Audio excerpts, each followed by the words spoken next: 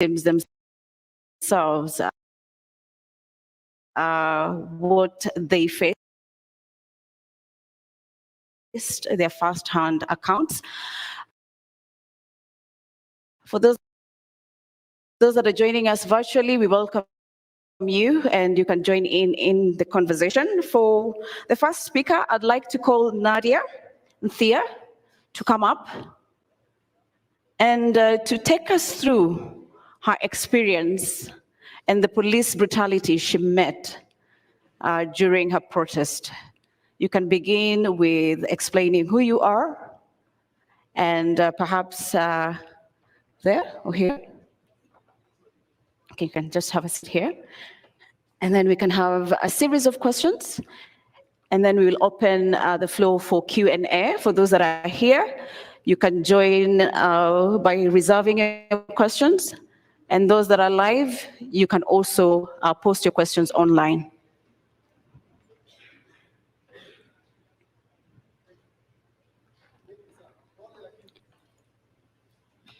Is it on?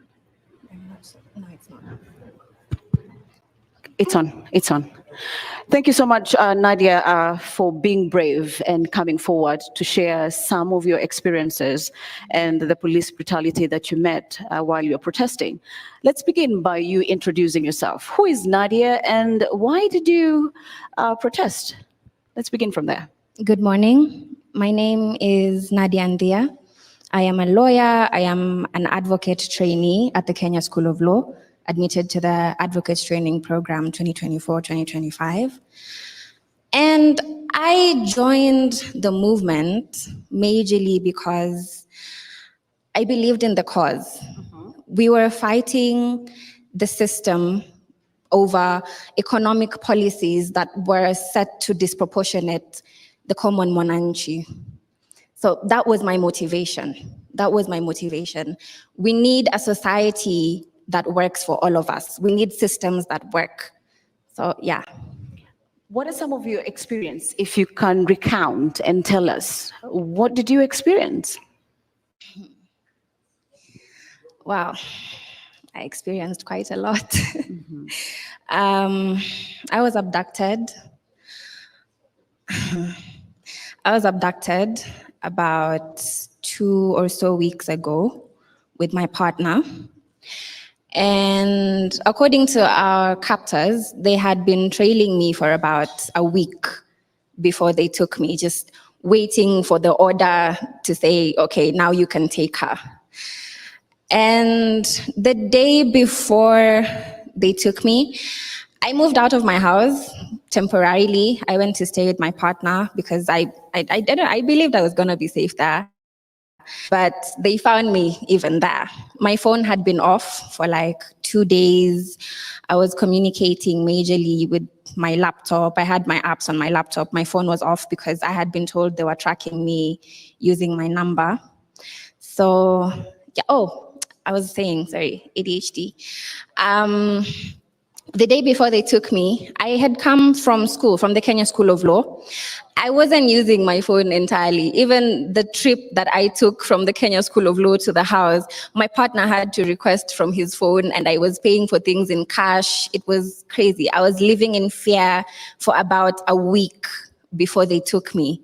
I was purely, entirely in hiding, but they still found me. So anyway, so at around 6 p.m. the day before, I got to the house and something just told me, you know what, check the window, like look outside. And I checked and I saw a silver SUV parked outside and 3 men got out of it. So I called my partner at that time using my laptop on WhatsApp. And I told him, okay, you know what, there is a silver SUV parked outside. There are 3 guys moving around. I'm scared that they're going to take me right now. I don't know what to do. So he tells me, no, just calm down, breathe, observe, text me everything, like tell me everything that's going on. I'm on my way. So I observed them for about half an hour. They were just moving around. It was like surveillance of some sort. So they were moving around, observing the area. I don't know what they were trying to find really, but that went on for like half an hour. Then they left. And around the same time they were leaving, he arrived. I was so scared. I was rooted to one spot of the living room the entire time until he got there. Then I was like, oh, Fuchs, now I can breathe. So that evening went by. It was very calm. It was peaceful. We slept. What was your emotional state at that point? My anxiety was so bad. I was having panic attacks after every couple of hours. It was insane because the day before they had taken my friend Shadrach. So I had a feeling that they were going to come for me next, especially if they went through his phone. Yeah, so that evening went by it was calm, it was quiet, we slept. I wasn't able to sleep much during that period because, of course, nerves, anxiety. So at around 4 a.m., I hear movements outside. So I'm like, okay, maybe it's the neighbors getting home from somewhere. And I brushed it off as nothing. And then they knocked. They knocked at our door. And I brushed that off as well. But the knocking got louder and louder. And at that point, I woke him up. I was like, they're here. They've come for me. And before that, I had typed out a tweet on my laptop that I was going to send out when they came. It was like, oh, maybe to send out. I didn't even have time to send that out. Yeah, so I woke him up. I told him, there's someone at the door. So he got up. I'm scared. I'm shaken. It is so loud. They wanted to break down the door at that point. They shouted something at him in Luo, Nyerere something. He later told me it meant, open this door or we're going to break it down. Mm-hmm. So he went to the door. I stayed in the bedroom, scared as hell. I'm still in my nightwear. I was fixed to that spot. I didn't know what to do. He went to the door, he opened it. As soon as he opened it, they put him down, blindfolded him, tied him up, came in to look for me. They were 7 with guns as big as me. Could you tell their faces? No, I could not. They were wearing baklavas, they were masked up, so I could not see their faces at all. I could just hear voices. It was just voices. So they put him down, came into the bedroom looking for me. Mm-hmm. I saw their guns and, dude, I'm very short. So when I tell you their guns are as big as me, I saw them and the first thing that came to my mind was, why are they coming to get us a little girl with military-grade weapons? I'm not a terrorist. The only thing I did wrong was use my social media and my voice for a cause that I believed in, for a cause that millions of Kenyans believe in. So I thought I told you I was still in my nightwear. So they wanted to take me like that. But one of them had sense and said, no, let her get into something that's a bit warmer, more appropriate.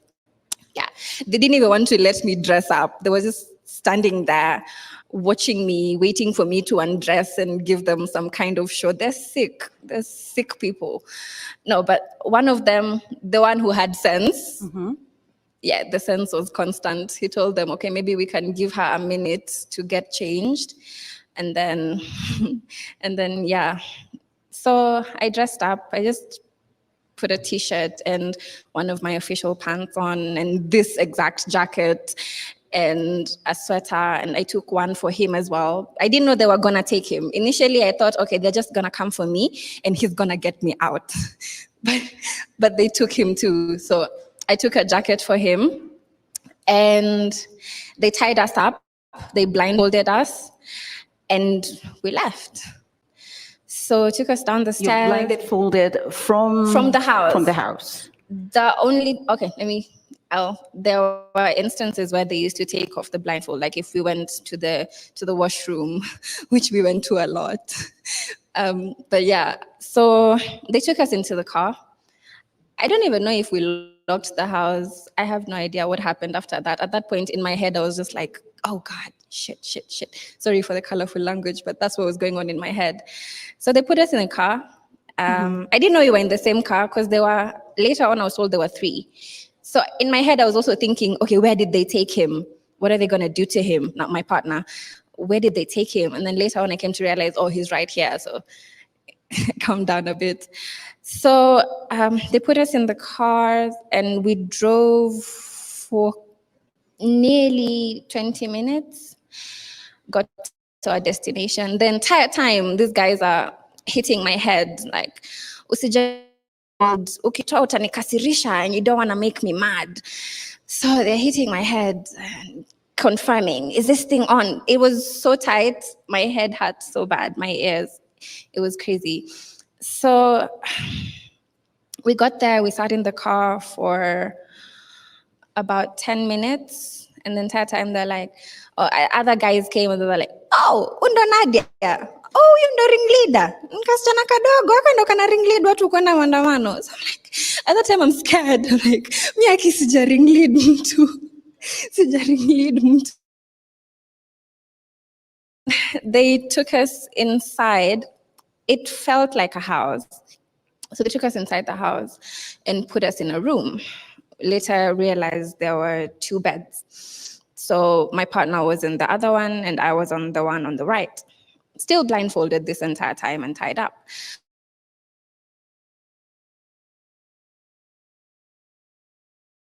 And then I think we were handed over. The people who took us are not the same people who were interrogating us. So we were handed over from one team to another. I'd like to call other guys who are also in the room, Ernesty Nyerere and Bill as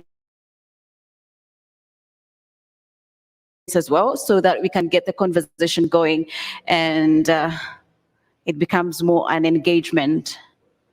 Thank you so much. Let's give him a round of applause, please.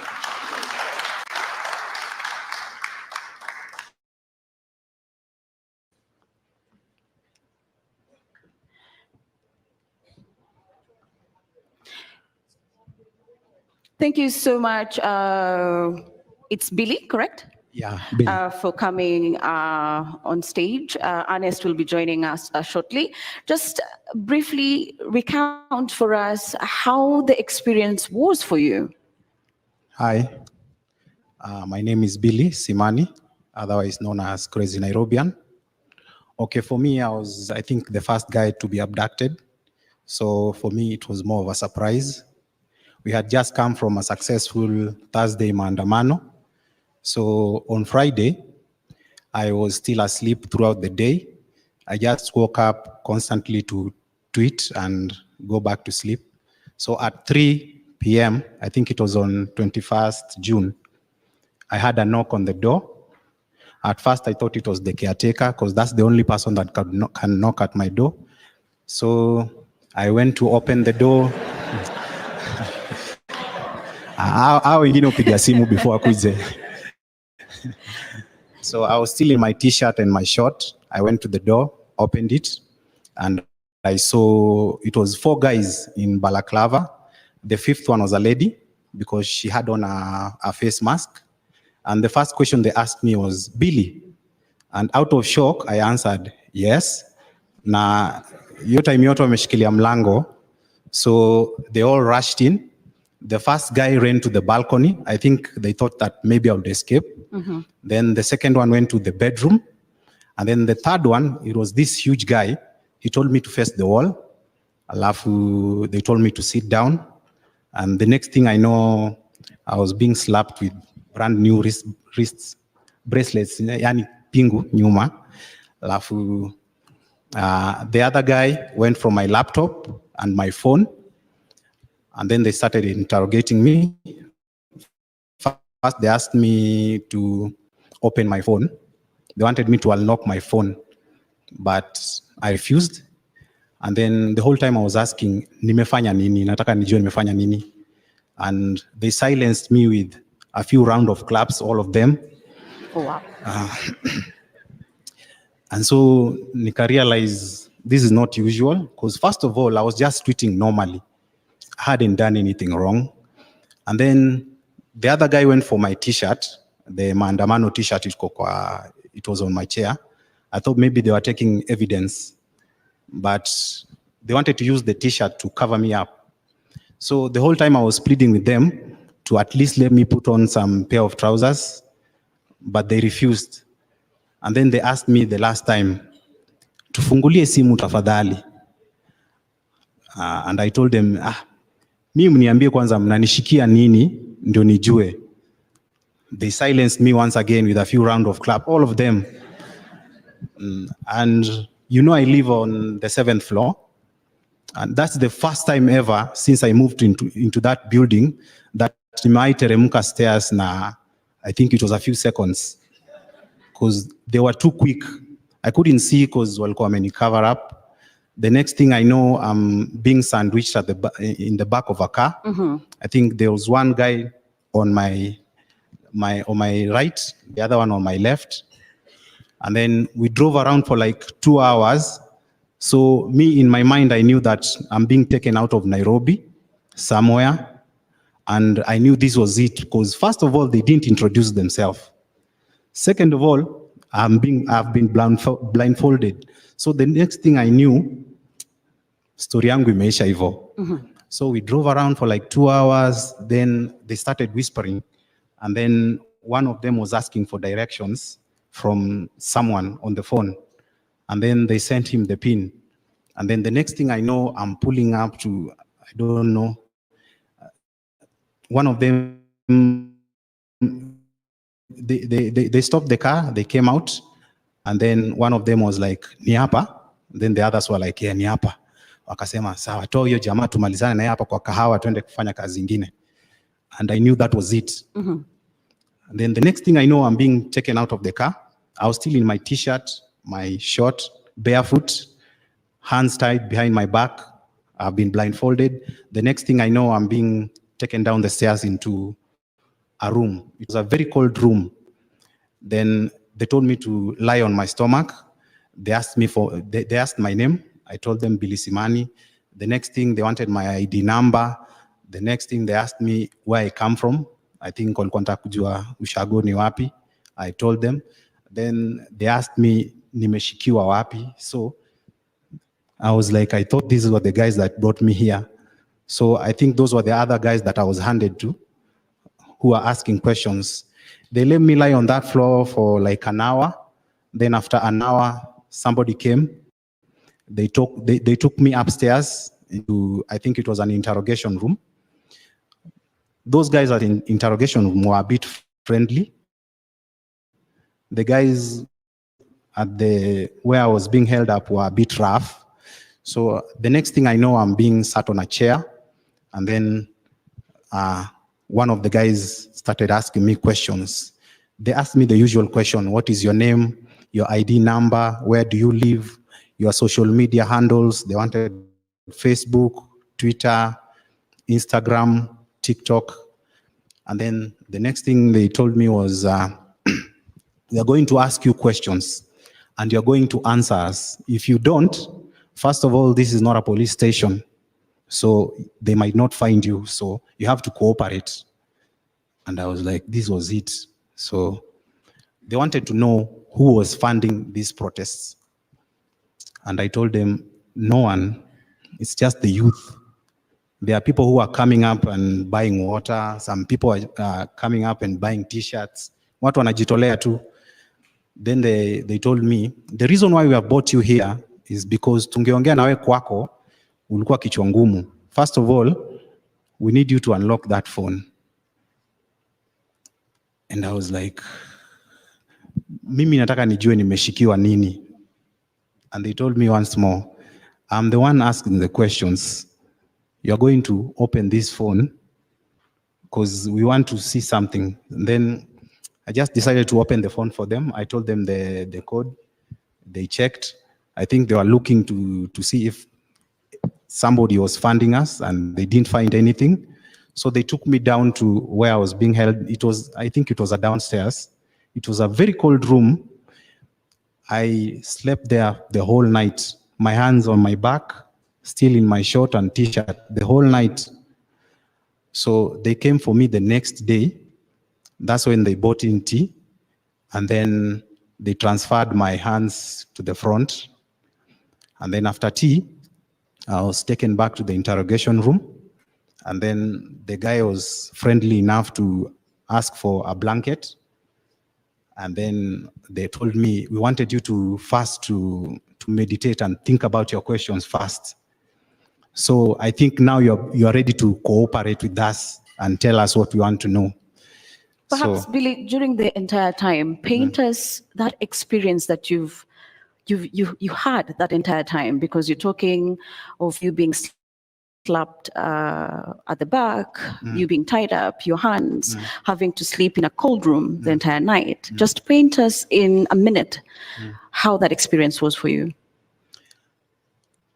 the whole time I was trying to think, what tweet gave me out? Like, what did I say? Because the only thing I know, I was protesting like the rest of my colleagues. So I was wondering why I was brought here. And the whole entire time, I didn't know why I was brought there. Like, I knew this was the end for me.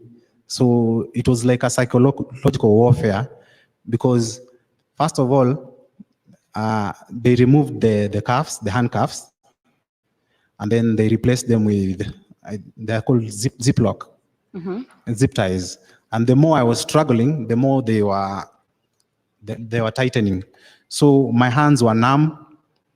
I couldn't sleep the entire time. I was trying to like listen and know where I was, but there was no sound, no nothing. I didn't know if there was anybody in the room. So I wasn't even sure if I was in a police station or what, but I later realized the following day when they transferred the hands to the front, when I had the chance and lifted my blinds, I was in a toilet. I was actually in a toilet. It's a very small toilet. And that's where I was held the whole night. And then they would occasionally come. And when they came, they announced that they are coming, so I had to face the wall. Then they tightened the blindfolds again. They take me to the interrogation room. I think by that time, people had made enough noise on social media. I was all over, I was in the news, and they were tense at that fast. And they were telling me, your friends think that we have killed you. They're making noise all over. So we're not here to kill you. We are just trying to keep the country at peace. And they told me on Thursday, the day before they arrested me, the protest was so huge, and then goons came in at around, I think 6, 7, and they started burning a few matatus. They started destroying properties. So in their mind, they thought that maybe we were sponsored by either a politician or someone. So they wanted to know who was this that was sponsoring the protest. And that's when I explained to them that ours is a peaceful protest. That's why we have even printed T-shirts, and we have given out a memo that anybody who is going to appear in the protests, they wakuje kama wamevaa black, so that we'll identify each other. And then they wanted to know how we were going to ensure that the protest was peaceful. And that's why I told them to go and look at my tweets. We had previously said that everybody should use their smartphone. If you see anybody vandalizing anything, take a picture, post it, so that when they try to pin the distraction on us, we at least have evidence. So they went to my tweets and they saw everything that we were telling people. We had even posted how people were supposed to conduct themselves during the peaceful protest. And I think that was what helped me to be alive right now. Thank you so much, Billy. Ernest, karibu sana to the podium. Just give us a brief introduction of who you are and your participation in the protest and how it impacted you. All right. I'm Ernest Nyerere. I'm a patriot, a lover of our country, and I work with the president of the Law Society of Kenya. My involvement in the protest was largely piecemeal, because I take the work that we do with the president very seriously. And it means that you have to understand the delicate balance of sharing your views and how it can affect the responsibility, the greater responsibility that lays on the shoulder of the person that you work with. So as a principal, I try to manage how vocally I share my views. Of course, I have very strong views and I have my own opinions of how things should work, but I understand that extrapolations are a norm in our society. So to avoid such extrapolations, I keep my role as professional as possible. And my involvement in the protest was in supporting the work that the Council of the Law Society of Kenya was doing, and of course, under the leadership of the president. So I wouldn't say I was the number one agitator, but I supported it in a more strategic capacity in the role that I hold. Thank you so much, Ernest. I'd like to come back to Nadia. What is your perception about civic engagement now that you have experienced police brutality, and according to you, you're protesting, it's your right. What is your perception about civic engagement after the entire police brutality? Thank you. I believe so far we're doing well with regards educating ourselves and educating members of the society on how we can keep the people who are in these positions of power accountable and keeping the systems in check and whatnot. So civic education right now, I think, is moving in the direction that it was supposed to be moving in previously. It's better than it was before. I think also because of the incidents that we have had of people getting murdered, people getting maimed, injured, abducted like ourselves. So our society is moving in the right direction, I believe. We are moving in the right direction. Thank you so much, Nadia. At this point, I would like to take a comment, not really a comment, but welcome @_Oduk, who's joining the conversation from X. If we could have him, please.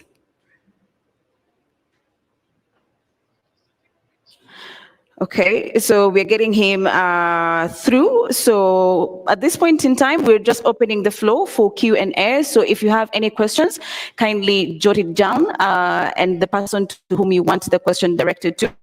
So I'd like to ask Billy, perhaps, how do you think the victims of police brutality can get support, having gone through yourself police brutality?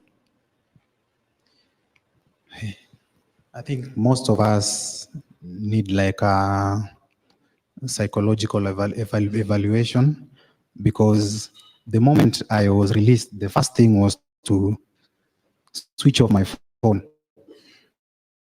because I'm still paranoid at how they located me. They even knew my house, my door. Like up to now, my phone is still off. I'm using a different line. And I haven't been staying at one place. I've been staying at different people's places because I'm still afraid, because I think that they might come back for me. So if you know anybody that has been through what you have been through, the best you can do is be there for them, support them, talk to them, because I don't think any of them want to be alone at this time. To you, Ernest, roping you back to the conversation from a law perspective, how do you think the demonstrations should be handled from the law perspective with those that are enforcing the law, that is the police, of course? Well, of course, we have to understand that a democratic society is the number one sort of dream that our constitution envisions. And that is why we have very elaborate structures, institutions, and provisions on ensuring that the people can engage in a democratic manner and ascertain a democratic and fair and equal society. Now, we've all had the conversations that have been there about Article 37 and all the relevant constitutional provisions under the Bill of Rights with respect to participation of the people, how the people are supposed to engage. And the reality is the people of Kenya have come to an awakening that, hey, these are our rights, we give them to ourselves, and it is upon ourselves to enjoy them. And this realization is simply because the people that have been entrusted with ascertaining the protections of these rights have failed. You look at the duty of the police under Article 244, they have to uphold constitutional standards of human rights. But is that what they do? You know, when baddies are walking with water bottles and their iPhones and simply trying to talk about what their rights are, and you tear gas them, it's very unfortunate, you know. Advocates trying to uphold the right to fair trial, going to police stations to represent people who, mind you, have been unlawfully arrested, then you tear gas these lawyers, not caring for their health, not caring for their duty to the people. Then what kind of setup are you trying to put in place? We find ourselves in a situation where we stand at the risk of those in positions of power choosing when to suspend the Constitution and choosing when to adhere to it when it suits them. And therefore, it is a moment of awakening where we as the people of Kenya need to come together. We need to stand up to all the ills that have characterized our country historically and since the promulgation of the new constitution. And we need to appreciate that we have a wonderful constitution, and it is upon us to make it work for ourselves, because our political leaders have not just failed, they have refused to implement it. Thank you so much, Ernest. Nadia, just walk us through how this entire ordeal and experience has really changed in terms of how now you view life and everything else. My life has changed so drastically in the span of 1 month. I cannot even tell you. As Billy said, we need a lot of psychosocial support. The anxiety, constantly having to look over your shoulder, constantly being scared that people are out to get you. I also haven't stayed in my house for more than 2 days at a go since this thing started. This jumping from relative to relative, friend to friend. I stayed with my partner also for some time. So it's crazy. As I was telling my story right now, I could feel like a panic attack was coming on, because as I recount those events in my head, I feel like I'm back there. I feel like I'm going through that again. So, Billy, on your end, how is it for you? It's not simple because you walk around, everybody knows you. From the news that you are missing, everybody wants to hear your side of the story. But at the same time, you are scared because, first of all, I didn't see those guys. I didn't see any of their faces. So in a way, I can't trust anyone. I'm a bit skeptic.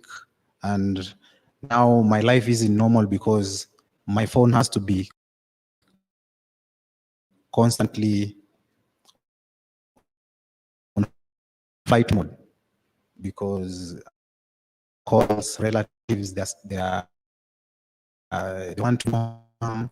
So I always listen to my mom so that she can at least tell them that I'm okay. At the moment, I'm moving around constantly from house to house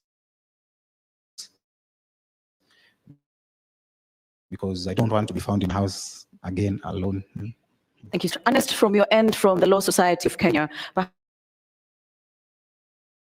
perhaps are you looking at ways in which you can be able to get justice for people like Nadia and Billy?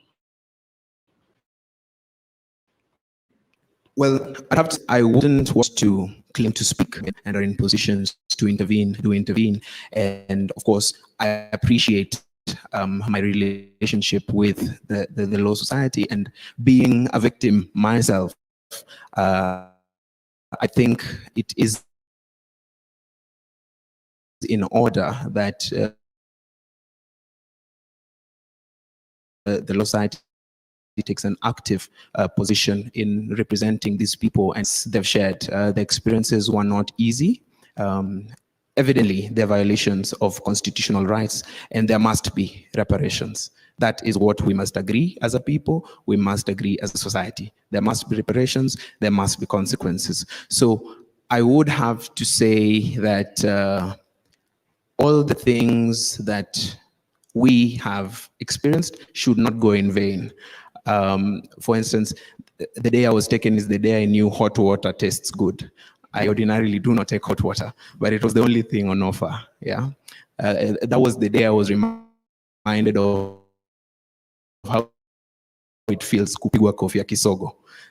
I have not been hit on my head since I was 9 years old, and that's quite some time back.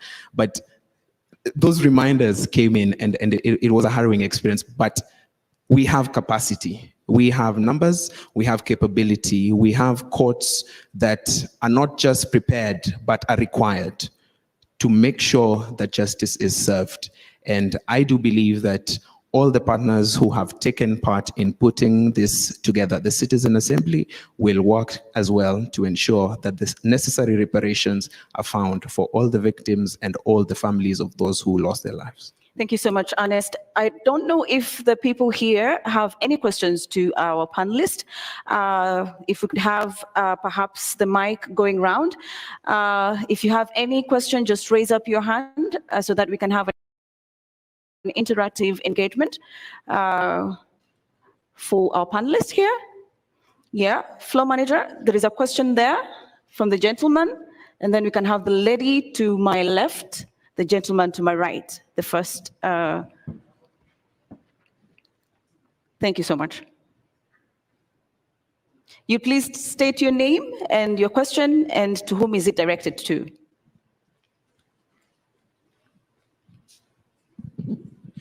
Comrades Power. I don't have a question. I just would like to do something. Can I ask the three of you to stand up and turn around and face that side? I am used to giving instructions. I was in a school in a minute. Please stand up. Come as close to the edge without falling. Okay. Just look there. Don't look back. Just be present. The rest of you stand up.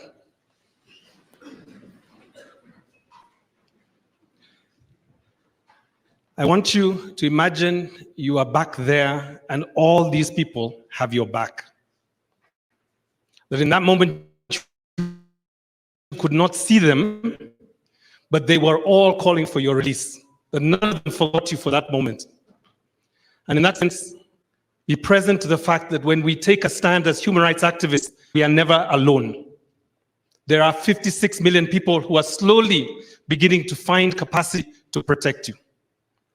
I'm not sure if this is a question, but we have your back. Thank you so much. We have another question from the second row to my left on this other side. The lady in green, I presume. Thank you so much.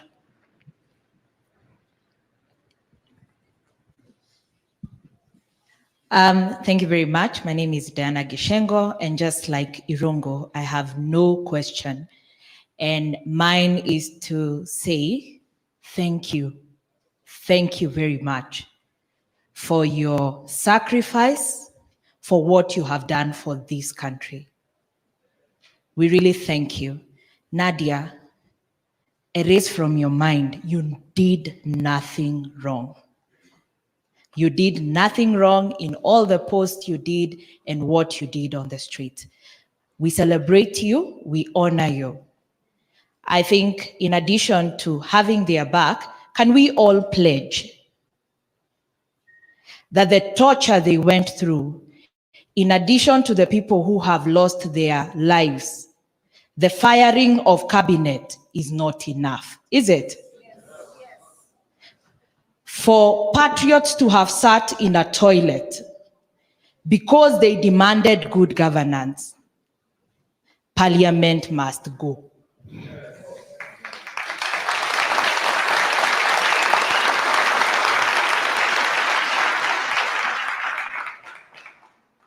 For all the wrong investments in military guns to silence us, we need a new budget. not the one that he's referring to. We need a new budget. And finally, if the president could not apologize for this, he said they were fake. Look at these people. They are here, we can see them. Does he deserve to be our president? No. Ruto must? No. Thank you.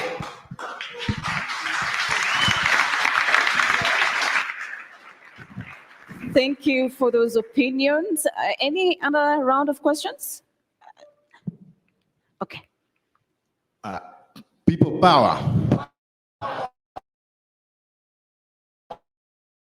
People power. People power. Thank you very much. My name is Brian Okeja. Actually, in this country is a kleptomaniac bunch of bones and muscles. That is what we are dealing with in this country. We are dealing with a government that has a massive disdain for rule of law. I can tell you that there are just a few of us, but I almost broke my knee. I was clobbered on the back by a rungu. I was washed with that pink water. Iliniwasha di makende. What they have done, that they have arrested our people, they have tortured us, they have killed us. But what they don't know is the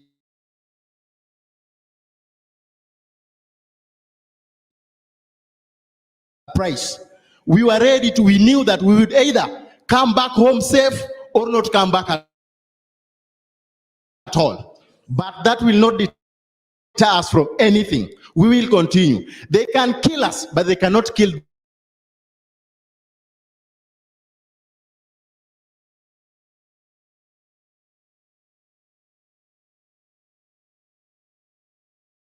We will die and we will reincarnate, we will come back and be born in this same country. We are not going to accept any nonsense. And what we are saying is this, that our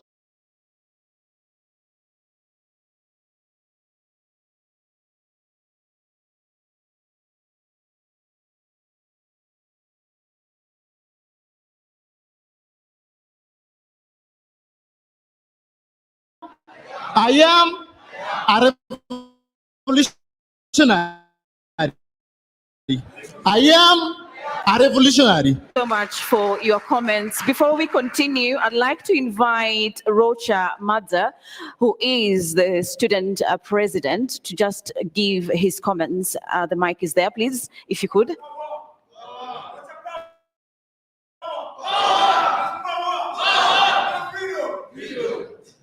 The mic is there, please. Thank you. Comrades power, comrades power, comrades Stephen, comrades Ria. I'd first like to take this chance to thank the organizers for this event, and I'm very honored. And if I may recount on what we underwent when we were able to organize ourselves and get some masks and water, and what we were mainly agitating for as students, apart from the finance bill, is mainly the new funding model, which has been really affecting us. And even as the president, there is more to be done. Am I doing, comrades? In ukweli, because as we are sitting right now, we can't afford school fees as students, and what we're calling for the president to do is he dissolves and he abolishes the new funding model, which is really affecting the needy. Because if education is an equalizer, then why then should we segregate, and why then should we group students based on how financially they are?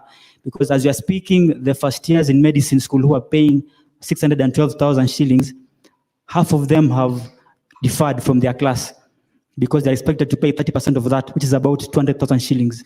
So where I come from Kwale, that is in Zombo. My parents, maybe they sell mangoes to earn a living, so they really can't afford these school fees. And we are killing their dreams. So as we are here, let us also agitate for that in the X, all of us, let's not get and manage to urge all the comrades that we do this until we get to where we are, because this is our nation and we must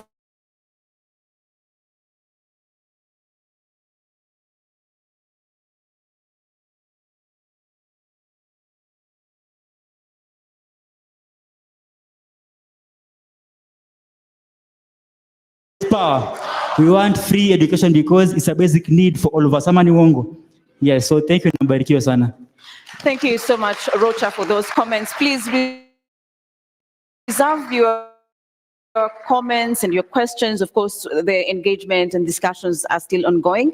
At this point, I'd like to begin with Nadia. What are you, and perhaps the leaders that are watching you today, what is your message to them?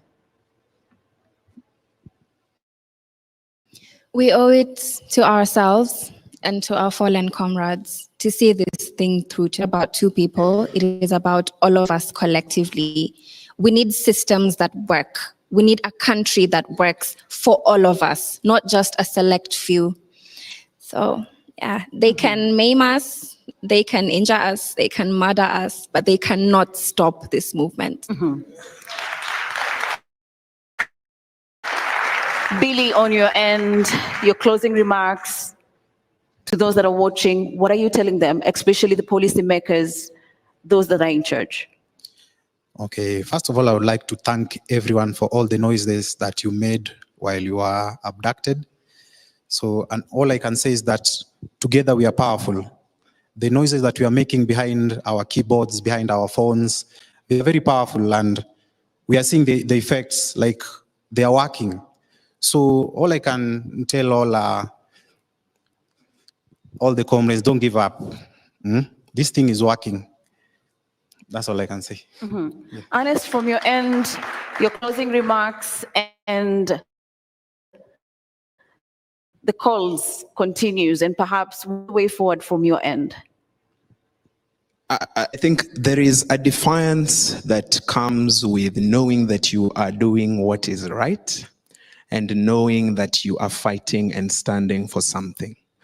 Standing at that door after it opened, seeing 8 men armed with military-grade weapons, the fear went out of me because I knew I had done nothing wrong and I knew there was nothing I could do. I was helpless, but I was sure that if that was the end, it was for doing nothing wrong. We, the people of Kenya, will continue to do what is right. We will continue to fight for what we deserve, and we will continue to use our brains because our ingenuity is what sets us apart from those who have fought before us. We will not just come at you in the streets. We will use our brains. We will fight you in courts. We will use technology. We will stop you from making this country move in the right direction by whatever means available to us. We are the smartest, we are the strongest, we are the best this country has to offer. Na tutashuka na watu. Thank you so much, Ernest, for those remarks. Please, let's give them a round of applause. It's not easy, and we wish you well, even as you get the psychological help that you need to get yourself through the next phases of your life. At this point, I'd like to call Juliani as we take a very short breather, and then we will continue with the conversation. So keep your questions there. We will get to them. So at this point, we are going to just take a breather and then invite Juliani on the stage. Thank you so much.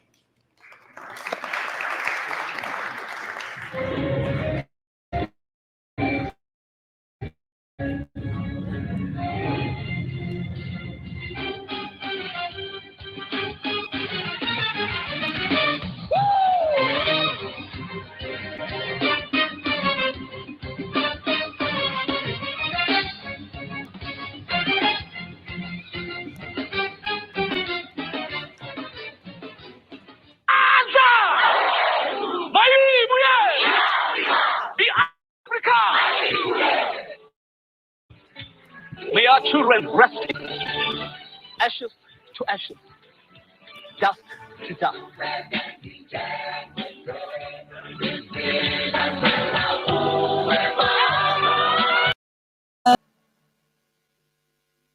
To have Juliani on stage. Karibu sana Juliani. Let's be upstanding, please.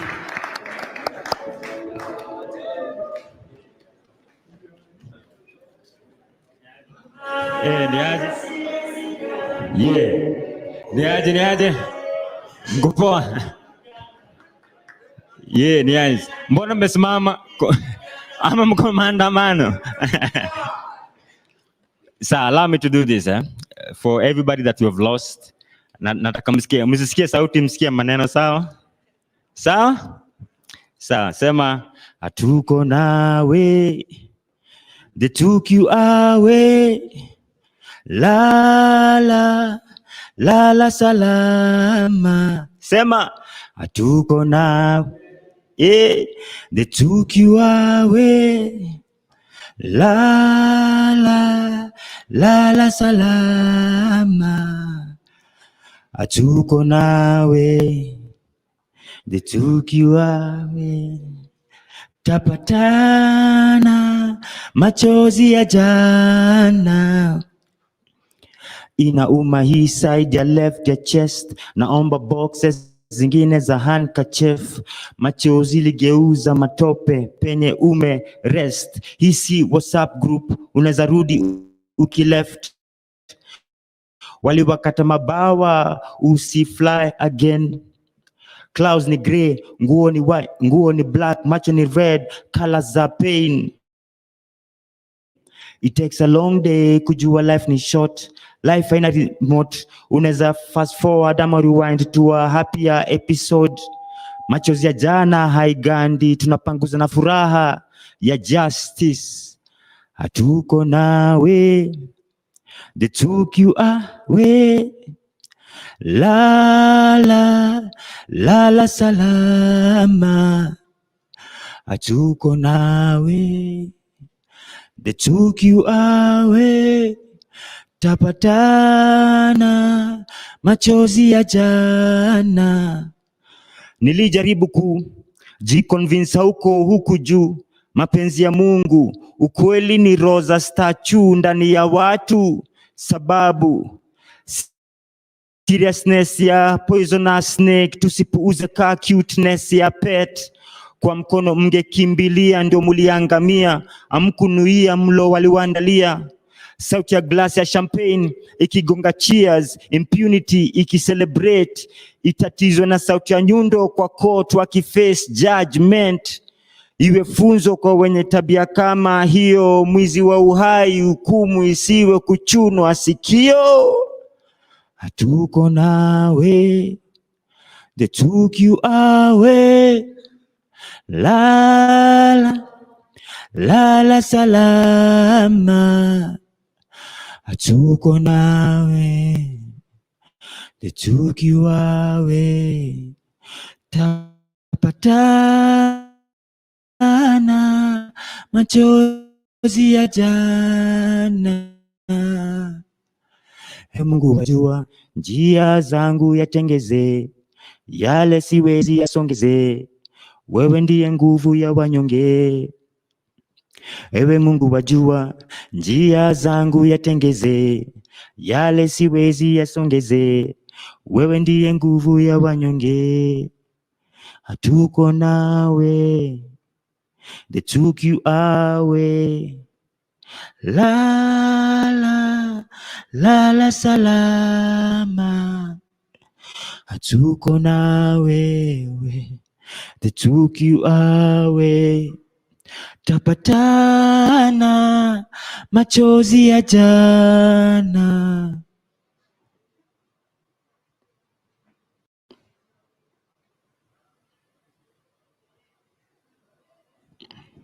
Mungu abariki, asante man.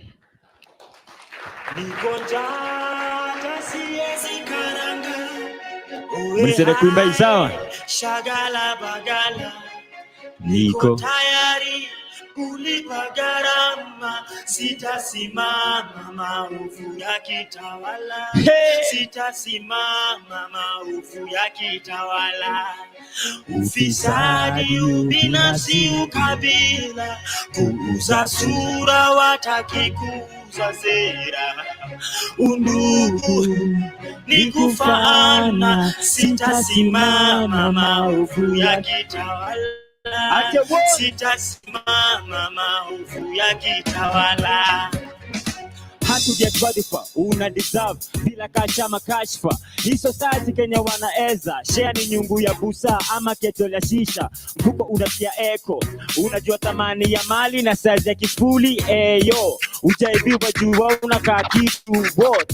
Risking jail time, police bullets for. Unaweza argue crime doesn't pay, lakini wezi dismiss justice in a bay. Mwizi ana 40 days, 365 days later anaendelea kugrow fatter. Do anything for power, ready to lose their head for presidency. Bora waione kwa currency. Sababu gani siko affected na turbulence? Flanga ni mezo the same feeling. Matatu zikipitia portal mtaani. Julian, yeah, nisaidie.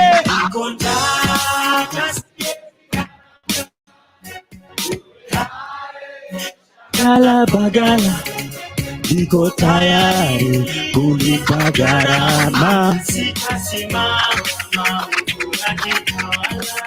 Sitasimama maovu yakitawala. Ufisadi, hey, sura wataki kuuza sera. Undugu ni kufana. Sitasimama DJ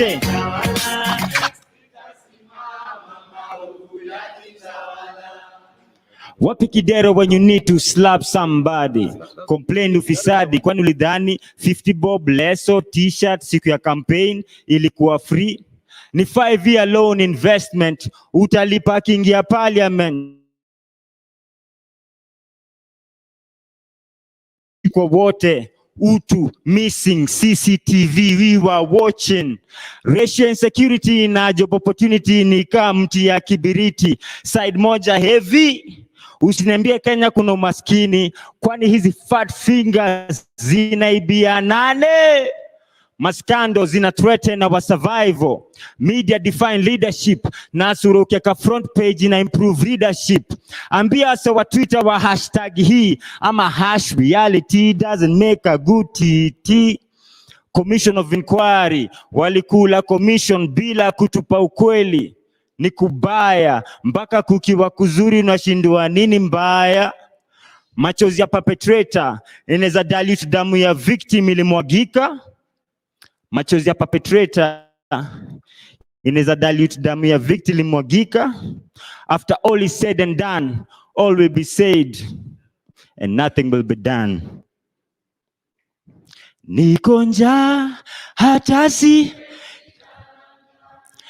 uwe hae shagala bagala. Niko tayari kulipa gharama. Sitasimama maovu. Ala, sitasimama maovu. Ufisadi, ubinafsi, ukabila, kuuza su, hataki kuuza sera. Undugu ni kufana. Sitasimama maovu yakitawala. Sitasimama maovu yakitawala. Mungu awabariki, au sio? Nataka tu since niko na mic, acha tu nige mbele hapa, si ndio? Nataka tu mseme kama sisi sawa. Si ndio?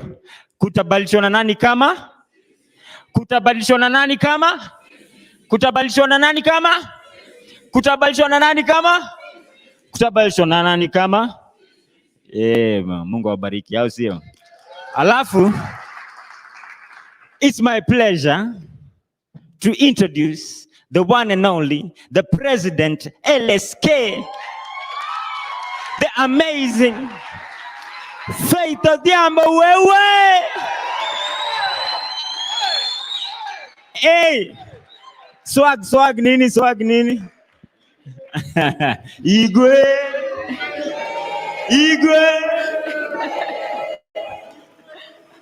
Thank you. Nanchi mzalendo.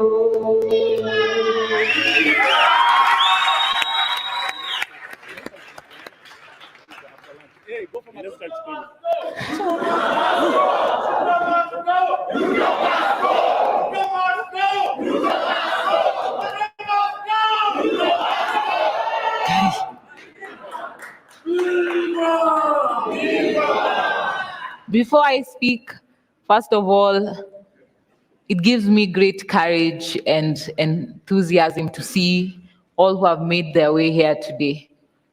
God bless Kenya. Allow me to first invite some of our partners who are here to stand here and just introduce themselves, who have made this possible. Please, our various partners, make your way here.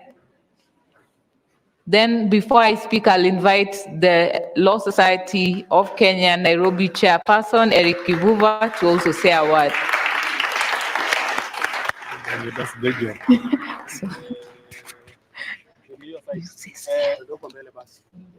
Comrade Power.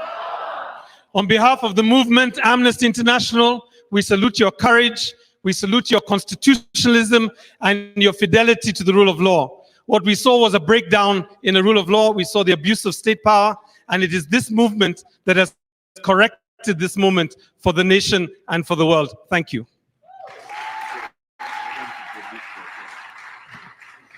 For those of you who don't know me, my name is Irungo Houghton, Executive Director, Amnesty International. Viva, comrades, viva. More power to the people, more power. Down with police killings, down. Down with police brutality, down. Down with corruption, down. Down with Ruto, down. My name is Happy Olal, the convener, Social Justice Centers Working Group. Tuko hapa, Ruto must go. Thank you.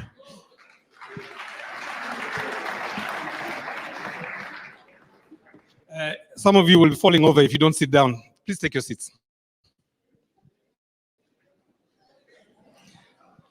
So I've been asked to also just to acknowledge some of the other people that have helped to put this together. This is a collective effort. There are many organizations that are on the poster, and there are many others that didn't get onto the poster but were in support.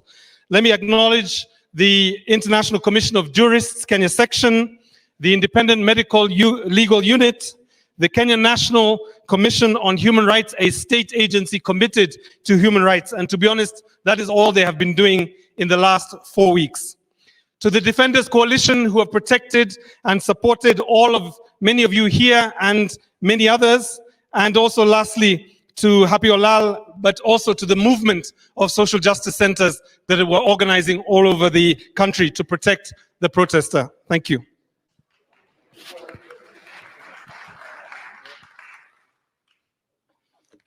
Comrades, power! Comrades, power! Power to the people! My name is Eric Kakemu Kivuva. I serve you as the LSK chair, Nairobi branch. And I am truly delighted today to be part of this gathering that I can only describe as a gathering of patriots. Because for me, we have been brought together by the unfortunate events happening in our country, but maybe not so fortunate, because for the first time since independence, we will for once describe the country we want for us. We will for once describe the kind of leadership we want for this country. We will for once reset and even describe who a patriot is, because what has been happening is elections in this country has sanitized the worst of criminals, and we call them waheshimiwa. I am so delighted today. 13 years ago, this gentleman, Mr. Julius Owino, aka Giuliani, sang a song called Bahasha ya Ocampo. I don't know kama we remember that song. Niliponea bahasha ya Ocampo, lakini kile naogopa hata zaidi, finger of God ikini point yule.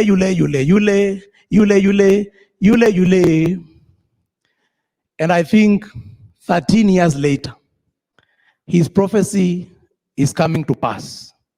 Walioponea bahasha ya Ocampo, the finger of God has caught up with them. It is now pointing them out and calling them out. But more importantly, we the people should not be an empty rhetoric. It should be that which we live as Kenyans. And in the first verse of that song, Giuliani makes the statement, ndio ujue vitu ziko wrong, pedestrians wanapisha gari kwa zebra crossing kupita. That is a country we've had for the last 13 years, for the last 60 years. But we, the people, must describe the kind of country we want and tell ourselves we will live in a country where the rule of law is supreme and we are all faithful to the rule of law. And fellow patriots, it starts with all of us being considerate to obey the list of things, including giving regard to a zebra crossing, including giving regard to traffic lights. If that is the country we want, we must be part of that change. Ladies and gentlemen, I am truly delighted and even more privileged because I know Madam President will be giving her keynote address, especially on the subject of we, the people. Thank you very much. God bless Kenya. God bless the movement. May we, patriots, keep at it and never relent in seeking for a better country. Thank you. Just before Madam President speaks, I have been informed that those who wish to register their complaints, the desk is just outside there on the left. Madam President, Faith Odhiambo, karibu sana.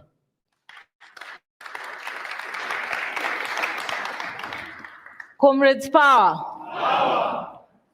I'm not feeling that power. Comrades, power. Viva! Viva Kenya, viva! Protect our constitution, viva! My fellow Kenyans, comrades and colleagues, for decades our country has faced endless spate of unresolved extrajudicial killings associated with political spectrum.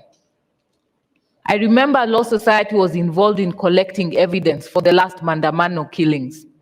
To date, we are still demanding from IPOA, why haven't you tabled that report? Why haven't you held those policemen accountable? Why is the Inspector General of Police still sitting on that chair? We all know about the controversial death of Pio Gama Pinto in February 24th, 1965. Very few will remember January 29th, 1969, where Agwin Skodek, a pioneering Mau Mau lawyer, died in a car crash under mysterious circumstances. The families of Pinto and Agwins have never known justice. And the same fate befell Thomas Joseph Adhiambo Mboya on July 5th, 1969. Have we forgotten J.M. Kariuki on March 2nd, 1975? Where is the truth about Bruce Roy Mackenzie's death on May 24th, 1979? We are here today to stand for justice for victims. We do not want to leave any man behind. The stories of those who came before us, the different regimes, the different decades, are testament that when political styles and fights come to an end, there are bodies that are littered in the streets. There are bodies that are left for our kin to deal with. Yet no one knows justice. No one sees justice for those victims. I would go on until the cows come home. And you will all see that each regime in this country has had its fair share of assassinations in an attempt to eliminate persons perceived to be standing for something that the political class do not want. Killing of innocent Kenyans on the streets started with Mzee Jomo Kenyatta on the dark Saturday of October 25th in 1969, when Jomo's visit to Kisumu turned bloody. We all know how many Kenyans died during the struggle for multi-party democracy under Moi's 24-year rule. Abductions, torture, and painful deaths did not start with this regime. The police have merely inherited the vice from generation to generation. And we are saying, does it stop in this generation? Yes. Does it stop in this generation? Yes. It must end in this generation. No more abductions, no more extrajudicial killings. President Mwai Kibaki presided over the worst tide of killings. We cannot forget about the 2007-2008 post-election violence. And we do not ever want to go back there. Uhuru Kenyatta too was no different, because every year the local newspapers reported how many people disappeared mysteriously in the hands of law enforcement agencies. And just when we thought there was a new dawn in this country, new hope, a country where the head of state was brought in the mantra for the young people, a youthful leader, we have seen police disappointing this hope. And we are demanding from the head of state that his promise that there will be no extrajudicial killings in his tenure, in his reign, that he may hold truth to that. At least if for nothing else, let people not die for standing for their beliefs. Let people not be abducted for standing for what they believe is right. And we are still demanding from him to ensure that all those who have been involved are arrested and prosecuted before our courts of law. The civil societies are struggling to put together the data of injured people, both from gunshots, crude weapons, and attempts to follow up on missing persons. We know that there are families that are still reeling in pain and anguish, and yet we want to move forward. We want to move forward, but we want to move forward with justice for everyone. These families should not be struggling with paying medical bills, struggling with fundraising to bury their kin. Yet we have a state, we have a nation that the head of state has committed that they will be held accountable for each and every death, for each and every person who have been injured. I've visited people at Kenyatta National Hospital, young men and women like you who now will never walk again. They have lost their hands. Where do they start? We cannot move on and forget them. For a nation to grow, we must move on together. And that is what we, the Law Society of Kenya and coalition of all our partners here, we want justice for each and every one of our members in this great country.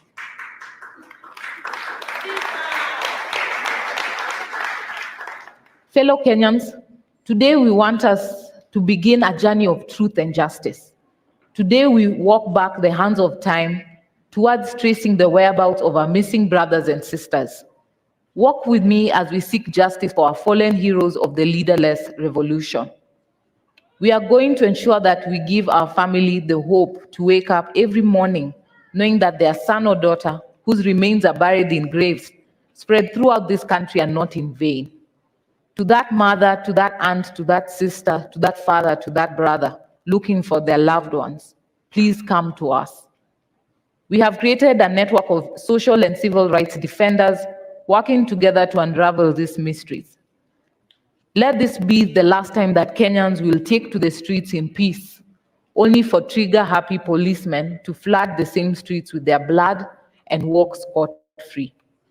The plan is to set camp at almost every county that experienced police brutality during our protests. I want to raise my greatest appreciation appreciation for my different branch chairs all around the country that mobilized their members upon my request and call to go out to the different police stations all around the country. That is why we've been able to make a mark. Each and every one of my branch chairs, my council members, and every lawyer who heeded my request and call are the heroes that I can sing proudly from the Law Society side, coming to defend the rights of Kenyans and fighting against any trumped up charges, those who have been kept beyond the required period in prisons, and trying to ensure the safety and freedom of all Kenyans who had been arrested. There are so many people out there living in pain inflicted by the police. It could be mental health or just desolation. Please come out. Let our experienced team of experts offer psychosocial support to help you heal. Today we begin here at the historic Ufungamano House. We are coming to you all around the country. The Law Society of Kenya, together with all our partners here, have membership across the country of our various branches and offices, have remained zealous and steadfast at protecting the Constitution. If we work together in this, then our defenseless families will not shed tears in vain. As a mother and a lawyer, I stand here today with a heavy heart of what we have seen the last few weeks, the numerous calls that I've received, those in distress, even at very wee hours of the morning. It shows to you the waning strength of so many members of the public, though in fear, some struggling, some in despair. But yet our young generation are still coming out strongly and firmly, affirming that we are standing for accountability, transparency, we are fighting corruption. We want to see a positive change in our government. Those who have been coming out are loyal patriots of this country. They are standing to see a change. They are the same James Orengos and amongst others who came to fight for multi-party democracy. This is a fight against corruption, a fight for accountability, a fight for transparency, which we must embrace as a nation to move forward together. Even in commemorating those of us who are no longer among us, it would be remiss of me not to appreciate each and every one of your zealous, ingenious, persistent, and unified sacrifice for our country. You are ridiculed, underestimated, threatened, and vilified, all in an attempt to break your resolve to reclaim your country.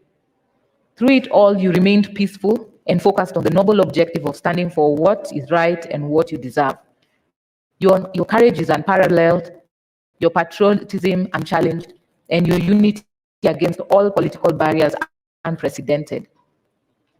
You are exactly what you think you are. You are the heroes of today.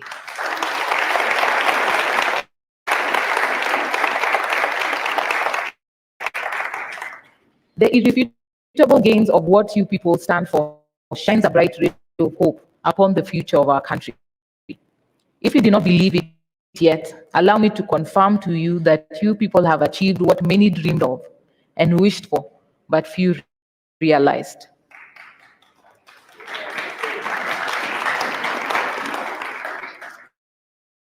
A weak and unreliable parliament betrayed you, the people who they swore to represent you. Mlianguka now.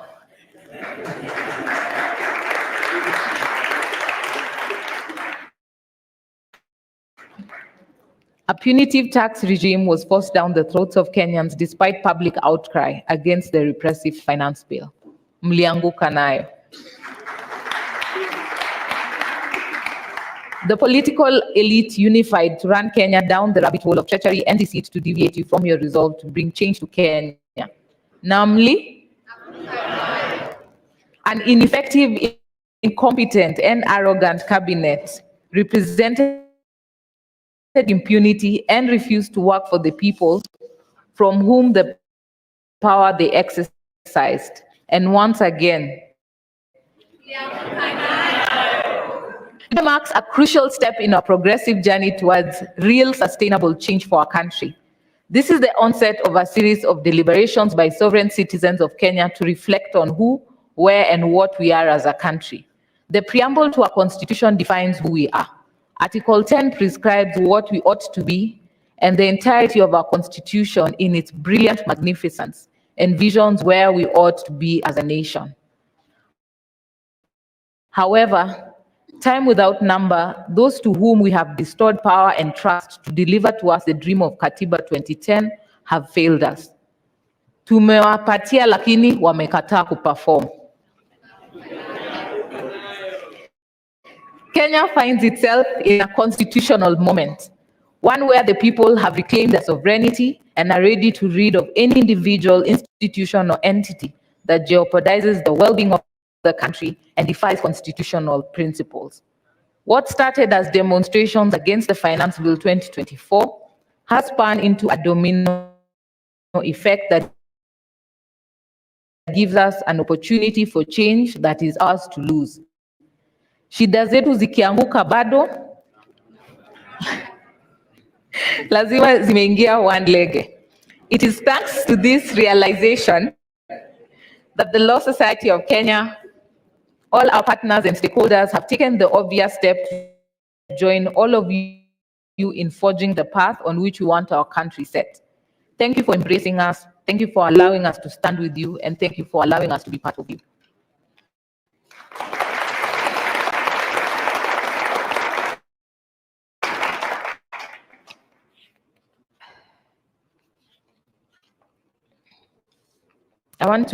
My speech was quite long, but I wanted to also highlight that we have seen changes in the Police Service Commission. We've seen so many trainings, but now we are saying we are going to hold you accountable. We are not going to sit and start discussing a way forward for training, better institutions for police. It's time for accountability. It's time that those who have been given power and have abused it to be held accountable. That's why we are here today, to count everyone and ensure no one is left behind. That when we are challenged, that who are these people, where were they hurt, which place, we'll be able to table credible evidence as advocates and our different partners, that we'll be able to put this at the table. That should be part of the discussion.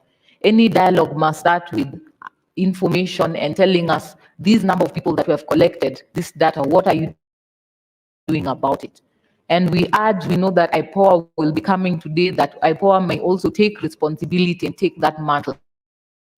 We will not allow you to continue to fail us as a people of Kenya. You must also take up your place and hold any police officers that have been identified, have been seen. You can't tell us that you cannot find them, yet our Gen Zs, our millennials, our youth, our fellow Kenyans are able to trace them and to find their details and have shared.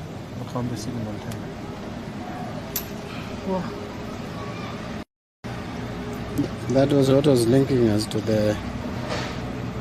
the life. Royal Media iko na pesa mingi. Kampuni mzima. We have a chairman of PAC here. It's a small issue. There's also the minority leader. Between those two gentlemen, I'm sure they can get you something. Defraying the cost. Yes. Iko sawa? Okay, thank you very much, members of the media. As always, we appreciate you are coming at short notice to cover our press statements. So this is a statement of the ODM Central Management Committee, which held its meeting this morning to review the current affairs in the country. This meeting is taking place against a backdrop of continuing protests against the government across the country, the rejection of the Finance Bill 2024, the dismissal of the entire cabinet yesterday, and the offer by President William Ruto for consultation across different sectors and political formations with a view to forming, in his own words, a broad-based inclusive government that can assist in transforming Kenya. We stand ready to support the country come up with measures that can restore lasting peace and stability and address the long-standing issues like unemployment, the unending search for justice and equality, fighting corruption, negative ethnicity in our national life, instilling a tradition of meritocracy in appointment to public office, and ending the unfair and punitive economic and taxation policies. This conversation, in our view, must come ahead of other conversations on the structure of our national governance going forward. As a party, ODM has never shied away from stepping up and having difficult conversations whenever the destiny of our nation is at stake. Indeed, it is said that it is in times of crisis that leadership emerges. The emerging issues and the urgent need to address them is not about rescuing the Kenya Kwanza regime or indeed William Ruto. The nation is bigger than and distinct from any one of us. We see this as a chance to rescue our nation and pull it back from the precipice. We therefore welcome these developments in the hope that they will mark the beginning of honest and earnest efforts to address the myriad issues expressed by disappointed and angry youths and a huge segment of the Kenyan population. As a party, we shall not fear to engage with the country, and when we do, we shall not do that in fear. We believe in fighting injustice and dictatorship in all their manifestations because we believe every single member of the country has a right to hold opinions, to express those opinions, and to be heard. This entire crisis was precipitated by a failure to listen to each other. It cannot be resolved by that same attitude. There is no table that ODM will not go to if the destiny of our nation is the main agenda. ODM will also not object to the presence of any other person or group of people on that table, no matter how outrageously different their view of the world is from ours. In order for all of us to have this national conversation, we call on the government to take certain immediate steps to create the necessary environment for those talks. The decision to fire his cabinet was a good start in our view, but the feeling across the country is that there still exists an atmosphere of fear that makes it impossible for people to speak freely. Ruto must immediately fire the Inspector General of Police, the Nairobi Police Commander, and apprehend all police officers implicated in the murders of the over 200 innocent Kenyans in peaceful protests since last year. We also call for a national amnesty for all persons arrested or charged in connection with protests and compensation for all the victims of police brutality. Time is of the essence, fellow countrymen. I thank you, and that is the end of the statement.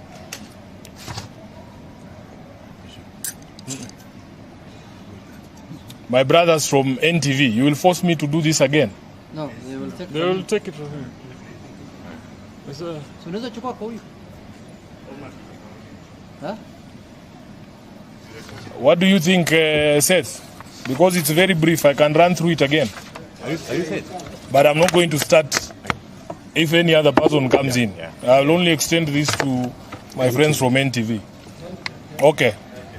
Yeah, so the Central Management Committee of ODM has met this morning to review the current affairs in the country. This meeting took place against a backdrop of continuing protests against the government across the country, the rejection of the Finance Bill 2024, the dismissal of the entire cabinet yesterday, and the offer by President William Ruto for consultations across different sectors and political formations with a view to forming, in his own words, a broad-based inclusive government that can assist in transforming Kenya. We stand ready to support the country come up with measures that can restore lasting peace and stability and address the long-standing issues like unemployment, the unending search for justice and equality, fighting corruption, negative ethnicity in our national life, instilling a tradition for meritocracy in appointment to public office, and ending the unfair and punitive economic and taxation policies. This conversation, in our view, must come ahead of other conversations on the structure of our governance going forward. As a party, ODM has never shied away from stepping up and having difficult conversations whenever the destiny of our nation is at stake. Indeed, it is said that it is in times of crisis that leadership emerges. The emerging issues and urgent need to address them is not about rescuing Kenya Kwanza regime or indeed Ruto himself. The nation is bigger than and distinct from any one of us. We see this as a chance to rescue our nation and pull it back from the precipice. We therefore welcome these developments in the hope that they will mark the beginning of honest and earnest efforts to address the myriad issues expressed by disappointed and angry young people and a huge segment of the Kenyan population. As a party, we shall not fear to engage with the country, and when we do, we shall not do that in fear. We believe in fighting injustice and dictatorship in all their manifestations because we believe every single member of the country has a right to hold opinions, to express those opinions, and to be heard. This entire crisis was precipitated by a failure to listen to each other. It cannot be resolved by that same attitude. There is no table that ODM will not go to if the destiny of our nation is the main agenda. ODM will also not object to the presence of any other person or group of people on that table, no matter how outrageously different their view of the world is from ours. In order for us to have this important national conversation, we call on government to take certain immediate steps that we believe will create the necessary environment for those talks. Number one, the decision to fire his cabinet was a good start in our view, but the feeling across the country is that there still exists an atmosphere of fear that makes it impossible for people to speak freely. Ruto must fire the Inspector General of Police, the Nairobi Police Commander, and apprehend all police officers implicated in the murders of the over 200 innocent Kenyans in peaceful protests since last year. We call for a national amnesty for all persons arrested or charged in connection with protests and compensation for all victims of police brutality. Time is of the essence, fellow countrymen. That is the end of the statement, and because it's a Friday, please allow us not to take any questions. Thank you very much. No, we will allow you to focus on this.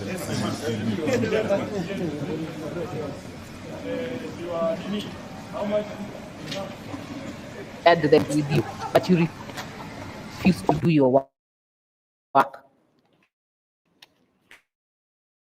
To independent institutions, the judiciary, it is high time you stand up to be counted. People have been killed by police, but IPOA is yet to act. People have been outed for corrupt conduct by EACC is yet to institute relevant proceedings. The helplessness feigned by our institution is the greatest enabler for the regulations we face. The hesitation and refusal by proper mandated authorities to take action in the face of subversion of the rule of law and constitutional principles is the reassurance upon which our aggressors act with impunity. Government frustration and refusal to cooperate are in no way, shape, form, or fashion unacceptable excuse. The people are with you, they will support you, they will help you finish the job, but only if you start doing it and doing it well. Na hata nyinyi mkikataa, Wakenya mtafanya nini? Lastly, to the political leadership and elected representatives, there is no honor higher than being chosen by the people to serve your country. That honor requires delicate, deliberate, impartial, and accountable exercise of that authority that is donated to you. Hubris and bravado are vices that have no place in the Kenya of today. The people of Kenya awake to their full authority as the true sovereign, and their realization of the beauty of their unity draws the curtains on divisive ethnic politics that has historically been endemic in this Kenyan's politics. It's time to become leaders, not rulers. It is time to represent and serve the people, not to be demigods desperate for constant praise and worship. It is time to act, not making unyielding promises. Henceforth, contempt for the people will never go unnoticed nor remain unresolved. Gen Z hii ni tofauti. Gen Z wamegotha. We will not believe, you will not believe. From the Law Society of Kenya and all our partners, we make our solemn understanding that what we have done over the last few weeks have been fueled by the strength we have drawn from your courage. For as long as you stand for what you believe is just, fair, and right before the law, we will stand for you and will fight for you. Join me in this final prayer, the prayer for our forefathers, the prayer of our nation. We say the first and of all creation, bless this our land and nation. Justice be our shield and defender. May we dwell in unity, peace, and liberty. plenty be found within our borders. I pray that God bless you and God bless Kenya.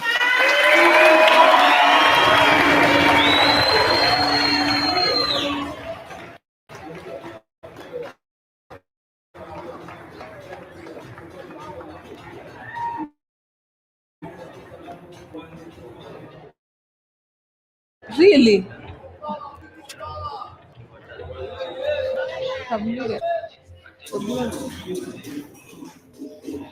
Come, Steve. I hope all our heads will fit inside. Let me come this side. Let me come on the other side of you.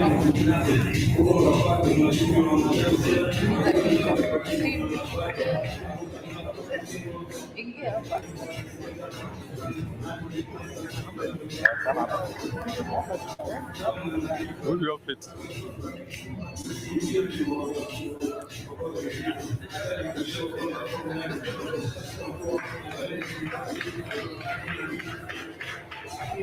We are here now. Were we going back down? Do we go back on stage? We're the next panel, yeah.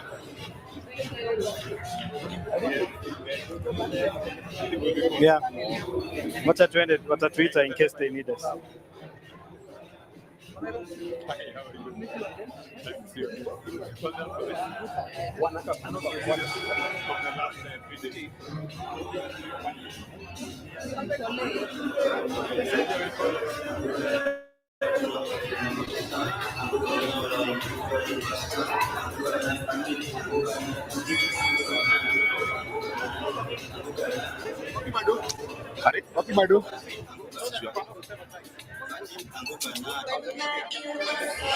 All right, okay.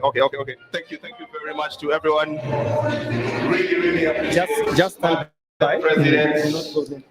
perhaps the best president this country has ever seen. A better round of applause for Madam President, please. And absolutely, really great, the comments and seeing what we have to do today. I'd like to call us back to attention because we have a lot to cover today. My name is James Smart. Allow me to welcome all of you again for the second panel. On the second panel, we have Dr. Willie Mutunga, who's joining us on X-Space, the famous X-Space. All right, let's listen to Dr. Willie Mutunga, former retired Chief Justice. All right, Dr. CJ, please give us your comments.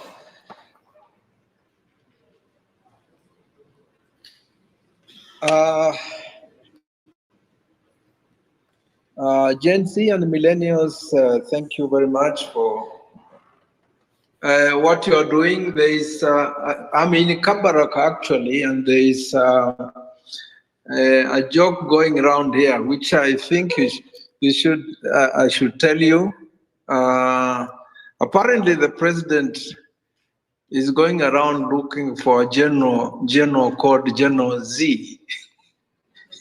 This reminds me of Idi Amin going to the central bank looking for one of the workers who was called Foreign Exchange, who was never around in Uganda, and they wanted to kill him. So my comment there are two comments that I want to make, and I've made them in other spaces.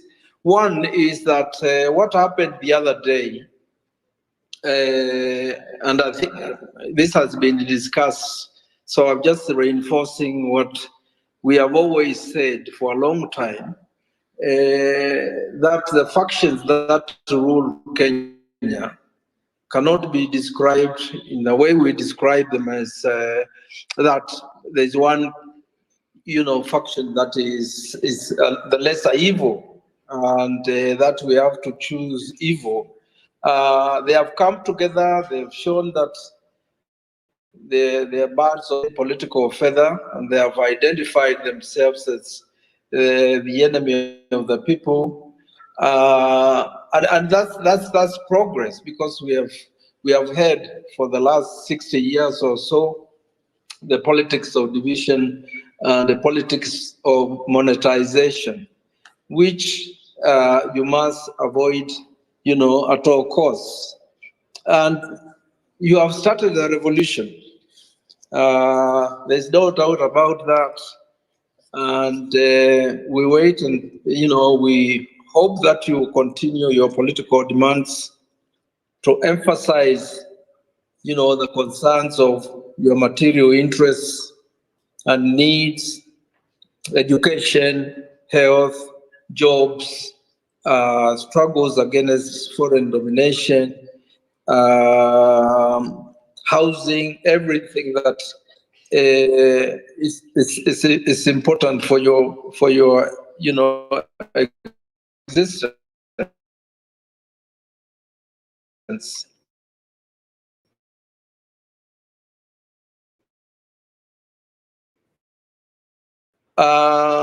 You post in a revolutionary manner. I've loved the calls or the clarion calls, which you have called occupations. Even the occupation of making that connection between our rulers and our external rulers is very, very, very important if we are going to carry on this revolution to its successful change. So I also want to praise you for breathing life into the Constitution. We have a Constitution that is fairly progressive, but we gave it to leaders who find it inconvenient and they don't want to implement it. But you've come to the scene and you're basically saying that you want to exercise our sovereign power directly, and I think that's what is reflected in the various calls for occupations, whether it's the occupation of parliament, occupation of state house, occupation of, I guess, the judiciary and all the institutions. So these are great clarion calls, and so I just want to finish by again glorifying what you're doing and asking you to keep your eyes on the prize, avoid divisions, because the people you are dealing with or the class you are dealing with, you should never underestimate them. They are geniuses in politics of division, ethnicity, religion, and if that doesn't work, they also got plenty of money to stop this particular movement. So thank you very much. A luta continua, and victory is certain. Thank you. Thank you. Thank you very much, retired Chief Justice Dr. William Mutunga. They are giving us his thoughts. Let's get straight into it and introduce my panel for what we need to do next. Hussein Khalid, please join me on the stage. Irungu Houghton as well, join me on the stage. And Gloria Kimani of LSK Council member also join me on the stage. A round of applause, please, as they join me on stage. So for this panel, what we'd like to do is we want to capture reflections of what has happened in these last 4 weeks. There's been reported police excesses, there's been disappearance, abductions, illegal arrests, killings, injuries, and that sort of thing. And we haven't spent time as a country to capture exactly what has happened. What does that mean? In essence, are we saying that protesting is an illegal thing in this country? And if it's not, why did we see the reactions that we saw? Let me start with you, Hussein Khalid. Thank you very much, Smart. And let me first of all congratulate everyone and the entire country. Comrades power! Comrades power! We're doing it, we're changing this country, and moving forward, things will never be the same. So I'll just speak briefly about my experiences on the ground as a person who has been, visiting families, visiting the sick in hospital. I think there have been gross human rights violations in the last. We have an entire ward at the Kenyatta National Hospital of victims of police excesses, and that's just one hospital. We have many other hospitals in different parts, not just of Nairobi, but of the entire country that have people who are sick. Up to now, we're still trying to understand the magnitude of the violations that have been meted out on Kenyans. I think in the midst of everything, we get, taken up by the success, the dismissal of the cabinet, the withdrawal of the finance bill, and we forget to remember that people have paid with their lives and limbs for us to be where we are today, and they must never be forgotten. In a number of instances, some were even, approached. I remember we were at the burial of David Chege, and the police officers were there. And we had just gone there to drape the coffin with the flag and to give another flag to the family. And the propaganda that was going around was that this is supposed to be for the KDF only. This, the flagging of the coffins and everything. And they were told that if you bury your person with the flag, the government will later come, to exhume and get the flag. So there are things that are being said out there that are completely out of line. And I think it's important for us, and we were discussing, to remind Kenyans that this is an opportunity. We are supposed to be extremely lucky and, honored to be living in these times, because no other generation, this moment has never been there. So what we need to do is to continue encouraging each other and pushing each other forward. I think it was Kindiki who said that, the financiers, fellow criminals, power! Fellow criminals, power! And I remember they were threatening us, I don't know who the financiers, the organizers, the planners, you will face the consequences. Well, guess what? Hatutishiki. Sindio? Nani ameanguka? Sini wao ameanguka. So we are saying, this is a moment. And each and every one of us can play a role. The question that we need to ask, what are you doing to bring forward this change? Okay, Hussein, I'd like to come back to you shortly, but I want to get to Gloria first on the question of the flags and the killings and those who lost the limbs. But Gloria, on the question of people getting arrested for protesting, I remember seeing the first day or the Tuesday, droves and droves of people getting picked up and being put, in police vehicles, carted away to police stations. I want you to talk to me about this moment, about what does that moment mean legally, and what was the violation with that moment, and why do we keep seeing it? Thank you so much, Alan, for that. And I would like to say that the Law Society of Kenya has, that day, it was a sad day for us, because that Tuesday, what happened was we had gone for a memorial for Honorable Monica, who was killed in the hands of the police. And we were called and we were told, we even had not set up the toll-free line for people to call advocates. And we were called that there are some advocates who have been arrested and they're in Central Police Station. And we asked ourselves the pertinent question. That time I remember we were with Steve and Tess, and we asked ourselves the question, why are we going to release only lawyers while people who have been peacefully demonstrating have been arrested? And I think we had a discussion with the president, and she said, yes, let's go bail them out.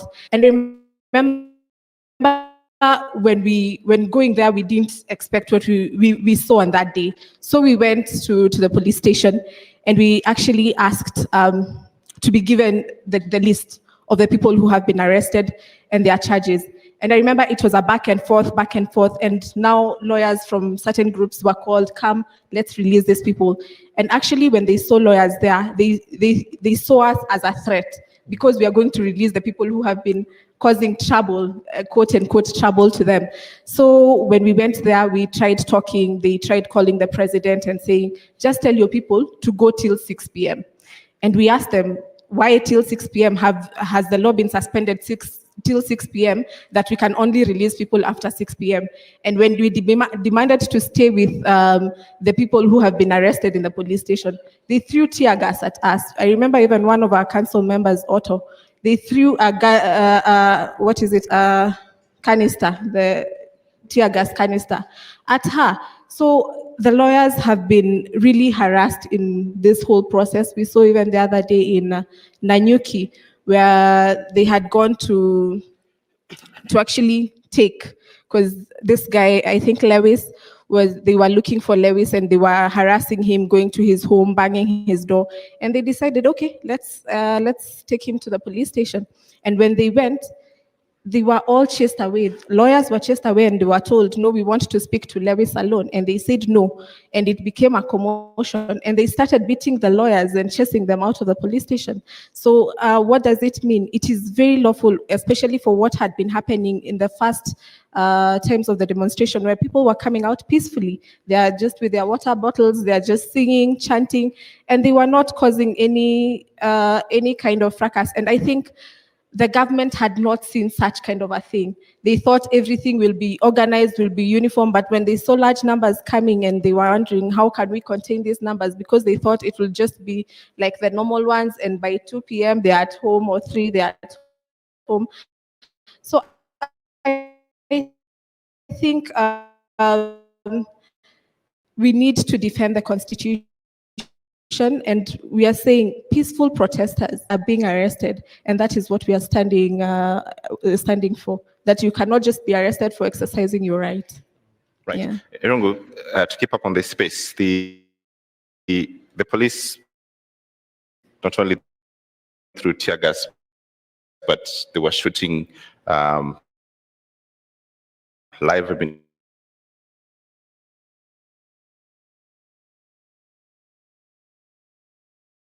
But most importantly, we also saw police without uniform, completely face covered up. And what should the police be doing during protests?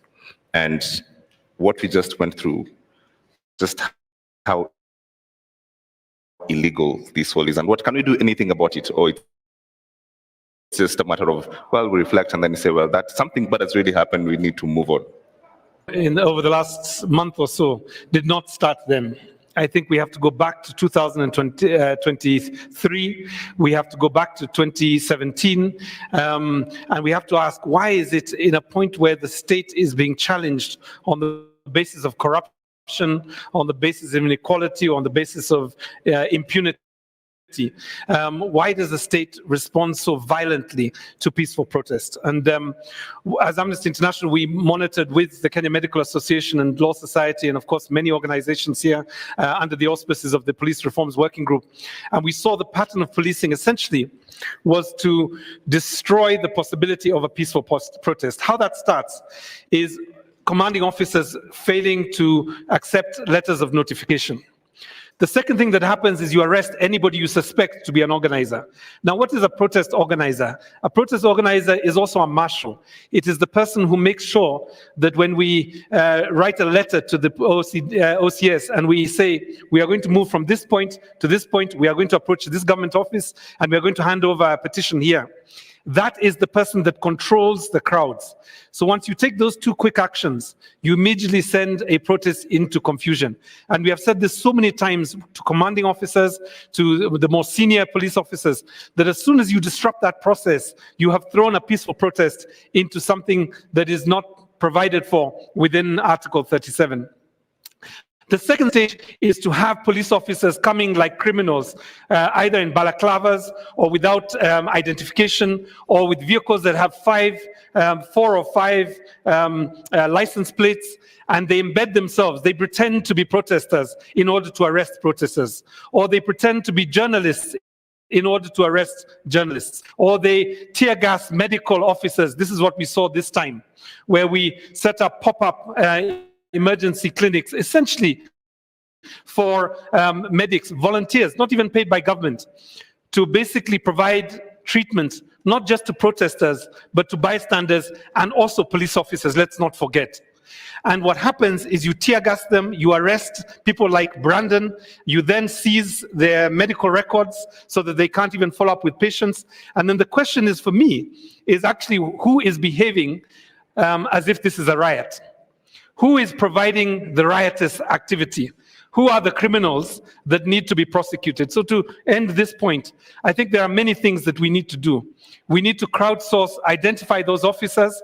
We need to bring cases against those particular officers individually, plus their commanding officers, to ensure that they are held accountable, not just for the deaths, not just for the injuries that Hussein has spoken about, but even for the violation of the right to protest and the right to expression.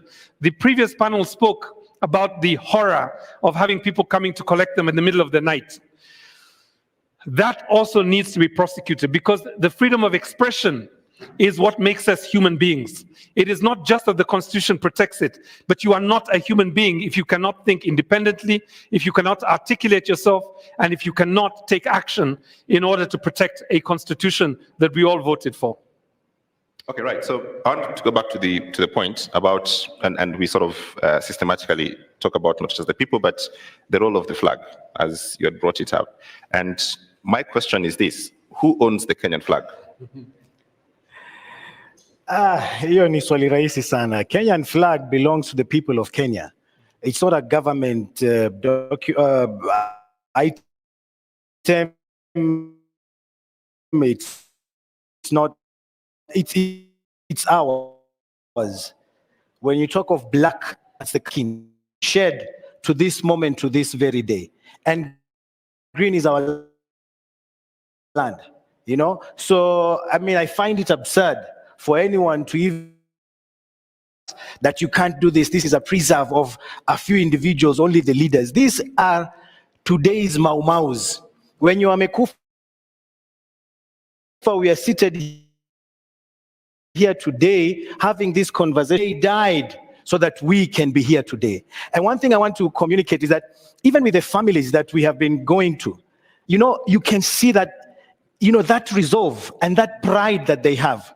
When you go there with the flag and you're draping the flag over the coffin, and they say, wow, our son did not die for nothing. He didn't just die like that. He died truly fighting for this country. And when you go to the family, when you're handing over the flag, you can actually feel, you know, everyone there holding the mother, the father, the family in pride. So later, wasitutishe hiyo tunawaambia, you know, anyone we need to hang. In other countries, people hang these flowers in their backyards. They are there on their doors. And here we are being told that if you display the flag or if you put it, it's an offense. My foot, I mean, we can't have that. Wasitutishie. That is why we need to reclaim. For me, I'm a grassroots person. I'm not much of a talker. But you know, everyone, this is the kuna kitu yenye hatuwezi fanya. Hata kama kila mtu anataka ice cream, sasa tunaenda tunaambia serikali hiyo tax, nunulia kila mtu ice cream. I mean, you can't tell us anything. So not just the flag, everything, even the emblem. Ukitaka kuvaa kofia uweke nini, it is yours. So hiyo mambo ya kutishana, that fear is gone. When we lose our fear, thank you very much. Gloria, same question. What is this problem with flag, and why do we have this sense of belief, and especially the security forces and the guys who run government, that they own this item, exclusively theirs? Sorry? They think they own this item. It's a government product. One, we need to remember it's a symbol of this country. And if it was illegal, I think I'll be the first one in this place, Kushikwa. Some illegalities, I have used it, yes, I have used it as a lesson, but not necessarily, but showing my patriotism to this country. We walk around with the bracelets, the Kenyan bracelets, but it has never been a problem. everyone in the UK, you can identify a Kenyan from one when you just see that bracelet. But right now, when we are using it at this time, it becomes a problem. Then I think we are not the problem; they are the problem, and I think they should deal with it. And this is just speaking because we see people putting the flags on their cars. Right now, they're even ashamed of putting those flags in their cars because we will flag them that tutaanguka now. So I think it is not a problem right now. And carrying your flag is patriotism. They did it very proudly, and now we are the ones saying we the people are taking it proudly, and we are carrying our flags and let them know that we have the power in our hands. And I think one of them, the symbol is our flag. Irungu, same question, and I will come to the audience to get some reactions to it. And also we are doing this on Space and live on NTV as well. So we'll go to that to get your comments. And this is our conversation of the room. Well, the same question really about this piece of item, the flag. Let me step back and then come back to the flag. So in a crisis, all nations have three choices. The first is to twist towards constitutionalism. The second is to twist towards authoritarianism. And then the third choice is anarchy. Now, what this movement has done has twisted towards constitutionalism. In constitutionalism, there are things that are non-negotiable. One of the non-negotiables is the Constitution, that all our actions, all our thoughts are captured in that place that we call a Bill of Rights. And it is clear to me when I saw those crowds marching with constitutions and police officers without a single constitution among them, but with batons, I began to see the righteousness of what was happening on our streets. Consider that in a context where the state wants to disenfranchise you, the first thing it will do is it will tell you there are certain symbols of patriotism, of nationhood that do not belong to you. The flag does not belong to you. It is okay if you don't take a voter's card, or you lose your ID and don't bother to get another one, or you don't volunteer in a school clinic, in a school nearby you, or you do not volunteer in a clinic to oversee a public resource that keeps our people safe and dignified, or you don't volunteer at all. That is what a state tries to do, to remove that section in the Constitution that has expressed itself so loud in the last 3 weeks, and that is Article 1. If you do not seize this moment, not just as I think it was the president who spoke about this. If we do not seek this moment, if we do not grab this moment as a moment for the third liberation, then we are going to squander this moment more generally. So I would say to those cabinet secretaries that are waiting, that are lobbying, and perhaps if they follow the same route that they took in 2027 and 22, that are beginning to put money together to buy a cabinet secretary seat, if they do not come with new ways of working, then consider they have come to reap where they did not sow. And they are coming essentially not to build on this constitutional movement, but to take us back to a place that we did not want to do. So wear your flag. If necessary, have a flag, have an outfit made from the flag, and let's walk around with underwear, trousers, t-shirts, and jackets. Okay, great. Let's get a reaction from Space. I think Masika is online. Masika, could you tell us what your reflections of this protest were? And then I will come to the audience here to get their reflections as well. Thank you very much. I really appreciate. Hope I'm audible enough. You're great. Yeah, so I really appreciate that we are having the Citizen Assembly, and one of the key things that we note clearly is that things have changed, times have changed. We are no longer in the olden days. I was listening that bit on the police and the police upholding the law. And maybe one of the things that the LSK can be helping us to know, because I think the police are enforcing the law, but they don't know the law. Because when you ask a police officer why they are arresting you, some of them clearly do not know even the procedure of arresting, whether you're a criminal or a suspect or something like that. Do they have it in their curriculum? because these guys go in the training camps to do martial arts, to do work on how to use batons to beat up people.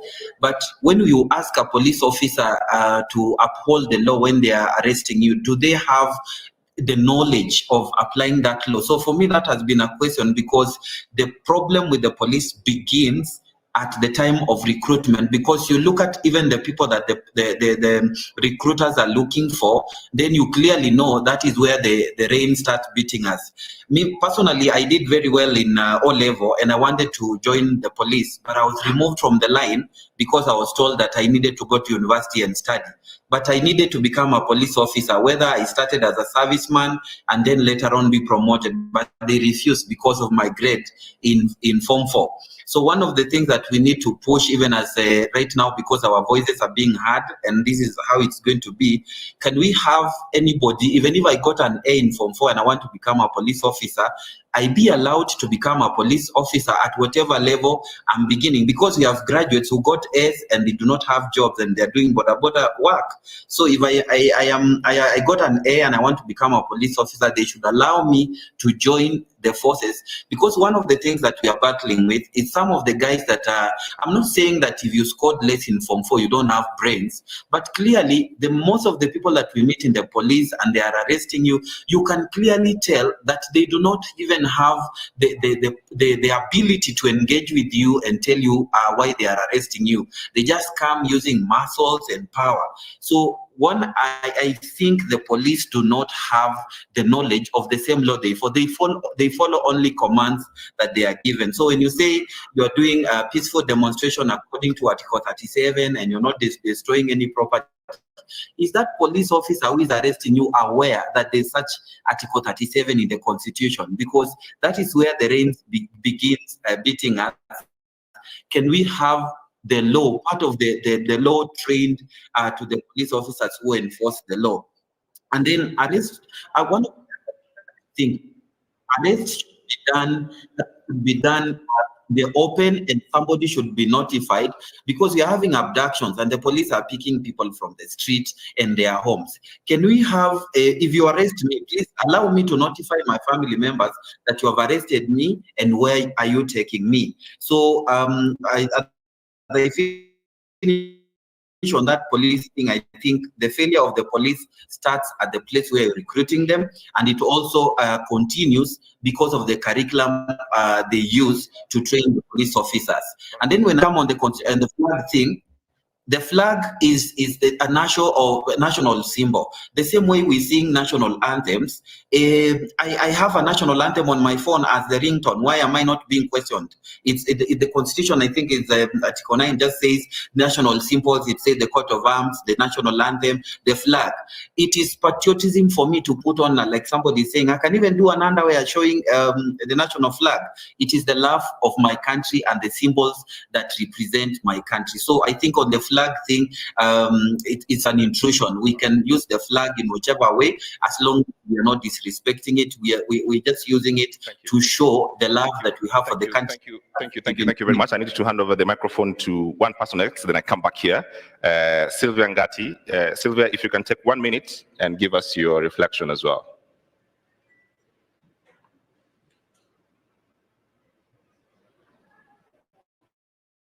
Do I still have Sylvia?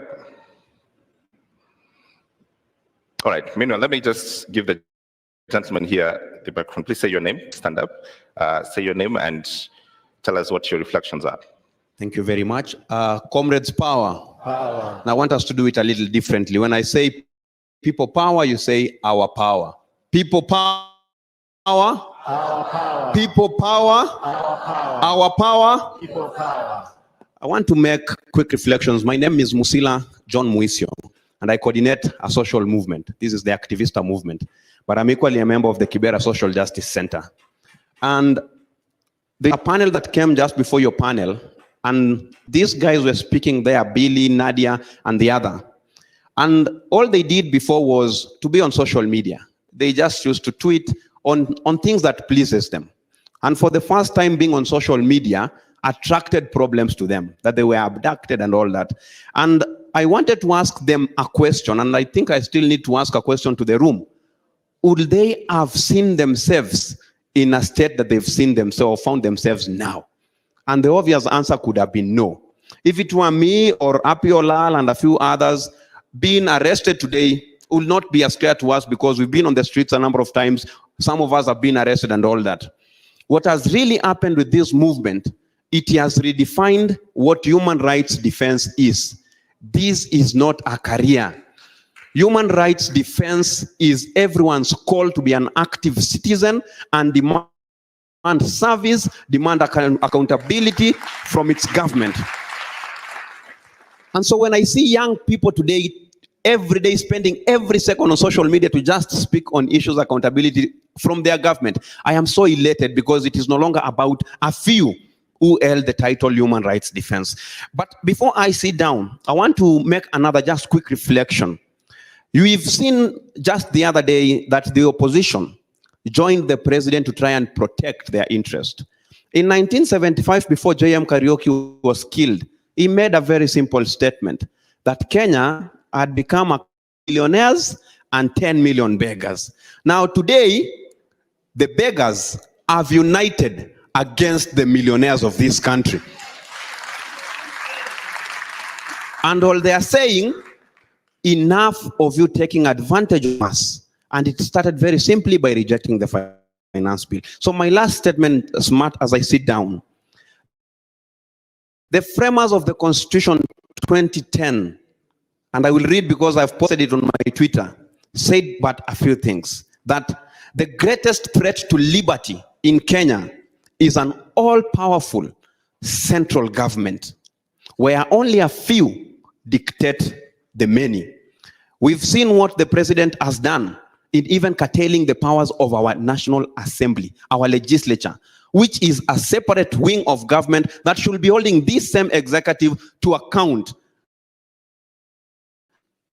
And this is because he is taking us back to an all-powerful central government, which the Constitution actually is against. But they were equally very cautious to realize that the rule of the mob, which is unguided at times, will lead to anarchy and, in the end, despotism. I know as a country that respects its constitution, we wouldn't want to get there.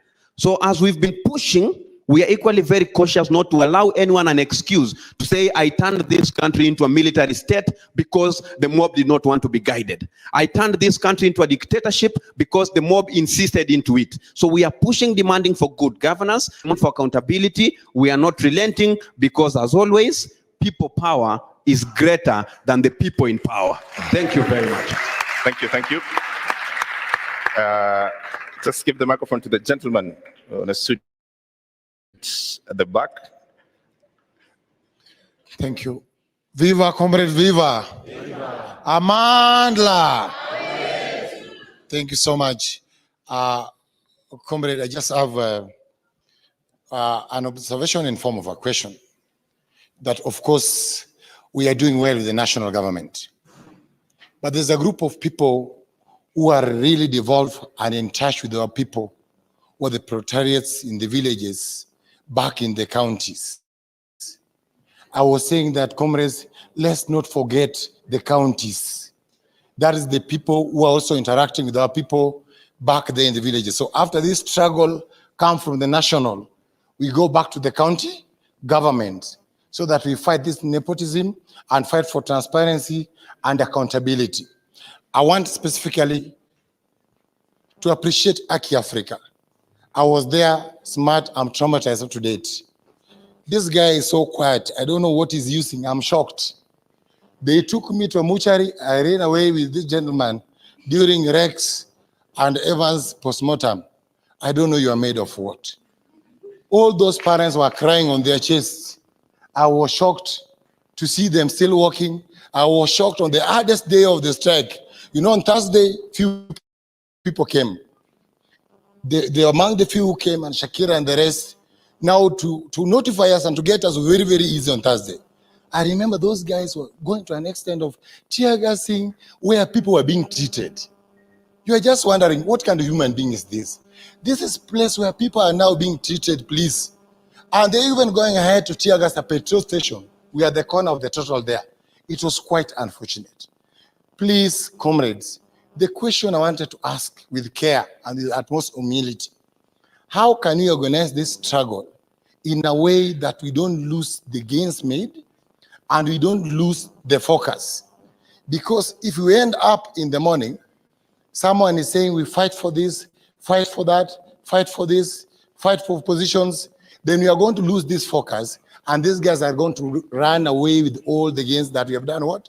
We have made. So I was just pleading with those in the panel, if you can guide the conversation to a clear focus, because now there are also political rivals who are taking advantage of this thing. Like someone is planning to vie for 2027. What is the next thing? 20 to Salami and Ani. You're getting, not for the struggle, but for the narrow self-seeking interest. That was my plea. Otherwise, Aki Africa, may God bless you. And I'm pleading, colleagues who are seated there, how can you debrief? I'm a teacher by profession. Some people who came for the struggle didn't even know the road. I was shocked, someone asking me, amefika Ngara anauliza wapi barabara ya kwenda Kabete. You can tell you. When we are taking that roundabout to Nyayo, wale waliangusha fence, those who are falling down, wale waliona, they are still, I still feel the smell of blood mpaka saizi. So how can we debrief these people by counseling them? Because some people may also turn violent after this one, because some wengine wako wamezoea that kind of exposure. I remember one girl alitoka tu nyuma tu akaanza kupiga kelele na nduru, watu wakimfuata. Watu wakimfuata tu nyuma tu, ni kama ako possessed. So how can you also organize that? We have centers, we communicate where these people can come and we get guidance and counseling. May God bless the struggle. Thank you. Can you take your brief as well and keep it a minute or less? Comrades power. Comrades power.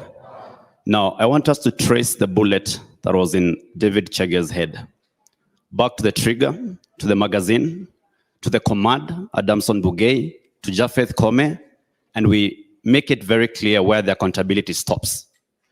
My point is this: the person who is ultimately responsible for all the death, the destruction, is the president. Okay? Let's not make excuses. Let's not say the police, the police, the police. They're individually culpable, but ultimately it's the president who takes responsibility. Ruto must go. Ruto must go. As I finish, I think the problem we have, and I'll put this to the panel, I think we have a country that is lacking ideology. And please, civil society, help us define the ideology for this revolution. Because we have inherited a system, colonial government and governments after, where governance is about brutality, repression, plunder, and pillage. So can we have an ideology moving forward so that when we fight, when we occupy spaces, we're occupying spaces knowing the Kenya that we are fighting for is defined by this certain set of values. Otherwise, without values, we'll get back, certain politicians will come back, and we'll have the same battle over and over again. Thank you. Ruto must go. All right. Can I get ladies in the room, please? So bring the microphone to the front. Yes. Good afternoon, everyone. It's good afternoon, I think. My name is Mirna. I'm a forensics specialist. I've had the privilege of working for government, working outside of government, and now I work as a consultant, and I'm sure Hussein is laughing because he knows there's a place we met.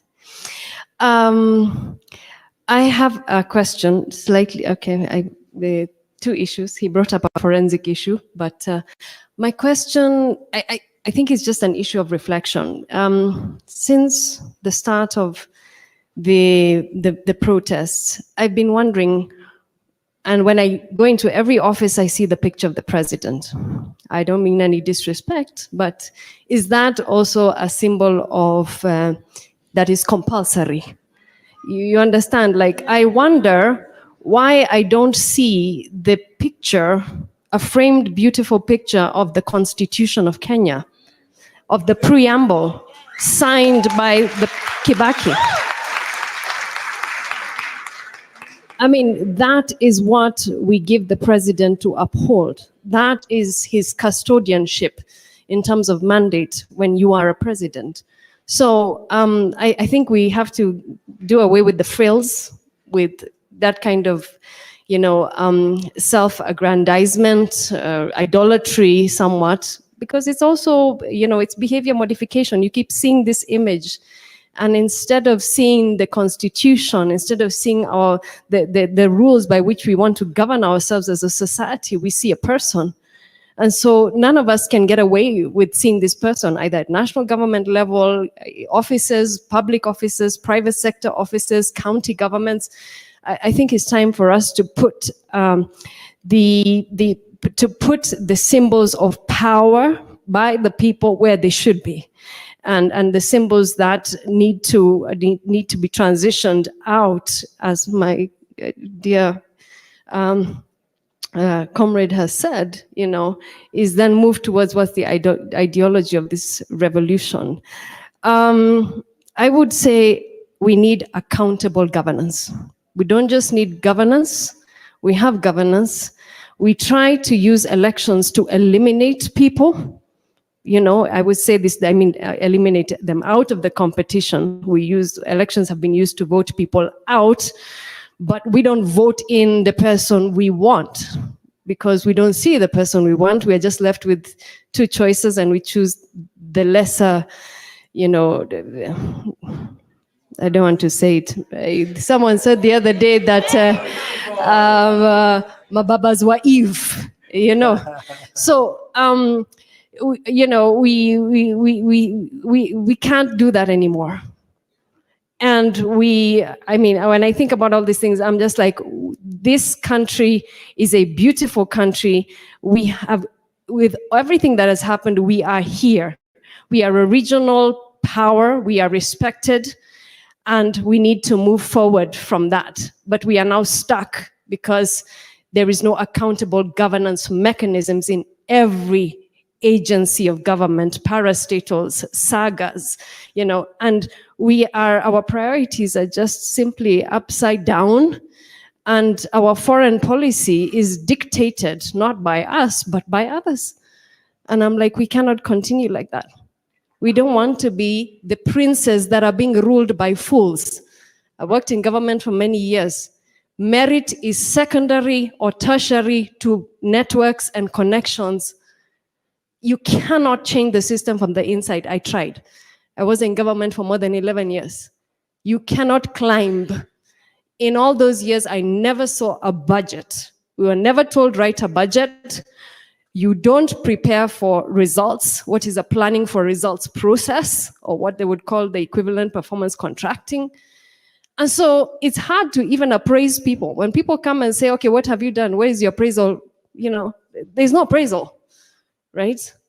So I think the ideology should be accountable governance, and if we want justice and we want independent investigations, when I say forensic, say evidence management. Forensic. Who is in charge of evidence management in this country?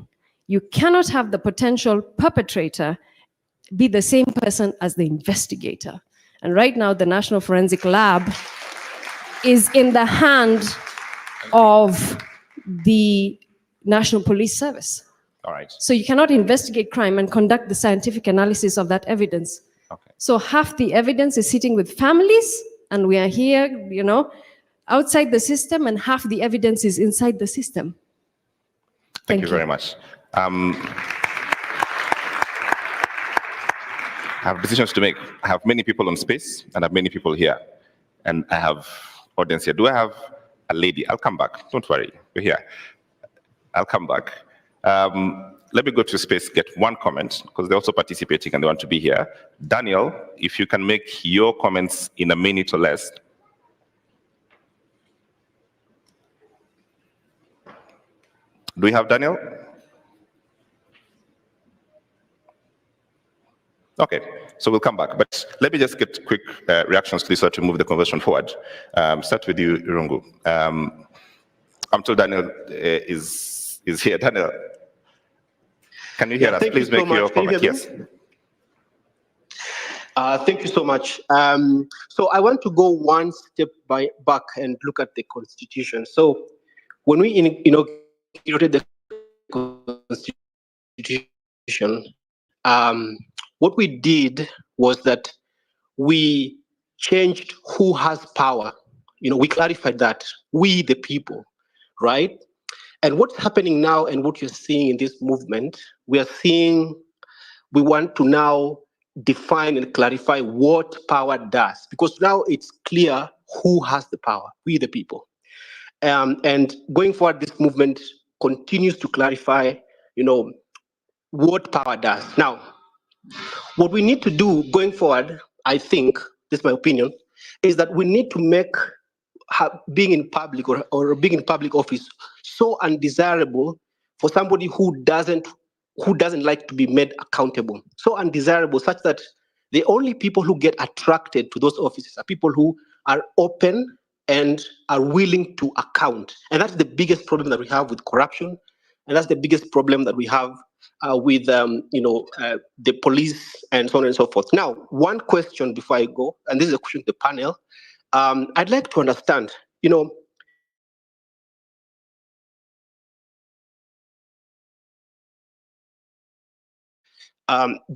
Generation Z, we came with a free education, and I said this in my TED talk a few years back, that we have had a 360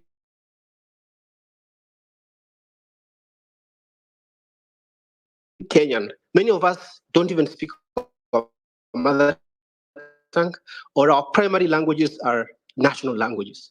We have lived everywhere in the country, and we have a full 360-degree Kenyan experience. With also digital media, it has culminated with this consciousness of political consciousness. Now, the question is, how can we, going forward, manage this movement? We know that part of the reason why we are seeing many changes is also because we have a debt issue.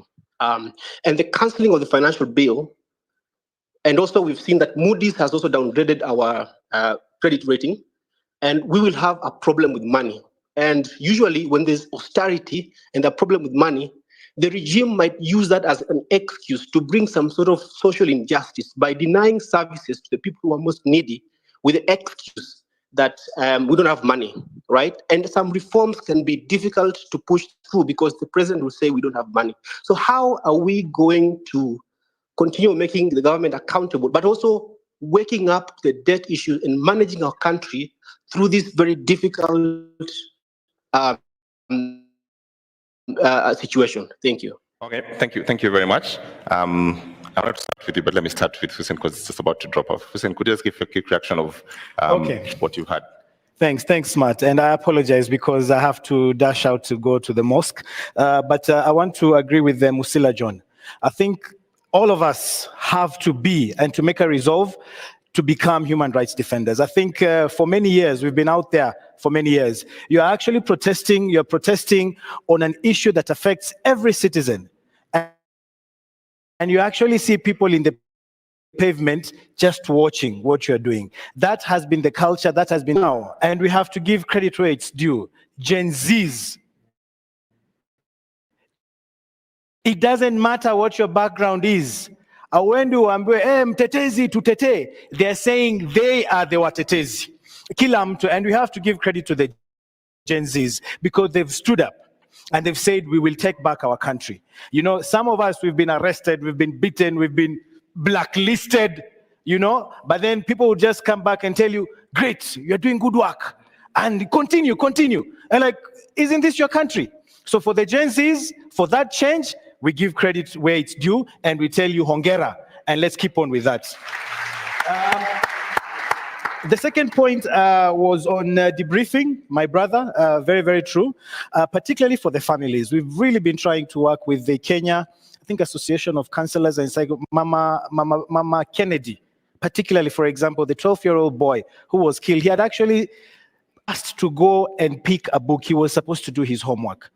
One of, I don't know, if you look at the artwork that he does, and the mother keeps looking, and we have to remind ourselves of what has happened. The 16-year-old, the mother is so devastated. I mean, some of us, tunasema, we are in this, but those families that have been affected, please, if you're near a family, if you're near someone who is injured or who has been affected, please reach out. This This is the time for us to stand firmly together. You ask yourself, what can I, so much you can. Going to visit someone and telling them, umeumia kwa niaba yetu, asante sana. That can make a whole world of difference. So let's be there for each other. Let's be our brothers and sisters keepers. And last but not least, I think we were in one of the funerals, Boniface Mwangi said, let's replace the pictures of the president with the flag. But I think this addition is extremely important, the Constitution. So the flag and the Constitution is what each and every person should have hanging somewhere in our house, not the president's photo. I mean, you know, and we have LSK here. Could you please confirm to us that it is not illegal to have a picture or the Constitution somewhere in your house or in your business? Is it illegal? It is not illegal. So we make a resolve here today, the Fungamano resolve, that we remove the picture of the president and we put the picture of the flag and of the Constitution of Kenya. And those shall be what we refer to as symbols of national unity. Thank you very much, and I apologize. If you could release me so that I can go for prayers. Thank you very much, Hussein, and thank you very much for your comments. A round of applause for Hussein as he leaves the panel, please. Please. I think I'll first respond. The first person asked of the rights of arrested persons and if the police actually do know the rights of arrested persons.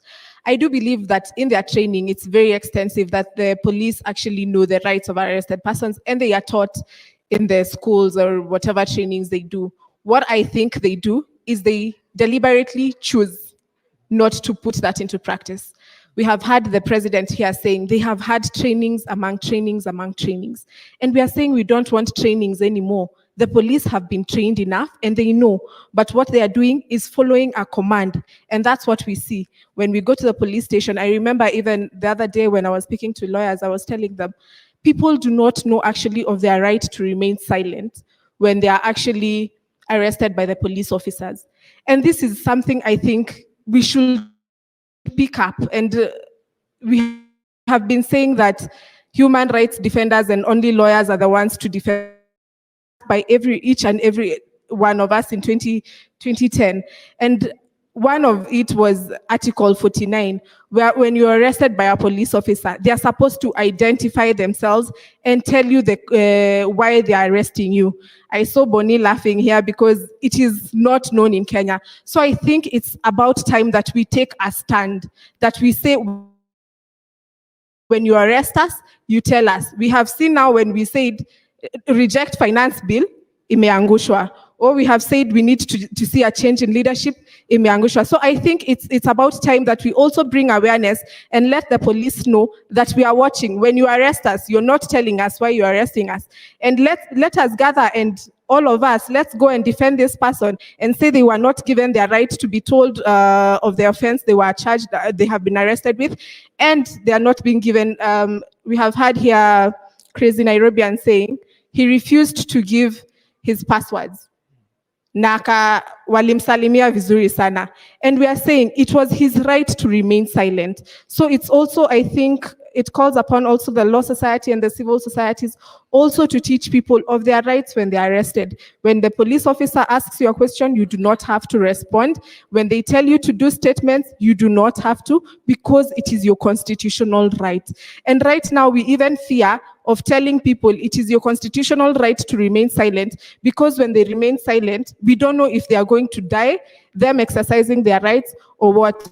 But we need to remember, they cannot kill all of us. They cannot kill all of us.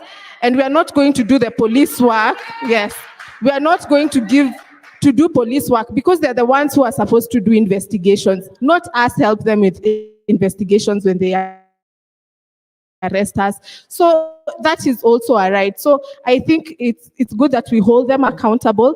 And I think one of the things also they said, we need also to hold individual police officers accountable. I think it has not been done enough in Kenya for police actually to know when you violate or threaten to violate a right for a citizen, you can actually be held accountable. I saw in the Twitter spaces, Baby Pendo, the case was being done, I think was it last week where Willis was saying those police officers were begging not to be arraigned in court and take plea. This is what we need to see in Kenya. And not after so many years. We have seen from when Baby Pendo died, this is the time they are being taken to court. I think those are the issues we need to hold accountable. The ones who will be held accountable for all this protest and whatever is happening, what we need to ask is quick investigation and them being arraigned in court. Because when we go to the streets, tukishikwa, tunapelekwa immediately, where the investigation, the 1-year inquiry and things like that. I think that is what we need to stand on. And I think we need to stand on business on that and keeping the government accountable. All right, thank you. Irungu, would you wind this list on for us? So when Denzel Washington saw Will Smith slap the other comedian, he made this comment where he said, "Be careful. At your point of triumph, it is when the devil comes for you." I think for this movement, those words are important. There could be a temptation at this moment to rest, to even become egotistical and to gloat. But we have to recognize that what we're up against is not even individuals. It is a system that is built around the idea that only a few can take decisions on behalf of the many. That idea is unlawful in our constitution because chapter 1 tells us that it is the people that have the power. The problem is that we have a country that is not designed around our constitution. And we have a constitution that continues to look for a country that actually reflects the constitutional values in that constitution. So my word to this movement is to remain inside of the soul that you generated for this country. And that soul was courage, lawfulness, patriotism, and a sense of purpose. So we have to think very carefully about how do we dismantle a system so that other people do not come and confuse us, at the same time keeping the same system that we were worried about. So we have to think about a number of things. As we challenge or as we rebelled against a taxation bill, that taxation bill has to be generated again. We hope it will be a new one. But the question is, are we there at the table to demand what will be in that taxation bill? Do we understand the cycle of budgeting? Because whether it be at the county level or whether it be at the national level, that budgeting process will happen. And the people that you have now challenged, they are waiting for you to go back to sleep. They are waiting for you to think you have won so that they can produce another budget that pays entrepreneurs and creditors, foreign creditors, before it thinks about Kenyans. They're waiting for you to sleep so that they can change the police personnel, transfer a few people, and have the same violence come back a year or a few months from now. So I think what we have to do is be diligent and think about what are the propositions, what are the ideas that we are organizing around, and make those ideas so strong and so powerful that it's not just one generation who will fight for them, but our father's generation, our mother's generation will also fight for them. And just for that message, just for that point, a few days ago I got a text from a former freedom fighter, and he reminded me that that was the reason that they went to the forests. Our generation, their country, and they lost their country. More power. More power. More power. The Gen Zs are not orphans. They have parents who protect them, who gave them money, who are so proud of them today. But let me just say that there are grandparents also that have seen what is capable of this generation and are now looking forward to that alpha generation to see what will come next. Thank you very much. Thank you very much. A better applause for the panel, Gloria and Irungu Houghton. Thank you very much. You've all done very well. Really appreciate your time and your thoughts. Allow me now to welcome for the transitional period before we get to the next panel, the President of the Commonwealth Lawyers Association, Dr. Peter Maynard, to take a minute or less to give us some reflections. A round of applause, please, for Dr. Maynard.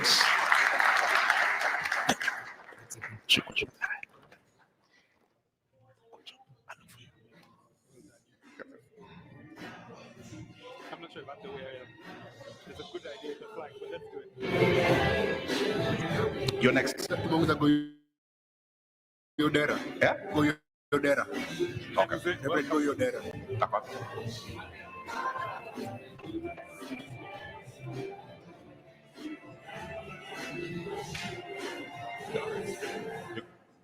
can use this. Hey, how are you? Sure. They can use the podium. He wanted to make some remarks. Okay.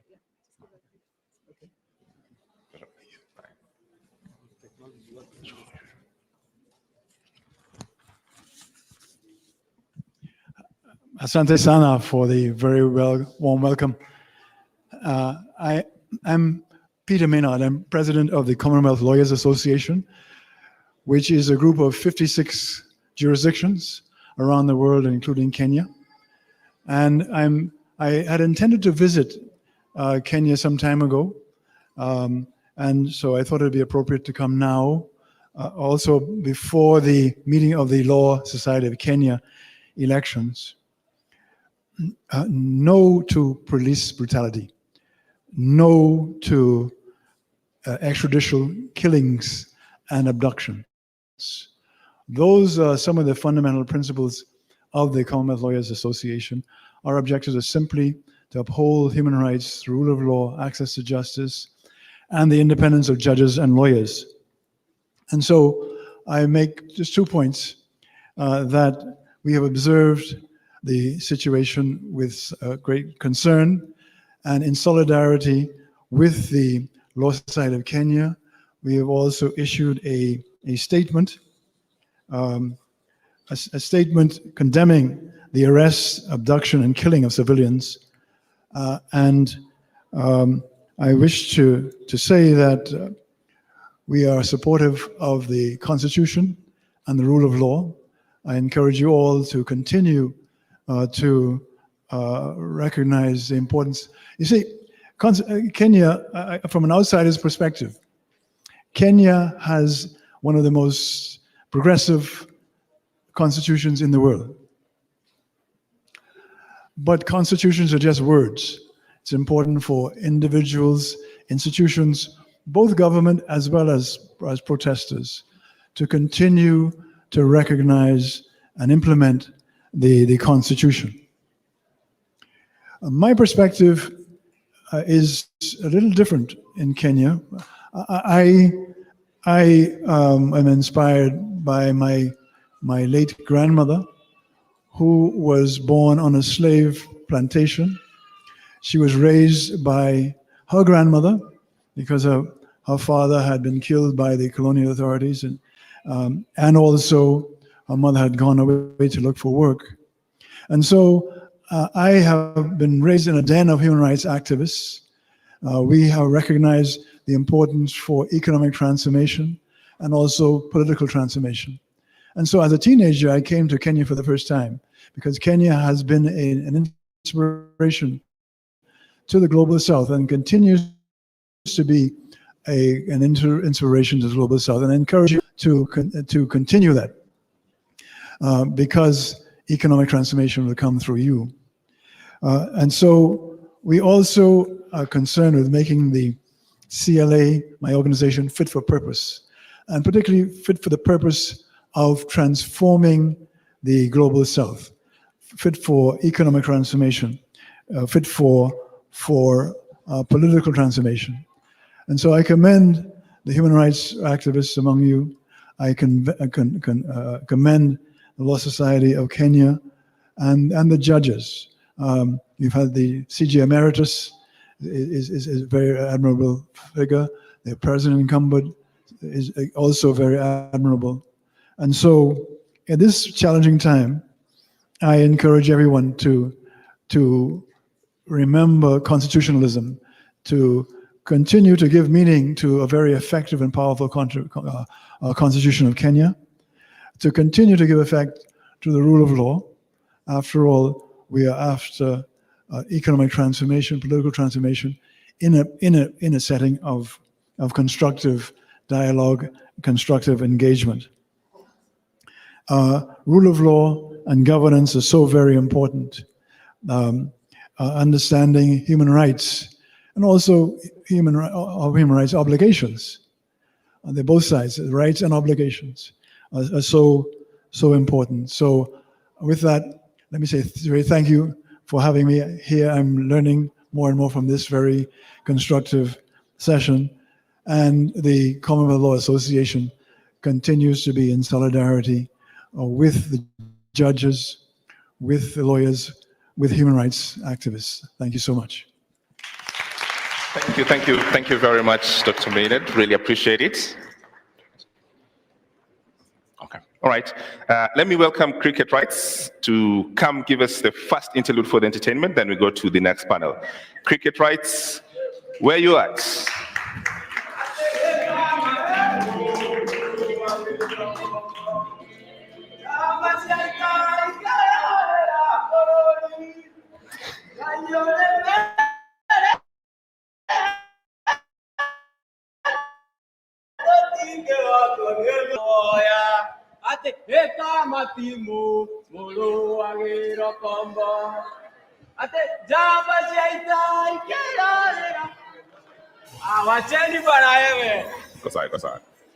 So tutaunganisha stima, tutaunda barabara, tutajenga serikali na vijana ya bodaboda na mama mboga. So akaka slogan ikagasha goa goa. Mr. President, ni route O gani unatupeleka? Kusema education ni free na vile books ni expensive, ni ku exercise our minds. Kusema education ni free na jana kuna mtu yalisare shule juu alikosa uniform, ni ku exercise our minds. So unafilaje? Unafilaje saa zenye urezo wako na kuongoza national anthem na tujenge taifa, alafu Korogosho, Mathare, kwa jenga wanabomolewa? Gunshot, gunshot, gunshot na sauti za tinga kwa mwananchi amenyeshewa zinafanya hati zao even more weta. Alafu kuna sauti na ring kwa mind, mukinichagua hakuna kijana atapigwa risasi tena, mukinichagua hakuna mwananchi atabomolewa tena.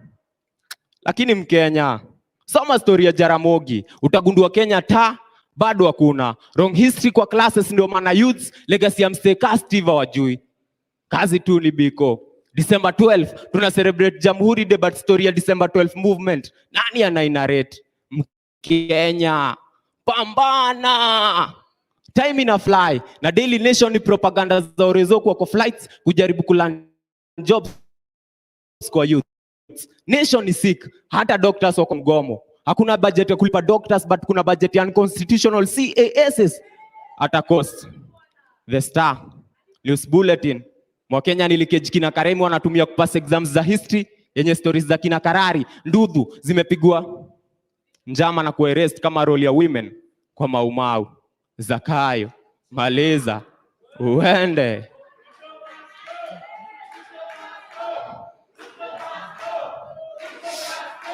So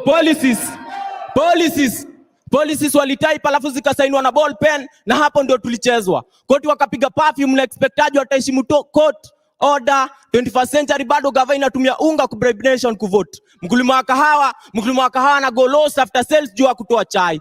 So nani haoni Kenya bado hakuna. Nani hata articulate article 1 ya constitution vifiti? All sovereign power.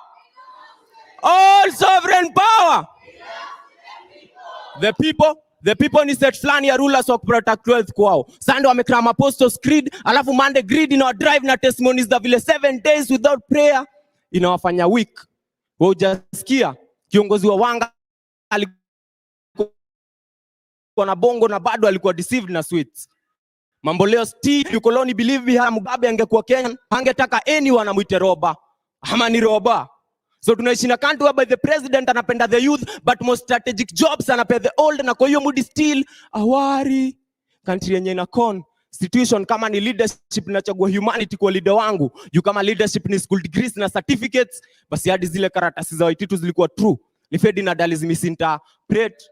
So pieces mob za peace wasanii wanaandika lakini bado hana amani. Kiongozi mwananchi alichagua already anamfichia white. Already ana stock ya ngano ya kubandika posters time ya campaign na Turkana tunakufa njaa. Wanjiku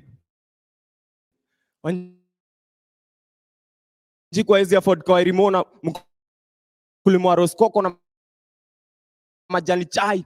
Hospitals ni less na zenye ziko hazina madawa. Doka na complain of protective gears ndio anatekechea ya 4M la last time. Nurses wali strike ni jana. Si wages zinafanya mwalimu kuwa kidato. Si wages zina donatives ku evicted Kariobangi, Mokuru na Ruai. Unanyomoke Ruai ginya hakiri. So equality iko wapi time kuna mwenye nchi Karen na kona aneka ya parking na neka smoking zone na parking large kuliko chuo fulani iko Korogosho, Dandora na Mathare. Equality iko wapi time kuna mwenye nchi Karen akona aneka ya parking na neka smoking zone na parking large kuliko chuo fulani iko Korogosho, Mathare na Dandora. So tunataka police service ya police force. Utumishi kwa wote, si utumishi kwa kara wengine. Jukara wengine ni same na photographers kila time they've got a clear shot. Makara wengine ni kama kwa class walitoa sura viatu vile wamekuwa sharp shooters. Tulienda recruitment za makarao alafu tukaambiwa tuko na shida ya macho. Alafu after kutembea station tukapata afande amevaa miwani. So niambieni nani alifunga mwingine macho ama tulifungwa macho juu tulikosa za macho. So naitwa cricket rights.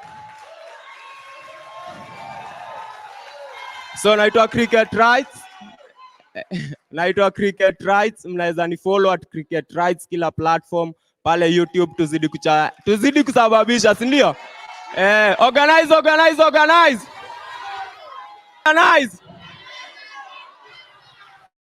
Sasa relax. Hawa wasanii nataka kuleta hapa next.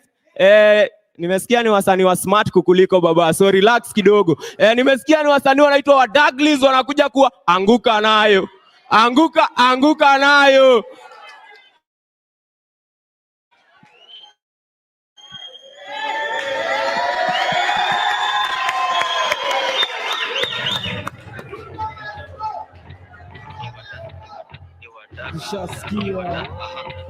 Nishasikia. Aha. Nishasikia. Cheki.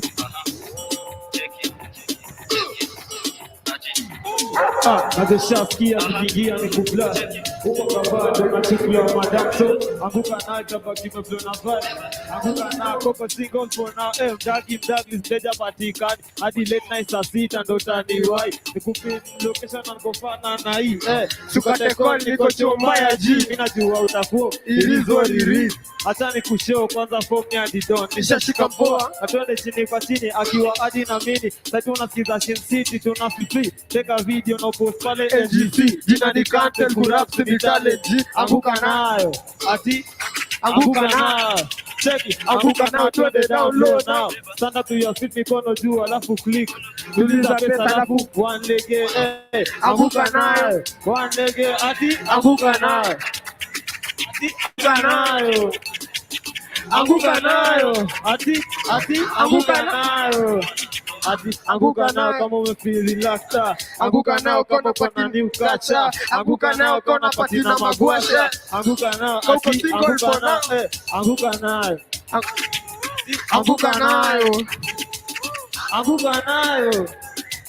Anguka nayo. Katika msupa webanjuka. Cheza chini kikongezwa matuja. Anguka nao baby girl shaitika. Kimda wa Douglas babe.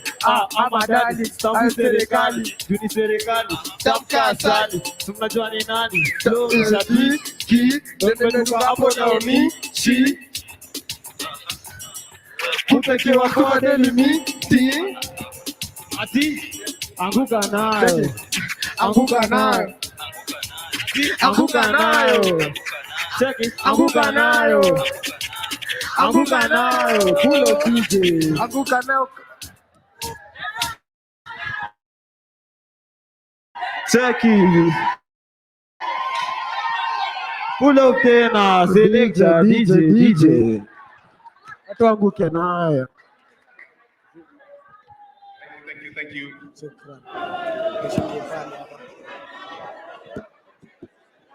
All right, all right.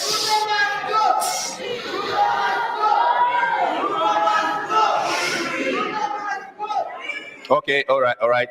So let's get to our second panel. Quite some business to do. We should have DJ. So this is what you're going to do. I've been instructed. This is the instructions I've been given. When I call the panelists, wanakuja wakianguka nayo.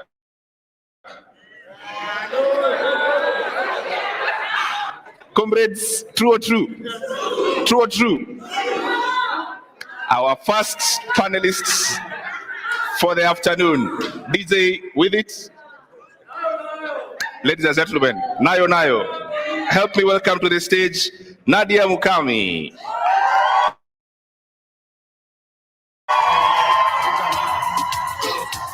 Anguka nao cheki, anguka nao tolo nao. Pia kikono juu alafu click. Tuliza pesa alafu one leg. Anguka nao, one leg. Anguka nao. Anguka nao. Anguka nao. Anguka nao. Anguka nao kama kuna new cut. Anguka nao. Thank you very much. Our second panelist, Kuanguka Nayo, Maria Mbeneka. Nayo Nayo. Anguka nao cheki, anguka nao twende down low now. Stand up to your feet, mikono juu alafu click. Tuliza pesa alafu one leg. Anguka nao, one leg. Anguka nao. Anguka nao. Anguka nao. Anguka nao. Anguka nao kama uko na new. Ladies and gentlemen, Nayo Nayo, Steve Mbogwa, LSK Council member. Nayo Nayo. Anguka nao. Anguka nao cheki, anguka nao twende down low now. Stand up to your feet, mikono juu alafu click. Tuliza pesa alafu one leg. Anguka nao, one leg. Anguka nao. Anguka nao. Ladies and gentlemen, Nayo Nayo, Boniface Mwangi.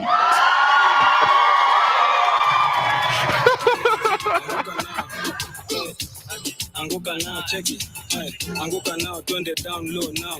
Stand up to your feet, mikono juu alafu click. Tuliza pesa alafu one leg. Anguka nao, one leg. Anguka nao. Anguka nao. Anguka nao cheki, anguka nao twende down low now. Stand up to your feet, mikono juu alafu. All right, and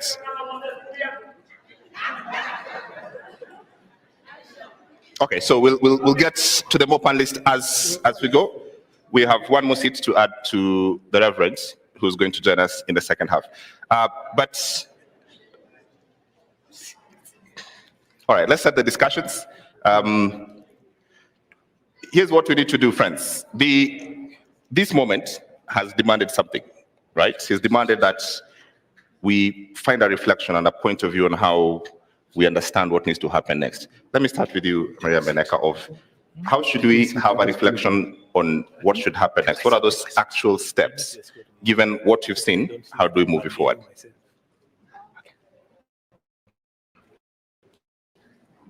Thank you, James. Okay. So I think for us to I don't know the lecture seat. I think okay, so mnanisikia? Volume. Okay, I think that's good now. First and foremost, my knees are appreciative of Gen Z. Hiyo kazi si rahisi. Kuanguka nayo. And I'm just glad to be alive to witness this again. And it's reminded me of why I became a lawyer in the first place. In the 90s, when I was in high school, I got my first copy of the Constitution from Maina Kiai. And I witnessed all these people getting tear gassed, getting locked up, trying to run away from the cops, Reverend Joy getting beaten up. And I asked myself, what would prompt people to be beaten and still go back? And it's the love of this country, and the Gen Z are a very significant part of Kenya's history, because we're not just, we are rebuilding this country based on this constitution that we gave ourselves. And so it's very important for us to be vigilant going forward, because the fact of the matter is that this movement is based on the rule of law. And I've seen that from the tweets, from the protests. Everybody was careful who was involved in the Gen Z protest to abide by the rule of law. And so it follows that the next steps are also guided and informed by the rule of law. They're very proud of that singular step of sending everybody home, especially the fact that the Minister for Interior was a lawyer and presided over the abductions, the killing, disappearance, and abuse of human rights. And he had the opportunity to actually cement Article 37 of our Constitution and abide by it, but the opportunity was lost on him. So the opportunity for you and for us all as Kenyans is to ensure that the weakest link, which has been Parliament, needs to be in check. Because remember, when the vetting of the new cabinet secretaries happens, it's going to be happening at Parliament. So who is going to sit? Who is going to sift? Who is going to analyze? Of course, there will be much more involvement by the citizenry, because it's obvious we've taken back our power, and people will be able to say, this is who we want. We want individuals who have been subjected to the provisions of Chapter 6 of the Constitution. That is non-negotiable. And going forward, vetting should not be just a by the way, because it's a foregone conclusion. It's just been like I'm looking for the words, but you know what I'm saying, that it's just been, we're majority in Parliament, we're going to pass these names, we're just rubber stamping, we're not looking at the qualification of these people. So that's important going forward. That's what's going to happen. Secondly, what does Kenya look like now going forward? There's a recall of MPs still on the table. I know Kabete constituency have started a process. There's nothing that's stopping the citizenry from collecting signatures even as we speak. So those are processes that should actually be going forward. And the fact that people have shown interest in the finance bill, there should be bigger interest on the appropriations bill, which is now an act. Nothing stops the PSs who are still in office, who are accounting officers, from committing the budget. Absolutely nothing. So there's still a lot to be done. Eternal vigilance is the price of democracy. We cannot get tired. I must say here that I'm very, very proud of the work that Faith Odhiambo, the Law Society of Kenya, council members are doing. And civic education is important. So beyond saying that something will be done, let's be involved in how it will be done. Right, and I want to move that along on the how. But Nadia, for you, what do you want to see happen next? What do I want? What do you want to see happen next? We've kept talking about accountable governance for a very, very, very long time. And I will use my example. When we were getting into this industry, I mean the music industry, when you have a name, you have status, you weren't able to publicly call out a vice, call out, let's say, a leader for something they haven't done. For the first time in history, you've seen artists, you've seen influencers in the front line. Because sometimes when we sign contracts, sometimes you're told you shouldn't associate yourself with anything that is happening in the country. But for the first time, even as one of the things that I base off my career, I never want to talk about politics. But for the first time, I remember hiyo siku ya maandamano ya kwanza, nilikuwa huko, nimeangushwa, niko na hadi alama up to date. So for me, it's about accountable governance. And someone said from the X space, we need to make it so unbearable for anyone who's getting into any public office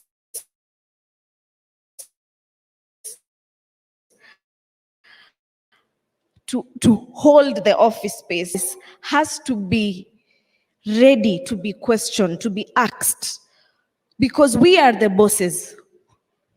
So si eti kila siku tumekopa sijui how many billions every single day, or we are being taxes. The other day I was checking bei ya tissue paper.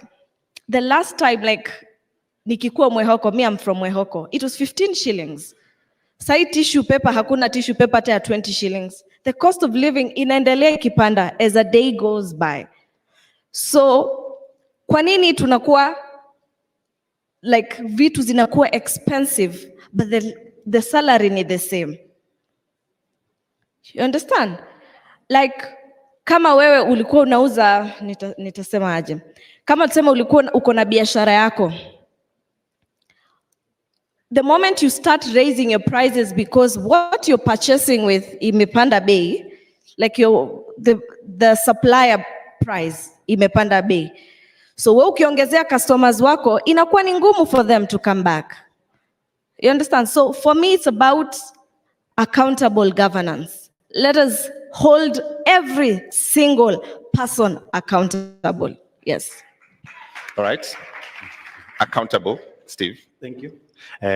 Good afternoon, everyone. Is one thing I can say, Alan. What is happening now is what our fathers began in so many years ago. And along the way, they lost the momentum. And I think that is how we found ourselves, because the war to bring in a new constitution is a struggle that has been there for a long time. And the day the constitution was being promulgated on 10th of August 2010, the whole Africa, the whole world praised Kenya for a very progressive, economically and socially liberated. The president of Kenya, Dr. Samuel Ruto, when he was campaigning on the mantra of socio-economic justice. Article 43 of the Constitution was his anchor. When he was speaking to the youth about job employment, when he was speaking to the Mama Mboga about improving their livelihood, when he was speaking to the Boda Boda rider, who is a youth, about empowerment, he was addressing Article 43. Then what have we noticed? No one is bothered about adherence to the rule of law. What they are doing is to pull things toward themselves. What do I expect to see? Scrapping off of the NGCDF. We need to do away with that unconstitutional fund, which has turned our parliamentarians to become executive puppets. Doing away with bursaries. Everybody to have an equal, because it's good is to buy us, our parents. We want that they stop assuming that we have to go and knock their doors and queue at the CDF offices, begging to get money to go to school, yet Article 43 talk about my right to education. So these are the expectations we want to see. So as he sends away the cabinet, we want to see very serious reforms, and that's why this call for serious reform is not ending, and we're not stopping, because we are coming for the throats of these parliamentarians metaphorically, because look at what happens at the Senate. They dropped the bill for the conflict of interest. Why? Because they want to continue tendering for the government. Some years back, nobody wanted to supply to the government because nobody used to be paid. Right now, they are running that cartel. That is what we want to stop. That is the Kenya we want, where everyone has an equal chance. Everyone, when you're arrested, you have a right to representation. Police respect the rule of law. Everybody respect the rule of law, because that is the equalizer for everyone, because the rule of law is better than the rule of man. Thank you, thank you. Reverend, Goy, the same question. Can you help us figure out from where you sit, what should be these actual next steps? What would you like to see? What should we all sort of collectively try to figure out and say, this is what we think should happen? Hi, can you hear me? Can you hear me? Yes. Sorry, I wasn't introduced. My name is Go Wiodera. There are a couple of things we need to be able to recognize, James, what we are up against in this movement. One is that the president, as real colors have come out, even in his campaign, we need to recognize that a leopard does not change its spots. In the early 90s, when we were doing our clamor, we were here in Ufungamano, he wasn't here. He was part of YK2. And they were the part of our generation that were co-opted by Moi with money. When we were doing the constitution and clamor for constitution, he voted no. In fact, he said that ni kama karatasi ya kufunga nyama. So constitutionalism is not part and parcel of those who are in office. So that is what we are one up.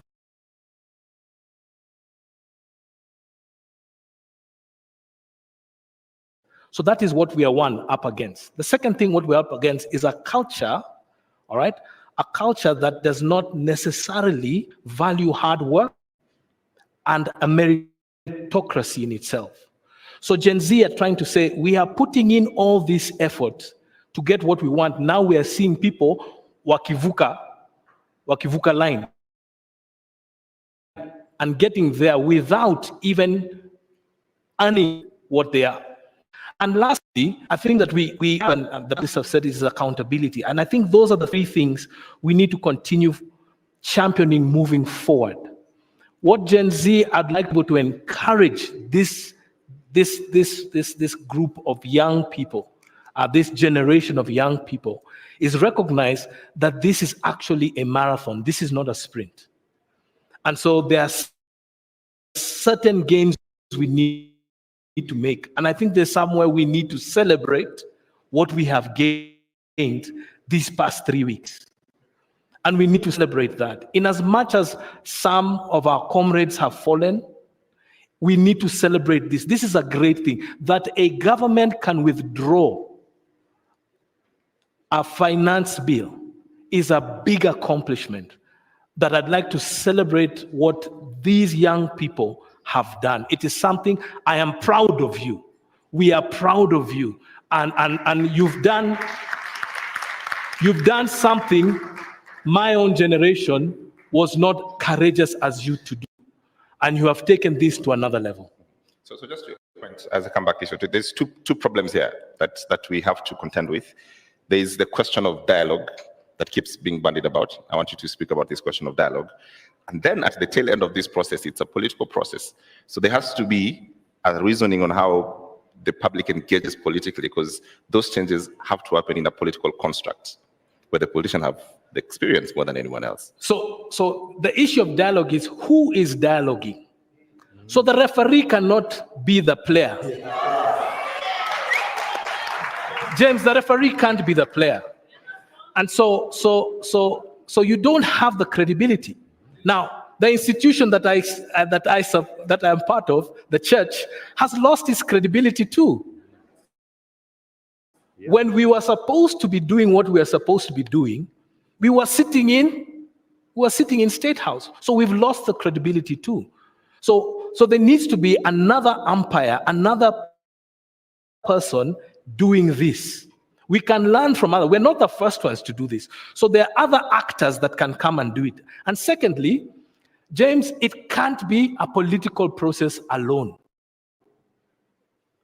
Yes, we understand there are political processes that have to be happen, but there's also a place where we need to talk about the economics of this dialogue. We also need to talk about, and very big is just the philosophy of how we do it. So we cannot give it to the politicians. We left the politicians to do the final putting together of our constitution. And look what they gave us. So we can't trust the politicians. We can't. And I tell you guys, don't trust the politicians. We can't leave it alone to them. In as much as they're players, it has to be a collaborative effort. The question of how not leaving this to politicians then become an important question. There's hyper, right now, engagement. Every citizen is engaged with every document comes from State House, that comes from, government. But that's, in all honesty, is one thing that keeps them accountable. But at some point, as they say, people be like, I have things to do. As Nadia says, I need to go sell my tomatoes. I can't be every day on a space for 8 hours, right? That is my job. So walk me through this question of what part of engagement should we be talking about and accountability, and how does that look like, so that we keep this process alive, to make sure that we all don't lose our time and also don't get fatigued with the process? I think one thing we need to appreciate, there was Goldenberg some time back. Let me start there. A report was prepared. People had a lot of discussions. We saw a lot of parading of people. Then that dwindled. We saw Anglo-Rising came. People ate public money. They could not be held accountable. Then that disappeared. People like, there was a Ndongo report on land justice. Nothing came out of it. The Commission on Justice and Reconciliation, there was a report about that. Nothing ever done about it. Until people are now tired. And what we are saying is, we want to see full implementation. And because we know some of these people cannot be able to do that for the obvious reasons that they don't believe in the Constitution itself. And it's very unfortunate, even the church took a position of fighting the Constitution, a very dangerous route in 2010. We need to, those who cannot do their job, they step aside and they allow those who can do the job to take over and steer this country in full implementation of our Constitution. Because some of these things, they don't need to remind the president that every child needs education. When the government was being formed in 1963, there were three things: poverty, diseases, and ignorance. Our education system still affordable and the people are able to go to school? No. Do our hospitals still providing medicines? You find 8 counties are lacking medicine for BCG, for tuberculosis vaccination to children. We are exposing them, and someone has money where he can walk into a fundraiser and give the same money to the church. I always wonder what this project in the church that never ends, and we attend the same churches. And so you go to that issue, the issue of poverty, ignorance, and the one is the education. We have ignorance, we have diseases, and we have poverty. How many Kenyans are living below $1 a day income? Most Kenyans are, that's why they are online. That's why you find them on login the whole day, because what else will I be doing? Moving around myself. Before I got an internship as an advocate, I remember I dropped 36 CVs in the city of Nairobi. And all the advocates will tell you, we'll pick you, but we can't be able to sustain you. Advocates are struggling. Doctors, we saw them, they are struggling. Those careers that all parents wished their children to become, you can imagine they are struggling. So what happens to the other Kenyan? It shows you that we need to get serious. We have talked about progressive realization of the socioeconomic rights. Have we seen the government put in place steps that are geared towards realizing this? Deliberate steps. So we don't just talk about progressive realization. Progressive realization has a cutout that, are you putting up measures? We talk about to that gender role.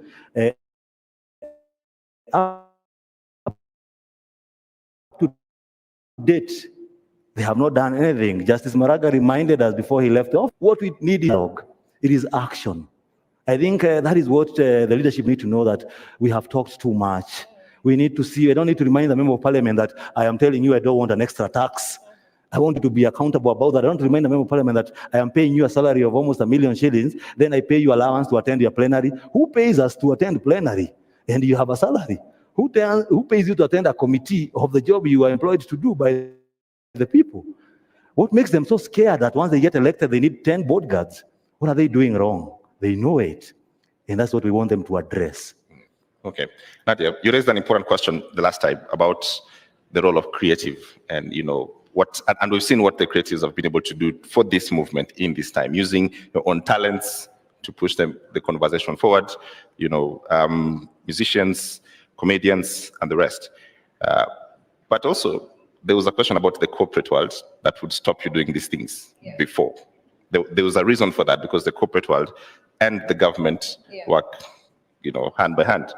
What happens when that comes back? When you're told by the person who's gives you the contract that I continue seeing you doing this Gen Z thing, I can't keep on supporting. What happens? For me, I'd say any sane person that has seen how this revolution started. I remember the first thing was hii si time poa ya kupost. For instance, I work with StanChat right now. And I really appreciate them because we didn't have to tell them. They saw and they were like, you guys, you can do whatever you want to do. You understand? So for me, it's about if you're a sane person, it will catch up with you. So I think we've had, corporates that have been really understanding and supportive, and we haven't been blacklisted yet. We haven't been sent that you're out of work email. So they have understood. And today, I just want to talk about the power of social media as well. Huwa wanasema msanii ni kioo cha jamii. Every time. Personally, when I started doing music, I was in Maseno University, and during the holidays, we'd go to Kenya National Theatre. And we had something, Najwa, if there's any creative here, they know PAL, Poetry After Lunch. And what most people don't know, I started out as a poet. And I'd go there, if I do a small, maybe small poetry, I'd have other guys just listening to them. And what these people would talk about is the social injustices. It meant that the time wasn't then. It's a process, it's a journey. We had begun that journey of going to Poetry After Lunch. You're listening to people talk their truths. Talk about mimi nimetoka Kibera, these are the problems that I have seen. But now it has come a place whereby now we can retaliate that on social media. I can tweet and say, guys, MCSK needs to be held accountable. We can say Prisk was given the license to collect on behalf of the other CMOs.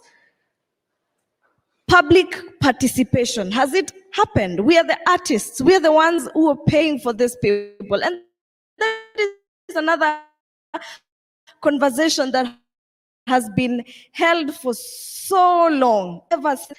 Artists before me found a problem there. I have found a problem there.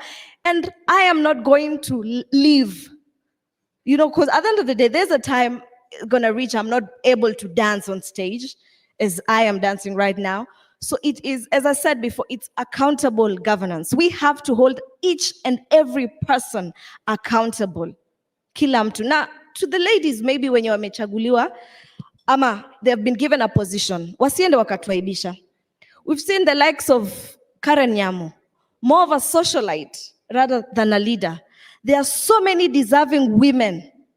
I am sorry to say that. It's a stray bullet, but it's the truth. There are so many deserving women who are intellectual, who are smart. We don't need to know your personal life. What have you done for the girl child? For the longest time, women have fought. You're given a position, and all we can talk about is your personal life. She really needs to check herself. Yes. All right. Thanks. Maria, if anyone engages with politics, and we look at this in this sense, that it would be foolhardy for anyone to think that the political class is going to walk away from this and surrender and say, okay, you guys have won, fantastic, we're out. Okay, that is not going to happen. They're going to rely on what they do best, which is politics. And I suspect this is what's going to happen in the next 2-3 years. From where you sit, with all these issues that we need to solve, and there are many, right? And they're serious, parliament and constitutional, two-third gender rule not anywhere being affected. There are many things on the priority of this list we just don't know and don't have. Give us some advice. How should we look at these questions that we do exercise our minds and say we should have priorities, bare minimums, and go forward? Because the political class will have that. And this is a long battle, as Reverend Goya has told us. Yeah, so I think the first thing, we need to appreciate that the country has changed. It's not business as usual. So there's been a shift in the minds of Kenyans. Whether they're saying it or not, whether they're organizing or not, it's present. And we have to seize the moment. So where do our leaders come from? They come from within us. Today we'll sit here and say, hey, James unatosha mboga. Where tutakuchagua? Nasikia sana. But what happens? What happens? What follows after? Hey, Mhesh. What do we say? Toboka. Kakitu kalanch. Mhesh. That's the problem. Our politics, our governance is transactional. And the minute I give you a 50 bob, a 100 bob, a 200 bob, I'm done with you until next time. So this shift has to be literal. Like, we can't just talk about it. We have to live it. We have to talk it. We have to walk it. The fact of the matter is, politicians are smart. Even the ones we say are uneducated are street smart. So they will just look at what is trending and jump on it. And if we've decided that going forward, we're serious about our governance, we're serious about who gets into office. How the hell does somebody get elected while they're in jail? How do you get elected after shooting somebody dead? And DCI put out a notice that they're looking for you, and you get elected. So what Nadia, what Mike Mushiri, what other artists and individuals and human rights activists have been doing needs to be amplified. Take civic education very literally, because there are people who think that there's an MP, I think he's called Kamala, in Western. He was telling his people that sasa mjue tunamaliza maneno ya CDF, sasa musikuje kwangu kuniomba. Because that's the way things are done. You come, you ask me for 300 bob, sawa, sawa. And he'll not perform. He will not build that road. I mean, nothing will get done. So we need to amplify the voice of civic education. I think that's very important. People need to understand why electing an MCA is very important, because that's a person who's closest to you in terms of resources that have been devolved to the county. Why a political party is not more superior to an individual who's representing you at the ground. It's important for us, and I think you've debunked this, that tribalism is no longer a factor. And as long as it remains a non-factor, we are ahead. So mtu wetu, that politics is gone. So if we keep at it, and if we keep agitating for the very things that we're actually talking about, governance, accountability, transparency, right from the elective positions. And I think this is an opportunity for young people. You can get elected without being on a party. Yeah, but remember, if our institutions, and this is a very critical point for me, James, if our institutions are not safeguarded, today our institutions are failing us because they're at the mercy of the executive. Why? Because the executive pays. They're the ones who provide a budget. So everybody who's in a position of leadership, a position of governance, a position of representation is swallowed by the system. And we've talked about the system. When you get there, you're given, the first thing you're given as a chairman is an allowance, sitting allowance. The next thing, mkubwa unataka gari gani? And that thing gets to your head and you forget why you got there in the first place. So let's fight for our institutions. Let's get our institutions back. Let's make sure anybody who's nominated to serve on those institutions is a credible person, and they can always pass the suitability test that is Chapter 6. Remember, in Kenya, we don't have an absence of laws. Steve Wanjiru talked about the conflict of interest bill that is currently in Senate. That bill, it's not that we don't have laws that could have jailed people for conflict of interest. Right. What we've had is deliberate missteps in the application of the law. So the unification of these laws is important. And that's why when you said that, what will we do going forward? Because people will get tired and they'll go back to doing what they need to do. Let us just hold people to account. Start by recalling. And I like that process that people are actually taking now. And let's keep whoever is in office accountable. Let's keep them on their toes. Let's get involved in the budget making process. Do we know when the cycle starts? Because it's about to start again in September. Right. So that eternal vigilance. It's a lot to ask for the citizenry, but I think it's a price we are ready to pay, and it's been obvious from the reasons. I want to get one comment from Sylvia, who's been waiting for like an hour. Sylvia, if you can have your minute now, what is the thing that you want us to do next?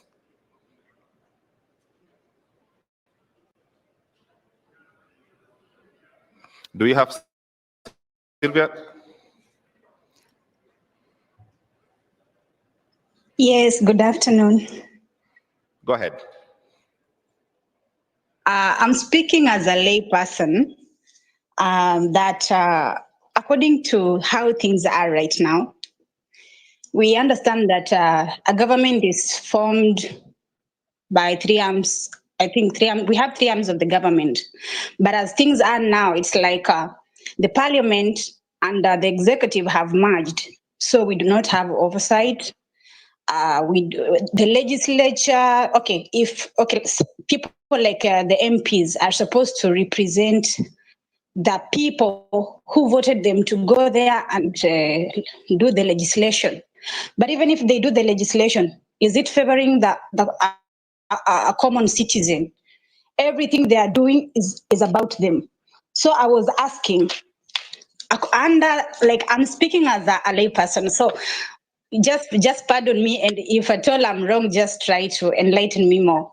As a lay person, under Article 1 of the Constitution, can I say clause number 2, which says that people can exercise their right, is it their right, directly, or can I say the leadership or something? Like we can exercise our power directly. Now, how do we do it legally? Because right now, the parliament is there, but it's like we are the ones who are doing the job. We are here on the streets. We are the ones providing oversight. We are the ones pushing for better legislation. So how do we go about it? Because all this mess is because whoever we put in power messed us up. This also has come about because of the micromanaging, the executive micromanaging the other two, trying to micromanage the other two arms of the government. How do we get ourselves into this? Okay. All right. Thank you. I think just an important question, and maybe I'll start with you, Mary, then we'll go to Goi.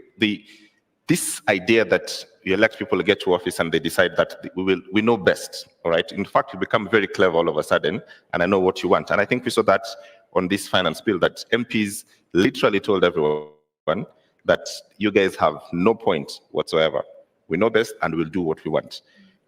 How do we stop that from ever happening again? That a person who gets elected becomes truly a servant, not our lords? I think it just goes back to the same thing of public participation, because what happens is that we have to accept that once we elect a leader, we are expecting that they will go and deliver on the mandate. So the issue of, did we elect a party or an individual? Because usually they wave, you're told this one got in kwa sababu ya wave, and the people were with the wave. So that's why some of the MPs had the temerity to tell us, it's not you, it's the party. It's not you I'm accountable to, it's the party. So the first thing is, because you cannot recall an MP until they've been in office for 2 years, is just to keep a record of it, I guess. Because now, constitutionally, you cannot recall before a certain period. But the fact of the matter is that the way we have seen participation being carried out with creation of ChatGPT, breaking down the information. That's the first thing, breaking down the information, ensuring it reaches people. Petitions are online. It's easier now to find people, to bring people together. Before you had to be, moneyed to do these things. Right. So it's much easier now. Okay, Reverend Koi, how do we make our politicians actually work for us? How do we stop the arrogance, the kiburi that they have, that because I'm in office now, I do whatever I want? The message has already been sent. Yeah. The message has already been sent. And what I'm very happy to see is now legislators now are being very penitent about what they're doing. That's one. But then the second one is just adding what she has just said in itself. There are ways we can just keep our legislators accountable. One is just, there's a roll call in parliament. So when you go in parliament, you have to, sign in. And so we need to be able to see, just the way when we're in school, you sign a roll in itself. Were you present? And that information is available to any person in the public. We know one legislator now who has barely been in parliament for 1.5 years or so, that it's now out in the public space. And then thirdly, it's being able to get access to your member of parliament and demanding access to your member of parliament as often as you can. Like you have a constituency office. How often is this member of parliament in their office? And so that is another place where you can go and demand to be able to see them. What are your office hours at the constituency office? That is where you can meet them at their local office. And if you are a big office, the government has given this MP or legislator the resources to cover the entire, like North Hall. That's a huge constituency. But there are different constituency sections where you can meet your legislator. So those are some of the things that come to mind. Yeah. Steve. Yes, I think, sorry. I was thinking, as I was talking, I was thinking about how we gauge our MPs' performances. And we diverted it to the duties and the responsibilities that are with the ministers, cabinet. Those are the parameters most of the time we gauge when we are voting for a member of parliament. Amejenga barabara ngapi? Ameweka mashule ngapi? Is that the job of a legislature? No. Because that has been the parameter for voting. So I think even as we move forward in this conversation, as you're concerned, we need to do an inward reflection as a people and ask ourselves, are we expecting the wrong things from the right people? Are we voting you as a member of parliament? Then we expect you to build roads for us. Then we have a cabinet which has a ministry of road and a budget to do roads. So that is where we spend our money, wastage, and it becomes a point of a lot of wastages and privileges. And I think my feeling and my contribution to this conversation of the young people, and I want the whole Kenyans to embrace this, not as a Gen Z affair, but the spirit of the youth. Why the spirit of the youth? I want to say this quoting Henry Ford. There's something he said that the greatest thing you can do to yourself is to keep your mind young. Why do you need to keep your mind young? Because at your formative age is when you have a vision, is when you have ambitions. So once you become old and you allow the aged you to be complacent, you lose the vision. We got our constitution in 2010 with a lot of ambition. That was our youth at that time. We got our independence with a lot of ambition. Then what did we do? We became complacent. That's where this guy is. When you visit them, they give you a handout. Before you even negotiate, you live with a bahasha. You see a priest has gone to State House, they're living with a brown bahasha. And you saw them walking in, they didn't have one. So I don't know, there's a Bible inside there. You create an office of intercessors, as in like your prayer requests. These are crazy things that we have been witnessing as a country. And it's high time we start holding our leaders accountable. Even the judiciary itself. The last time there was we find, with all due respect to the courts, we filed a petition challenging the deployment of the military. And I don't need to go to the details, but we all saw the live stream of that particular ruling. We all read the Constitution. I don't need to remind anyone the clause in the Constitution. And we can question the integrity of such a person when they are holding a public office. So we need to hold these people accountable. We need to have the right people doing the right job and not putting the wrong people. That's why I keep on saying, until a push for the of SIF from the hands of parliamentarians, we are going to continue electing people because they are giving us money. That's why they buy the ticket, because I buy it. I have friends who contribute, give me campaign money. Why is it costing almost 50 million to join parliament? If I save the whole salary for parliament from day one to the last day, I can't raise 50 million. Even if you work with the simplest mathematics, because they have a lifestyle to maintain. So there's a lot of inward reflection that is needed, both to the people, to the president, leadership at all levels and at all arms, and we need to hold them serious accountable. All right, thank you very much, Reverend Goi Odera, nashukuru sana, Steve Bugwa, and Miriam Minekap. We've all done very well. Thank you for the panel. I leave Nadia to perform as we exit the stage. Thank you very much. You've all been very nice and very kind. Thank you very much. Ngoja. Ningewaomba tusimame. Let us stand up, please. You know, when I came here, I didn't come today to perform, by the way. I didn't come as a Kenyan artist, a celebrity. I came here as a concerned Kenyan.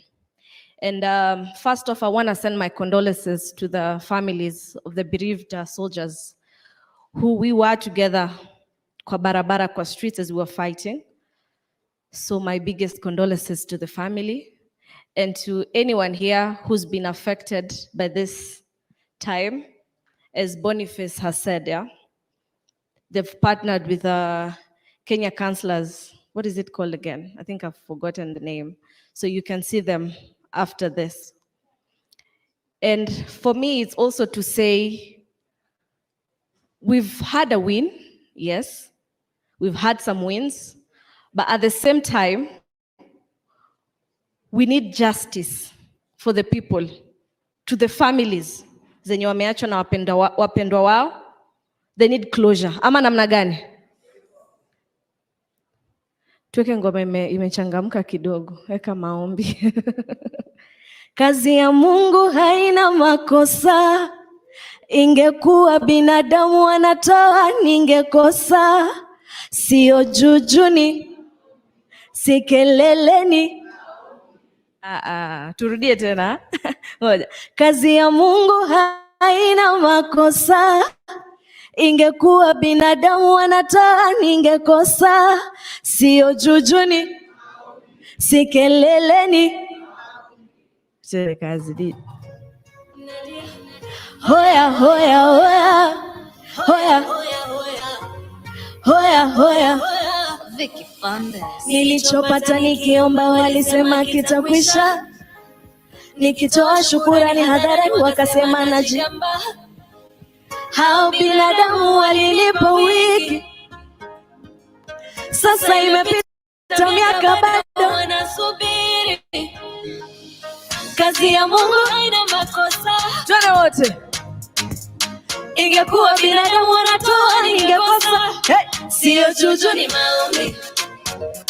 Ni maombi. Si kelele ni maombi. Ni maombi. Sio juju ni maombi. Ni maombi. Si kelele ni maombi. Ni maombi. Hoya, hoya, hoya. Hoya, hoya. Hoya, hoya, hoya. Ati. Na mikono nitainua, magoti nipige. Niweleze jinsi alivyotenda katika maisha yangu. Kazi ya Mungu haina makosa. Ingekuwa binadamu wanatoa ningekosa. Kazi ya Mungu kweli haina makosa. Ingekuwa binadamu wanatoa ningekosa.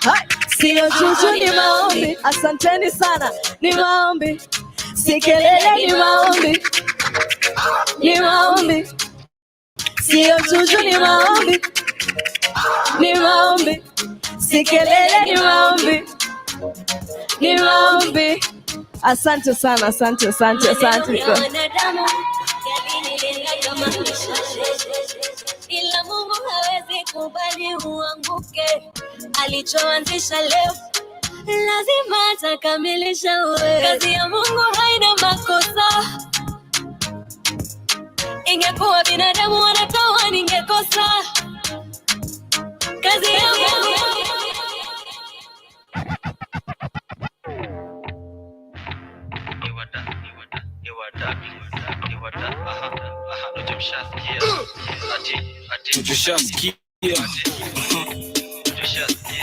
Kwa da please.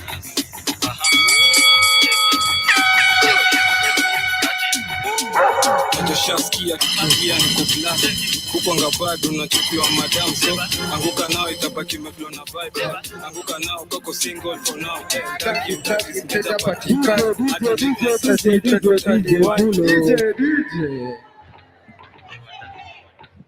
Tushasikia Wadaglis. Aha, na tushasikia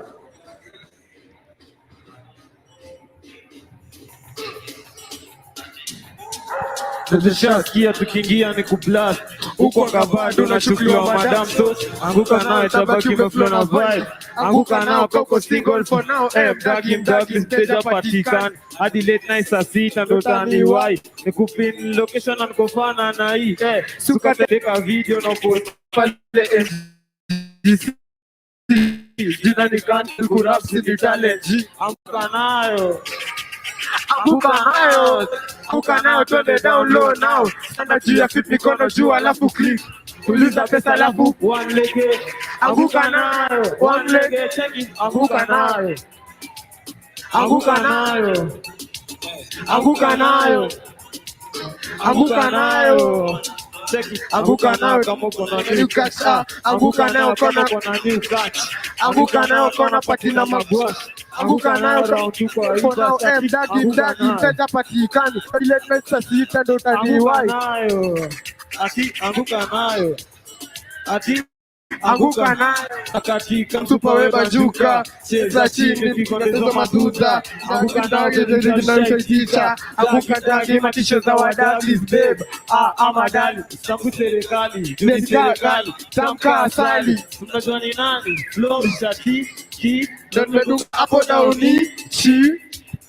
Aha, kutekewa kwa daily miti manazi manazoko. Anguka nayo, anguka nayo, ati anguka nayo, anguka nayo, anguka nayo, anguka nayo, anguka nayo, anguka nayo, anguka nayo kama relax. Anguka nayo kona patina magwasha. Anguka nayo koko single for now.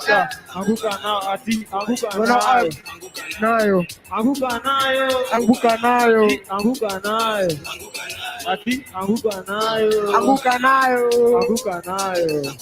Kama uko na new catch. Anguka nayo kona patina magwash. Anguka nayo round 2 kwa iba. Anguka nayo, anguka nayo, check it. Anguka nayo, anguka nayo, ati anguka nayo, anguka nayo, check it. DJ anguka nayo, hey anguka nayo. A round of applause for the guys Anguka nayo. Thank you so much for your patience. We get into another session, a round of discussions as well.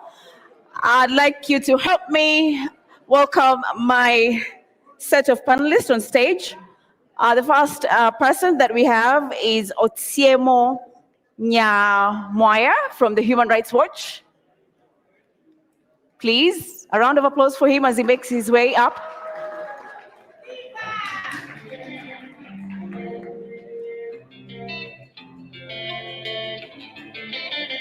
Thank you so much. You can have a seat.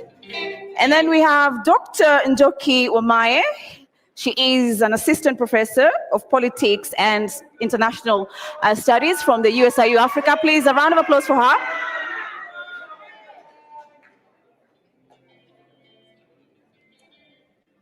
Kwani tumechoka kupiga makelele? Tumechoka? Tumechoka? And then the next panelist is Cyprian Nyamwanu. He is from the Kenya Bora. Thank you so much. And then we have Boniface Mwangi, the human rights activist. We all know him. Please. I am Linus Moshigadi. I'll be facilitating this round of discussions. Please, karibu sana. Linus. So I want us to begin from where we've come from in terms of activism in Kenya and what brought us to where we are here today. So I will begin from you, Boniface Mwangi. You have been an activist. What has been the changes, the journey, and what has been the difference with this set of protests that we've had in Kenya? The journey began in 1922 when a lady called Nyanjiro stood up on what is called known as Harithuku Road, and she told the men who are there, if you're not going to challenge these police officers, give me your trousers. And from challenging that, that was the first recorded protest in this country. And that particular day, I think over 100 people died, but the British never recorded how many people died. And Nyanjiro was killed on that particular day. And fast forward to today is that there's been a passing of the baton over the years to a level where Cyprian used to organize via phones and in person, to where we are now organizing online, where people show up and say, you know what, online has become our public square, but now the public square is going offline. So you go online and say this is the issue, and you go offline. But I think the game changer is most of the young kids in this country are very angry about the state of the nation, and then they are fearless because they have nothing to lose. They are hungry, they are angry, they are unemployed. I was talking to some young people from the gate, and they're telling me, we're so broke we can't even date. You can't even have a girlfriend. You can't even make someone, you can't even think of starting a family, because how are you going to feed that mouth? So when the president decided to bring the finance bill, and it's going to even tax those who don't even have jobs, they're unemployed, with this, it's called shift, this thing that is there, the anger just exploded. So where are we at? We are very hopeful as a country. Kenya has changed forever. Let no one lie to it, hasn't changed. That's where we are at. Kenya landscape has changed, and people have reclaimed back their sovereign power. We're in charge right now. And it's like you're trying to push out a baby. It's a very critical stage, because if you make a mistake, the baby might die and kill the baby, and the mother or one of them survives. So you must midwife this process very, very carefully, that is not carjacked. The last few days, you've seen the old fossils, these very old politicians, trying to steal the struggle from the people. They're trying to own that space. And there's a possibility the next 2 days, Saturday is a Harambee Day and Burials Day. So tomorrow they're going to be all over with one agenda to center Raila Odinga in this conversation, and we refuse. That's a very good point, and I would go back to it. Let's hear from Cyprian. From your own perspective, what has the journey been for you in terms of the activism we've seen in Kenya? Well, the journey has been real. It has been tough. We've lost people. I thank God that I'm alive. When we went to committee, we saw the cells where a lot of our comrades in the 1980s died in prisons, including Naivasha, Kamiti, Shimo La Tewa, and all those jails and prisons. The torture chambers that used to be physical at Nyayo and Nyati House are now happening, and our young people are being thrown into swamps. But I don't want to talk about myself today. I want to answer only one question that you've asked. What is different between the struggles that we have been in and this one? Because I think that's something that has been missed in all the conversations I've listened to. And my answer is this. This is the only generation which has refused to be used. The only generation which has refused to be used. And I want to use that to bring the struggles. The Mau Mau, Modoni Nyanjiro was the mother of the Mau Mau. If you look at it, the Mau Mau were used. They died, they were deprived of land, they were kept in cells and in jails. Dedan Kimathi died, but they were used by the home guards, the Kenyatta, the Jomo Kenyattas and the home guards who took over power. Then the second liberation, which we died for, we went to jail for, to bring back Section 2A. We were again used. The people who took over power were not the people who were in the fight. Then comes the Kenya Constitution 2010, which the likes of Osieno and myself and all of us in Njoki here invested our lives in. Who is the beneficiary of the Constitution of Kenya 2010? William Ruto. The one who said no is the one who is the president. Uhuru Kenyatta, who was against the Constitution, and Rigathi Gachagua are the people who are the beneficiaries of the Constitution. Again, we were used. This is the only generation since Kenya was established as a colony. Kenya became independent. We only have one generation which has refused to say, which has said, you are not going to use us. Raila every time uses dead young people in the streets to negotiate handshakes. 2007, the numbers who died 1,000, by the way, the number was more than 7,600, but we used the number that the government gave us. Then we went into handshake. Comes 2017, hundreds are killed. Power is shared. Then we come to 2022. Last year, you saw 75 died. They were used to form NADCO. The young people are saying there is not going to be another dialogue where you are going to use our deaths to gain power. So I have to give it to these Gen Zs. I have to give it to them that they have stopped something tragic, treacherous that has been going on about Kenya. And this generation has said, no more using our blood, our sweat, and our tears to negotiate power. Thank you so much, Cyprian. Dr. Njoki, rallying on the conversation here, the journey, what is your perspective? Just something, and thank you. I'm glad we are talking about the journey, because the last 3 weeks, if you even try and get into any of these spaces, it's impossible. You don't have 100,000 followers to speak. So I'm happy we are here acknowledging also the journey. So, and we can look at it in three phases. Of course, before independence, Mau Mau and all the rest, like Muthoni Nyanjiro from 1922. Mau Mau is our DNA. Resistance is our DNA, right? Don't ever forget that. For us Kenyans, only two countries resisted the British or the French violently before 1970. Later we had the Portuguese resisting. But before 1970, there were only two countries. And one was Kenya, and the other one is which one? You know, I'm a teacher. Yes. Algeria. Yes.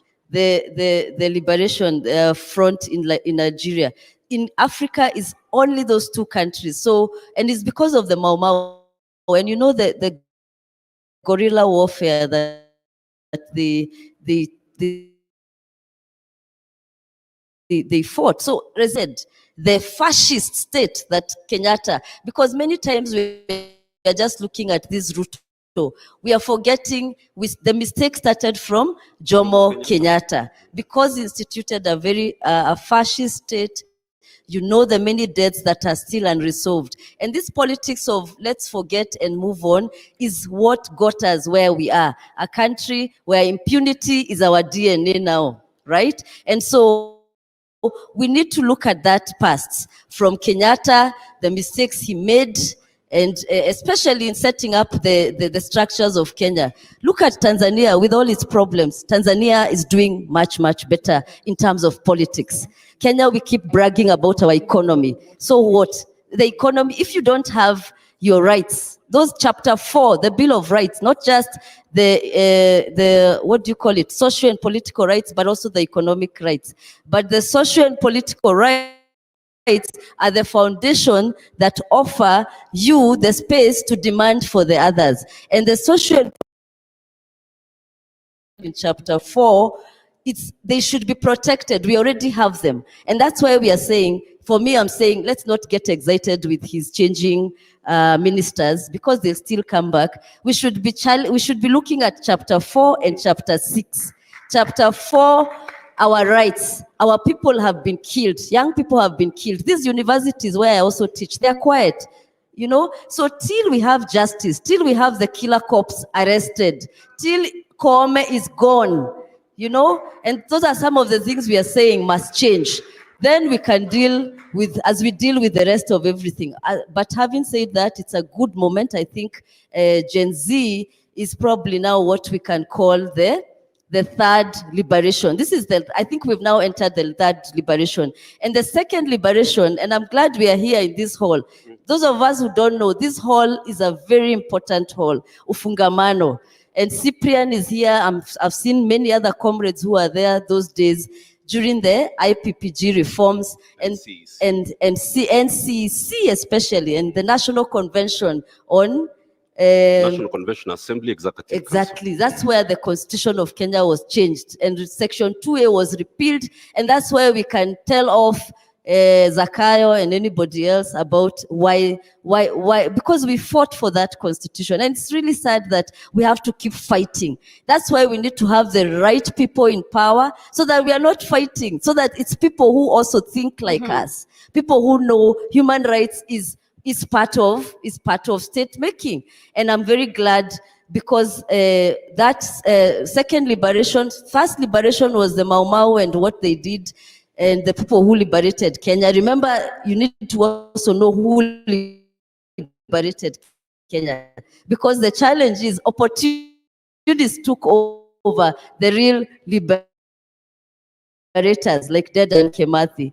Second liberation, it's for the second liberation of this country and the return of and who helped us get the constitution. And some of them are here. Please wave, because we need to acknowledge you. Please wave. I've seen some people, second liberation, Kegoro there, Unanyamaza too. You know, thank you, comrade. Because we have to, many of us, especially the new Gen Z activists, we are forgetting the journey. When you get that pace, remember, this is a marathon. People have died, people have been there. What do we call them? The social justice centers have been killed on the streets, have been walking in the streets.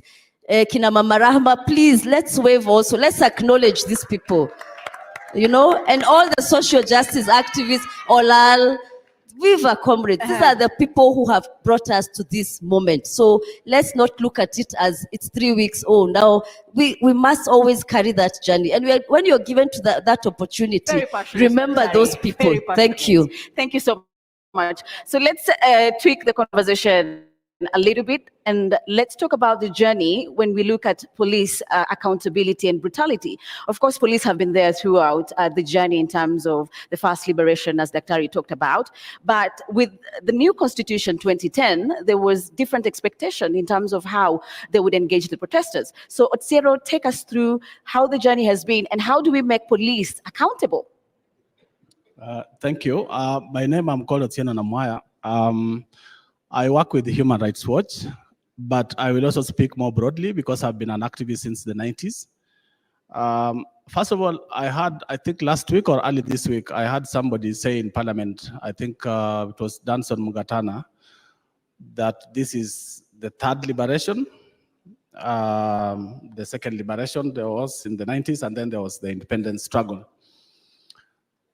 And I think it is broadly true, but I have a different thinking, because the second liberation in reality aborted. Picking up from what Daktari has said here, it aborted because if you look at some of the discussions we're having here, they were the same discussions, partly the same discussions we were having in the 90s. The issue of the portrait of William Ruto. I remember sometime, I think 1997, we were the Gen Zs then, we were called Generation X. We had in this same spot, Cyprian, correct me, but we were wondering, why do we have Moi's portrait everywhere? And that we need to stop that. That's part of imperialism. So having said that, that struggle, second liberation struggle picked up from independence struggle, which a lot of people believe that the independence struggle aborted and died with the death of Dedan Kimathi in 1957. If you look at movements such as FERA, which is February 18th Revolutionary Army or Stock Movement, which was with people like Akina, Brigadier Odongo, Raphael Wangondo, and the rest, the reasoning even for naming it FERA was that We aborted the struggle in 1957. We need to pick it from where we aborted it. That was 1957. That's why it's called February 18th Revolutionary Army. Dedan Kimathi was killed on February 18th, 1957. So it is part of the long struggle. So picking it up from there, I was supposed to talk about police accountability. I don't want to go into details of repeating some of the things that some of the speakers who are here in the morning had already spoken about. I want to basically flesh out some of the worrying trends that we have noticed for the last maybe 7 years that we need to be really worrying about and calling out the authorities for what is happening. Let me talk about IPOA a bit. IPOA was basically created by the Constitution of Kenya 2010 and then operationalized by the 2011 law, IPOA Act of 2011. But it came effectively into operation in 2012 when they were constituted, and then they started setting up in 2013. By 2013, we had a lot of hopes. They had just 6 investigators, but they could try to reach everywhere. They would be in Kisumu, they would be in Nairobi, beware, there were 6. Right now, IPOA has approximately 100 investigators. But what do they do? If you look at their case success rate from 2010, now, how many cases have they successfully prosecuted? How many? I think about 12, if I'm not wrong. I think about 12 or 13 cases. How many cases have been filed with them? At some point, people used to post these details on their website. They no longer do that. Why? Because if you look at the cases that have been filed with IPOA, by around 2018, 2019, there were around 7,000. Police brutality and police misuse of power and all that. How many could they investigate? There are about 100, maybe 1,000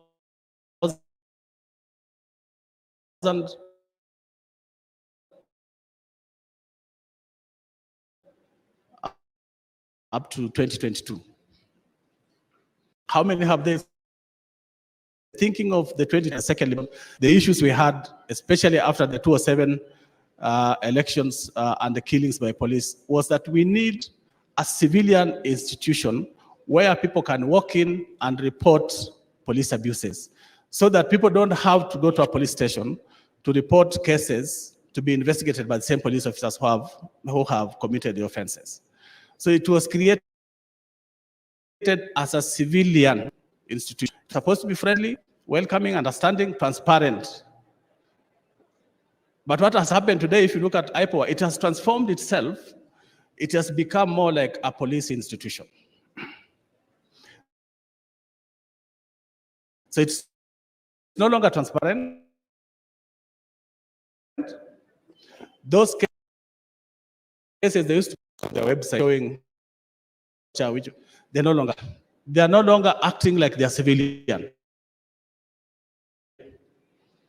They are more interested in parleying with the police and being called to State House than actually opening their doors for the civilians to report cases. And then the issue of their performance, I know people will celebrate. We have IPOA because 12 police officers have been prosecuted, they have been sent to jail. But there's nothing to celebrate. If you look at the number of killings we have had since IPOA came into place in 2013, they cherry pick cases. So if there's a police officer who has killed somebody in Kawangware and there's pressure, the government is also worried or embarrassed, they go and investigate and prosecute that one. But killings such as what is going on today during protests, we have never had IPOA officers for killings during protests because those are state-sanctioned killings. So in 2017, there were over 100 cases we documented. I think there were more, but we documented 104. IPOA has focused on 2, Baby Pendo and Stephanie Mora, cherry-picking what they can prosecute because these are low-hanging fruits, but they don't go to the bottom, the root cause of the problem. So out of 100 plus, they picked 2 and they never even successfully prosecuted. People are having to go and prosecute them on their own. Between 2014 and 2015, 2015, there were over 100 people who had disappeared in Nairobi, Eastern Coast region. We presented these cases to IPOA. To this day, they have never prosecuted any. In 2020, during Corona, there were over 20 cases. I don't know how many have been prosecuted. Last year, there were over 70. They promised to take people to court. I think by October, they were saying they're going to court. Nobody has been prosecuted. This one is going to go the same way. So even if IPOA, in fact, their behavior this time has been more strange, because before then, we used to communicate with them. We used to know what they're doing. Right now, they have shut their doors. They don't want to say what they're doing. We need to start calling out IPOA. That's one. The second one, I asked for more time, if you don't mind. If you could hold on, we could come back in terms of now what needs to be done to ensure the accountability. I'm trying to flesh out. So what needs to be done in the terms of IPOA is to begin to call for more accountability, more transparency for IPOA. Okay. If you allow me to just go through the points. Okay. So the other worrying trend is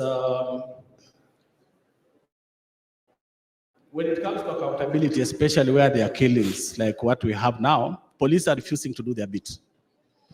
So the National Police Service Act of 2011 says that police, as 2012, I think, police are supposed to, once there's a killing, police are supposed to do preliminary investigations. The commander is supposed to share details of that investigation with IPOA, with Inspector General. Then IPOA picks up from there to start the investigation. That preliminary investigation never happens. So IPOA has to start struggling to understand which police officer shot, what happened, what were the circumstances of the shooting. That should have been in the preliminary report. And then the second thing is that when killings happen in a setting like what we have today, the demonstrations and the protests, what is supposed to guide IPOA in investigating those cases is what is called the operational order, which is basically says which police were deployed where and which orders were they given. And then the second one is what is called the Register of Movement of Arms and Ammunitions, which basically gives you now, narrows down when somebody is killed to understand who had which ammunitions, who had which gun, and who was where. So when the investigations come, like in Kisumu, a lot of the killings that happened in 2017, police refused to hand over the Register of Movement of Arms and Ammunition. Police refused to hand over the operational order. So it became impossible to understand who shot where, but they're covering themselves up. But they only do that because of lack of political will. What they're doing is political. It's a political order to kill. So what's the problem there? It is lack of police independence. And it takes us back to the struggle of the second struggle, which was to ensure we have an independent police authority. And then the other is the issue of the new trend that we have seen from 2017 is the role of the hospitals and mortuaries. So in the past, you go to a hospital and a mortuary and quickly you get the register and get to know who has been brought in, who was shot, who was killed. And then you get to know their names and you get to know their injuries. Today, what they're doing is that they have created 2 registers. And that's why I was cautioning our colleagues in Githurai, don't say you have only 2 or 3 killings, because you don't know the killings. Or we went to Kenyatta Hospital and we found 3 bodies. You need to do more to understand how many people have been killed. Right now I'm hearing people say 50 people have been killed. It's not 50, you don't know. Because what's happening in mortuaries is that they create 2 registers. So the front one is the normal one, where they put like 3 or 4 cases. So when you go to look for people who have been killed, they show you that one. But there's another police register where they have all the other bodies.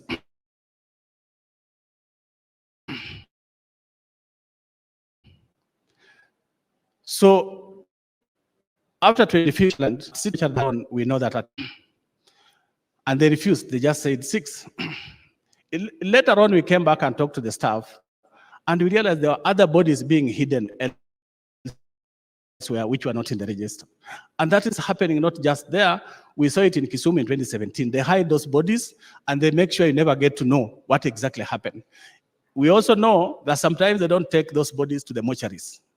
In Kisumu, we discovered bodies, I think bodies were discovered in Lake Victoria, at around 26 bodies, 3 or 4 months later, after we had looked for bodies in JTRH, in Kisumu District Hospital, everywhere. There were no bodies, but they had been thrown elsewhere. Even this one, let us be very careful because we don't know where those bodies are. Thank you so much for that. Going back to Bonnie, you spoke about the opposition wanting to take this civic engagement that we've seen in Kenya for the last 4 weeks. What is your reaction? Do you feel they're bringing back the political rhetorics and reaping where it's not so? It's a betrayal of the people. So one of the constant factors in the last 20 years has been Raila Odinga. He shook hands with Moi, shook hands with Kibaki, shook hands with Uhuru, now he's doing that with Ruto. But every time he does that, he betrays everyone who's involved in the movement. I covered post-election violence in 2007, and the victims were never compensated.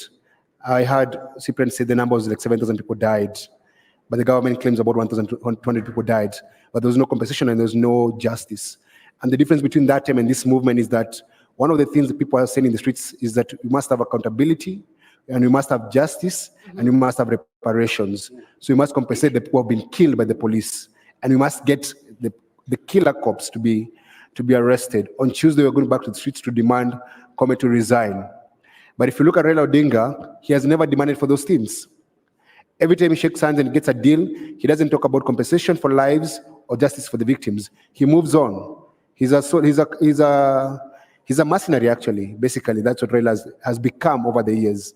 So yesterday I was in a space with his son, and I told him, go and tell your father not to betray his grandkids. Because basically the guys in the streets are actually his grandkids.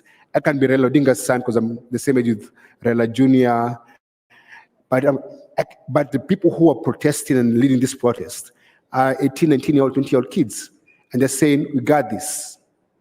So I'm just telling the politicians, lay off these demonstrations and protests, let these people articulate their own issues. And the thing about dialogue, how do you go dialogue with politicians and it's the kids in the streets? And all they're asking for is the upholding of the Constitution. There's no new ask by these young kids. They're not saying that start new laws. No, they're saying the existing laws work. Implement the Constitution fully. That's where the fight is at. So our ask for everyone who is here and people who can talk to Raila Odinga and online and offline is tell him not to make this movement a barrier issue this weekend. Because what politicians do over the weekend, they go to churches and burials and try to set the agenda of the week. And what they're trying to do, when they do that, they're deflecting young people and make them keep off. Because the reason why they're in the streets, they're saying they're tribeless, they're partyless, and they're leaderless. But the moment someone's trying to insert themselves as their leader, you just spoil everything. So I think it is in bad taste for someone who's not in the streets. In this particular, the last 3 weeks, and who have died to come in and try to speak on their behalf. Those kids know what they want, and they're saying very eloquently and loudly, let them speak for themselves. Cyprian, from your perspective, you've been at it for long.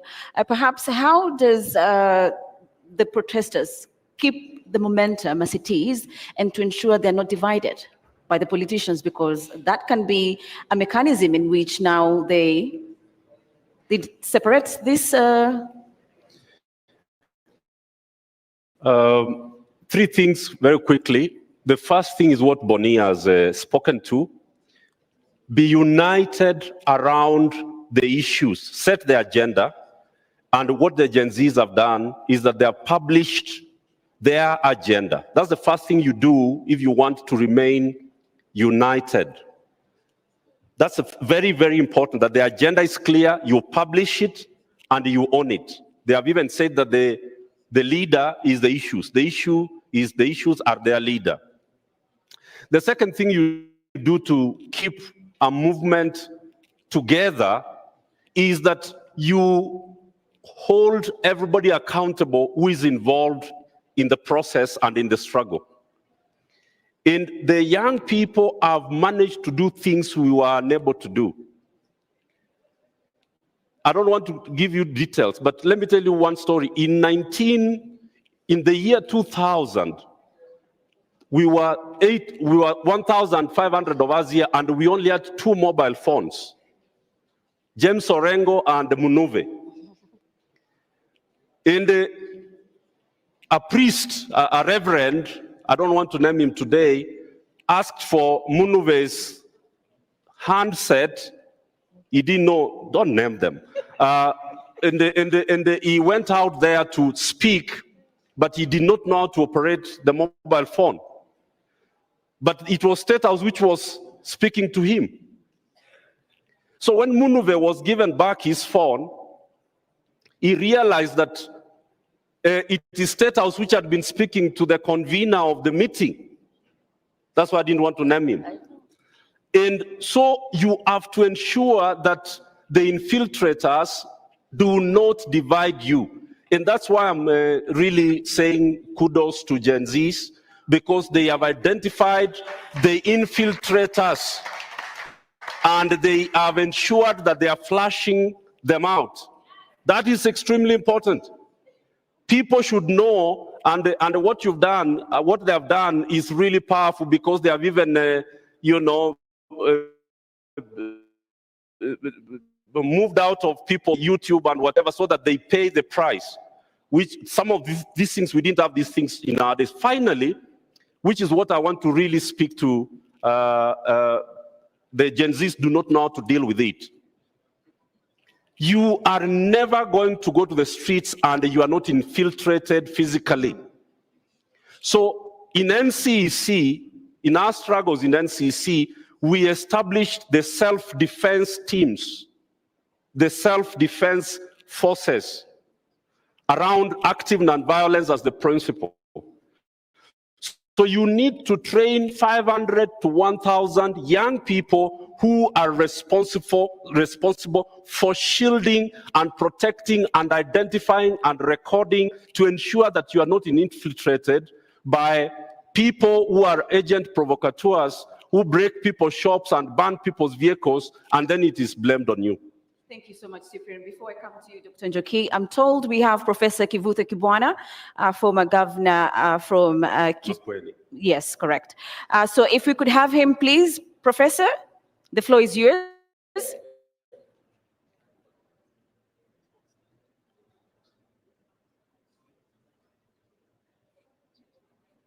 Hello?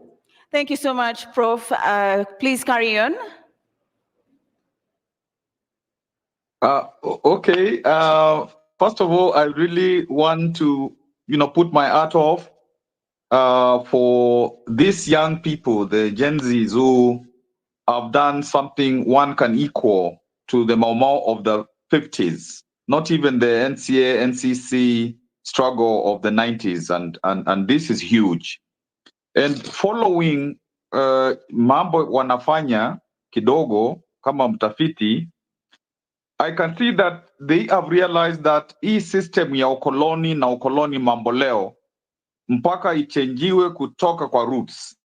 And I think that's the biggest thing that I have, seen from the struggles and from their work.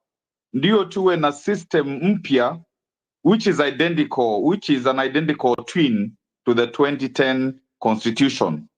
Na jinsi ilisemekana hapo awali, nafikiri ni Houghton, somebody said this, ni kazi ngumu na ni marathon, so that people don't think it's a quick fix. Na ndio nimesikia mkisema kwamba system ichenjiwe, personnel kabisa pia iwe ni personnel mpya na values mpya na norms mpya, alafu eternal accountability. Kila wakati muwe mnafuata.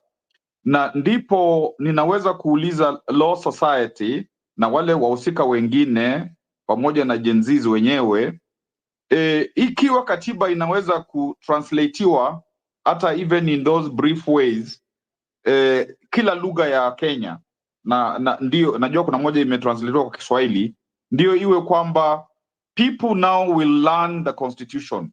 And you Gen Zs, please get into the wards, get into the rural areas, make sure that up to the ward and all those WhatsApps which are there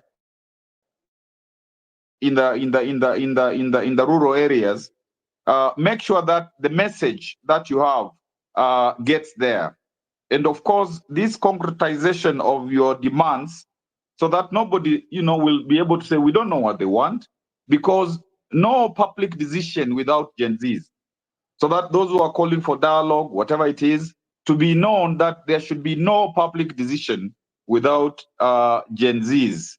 I think that becomes very, very, very important. And the Occupy movement, my understanding of this movement from watching, listening, and so on, is you occupy any institution, you occupy any space, so that you get out the old ideas, the old values, and then you infuse new values within that particular movement. So it's symbolic, and that's why the artists, the comedians, and so on, the energy they are bringing and the innovation they are bringing in terms of really trying to change our country is very, very important. Because before, comedians were saying, these are just people who make others laugh.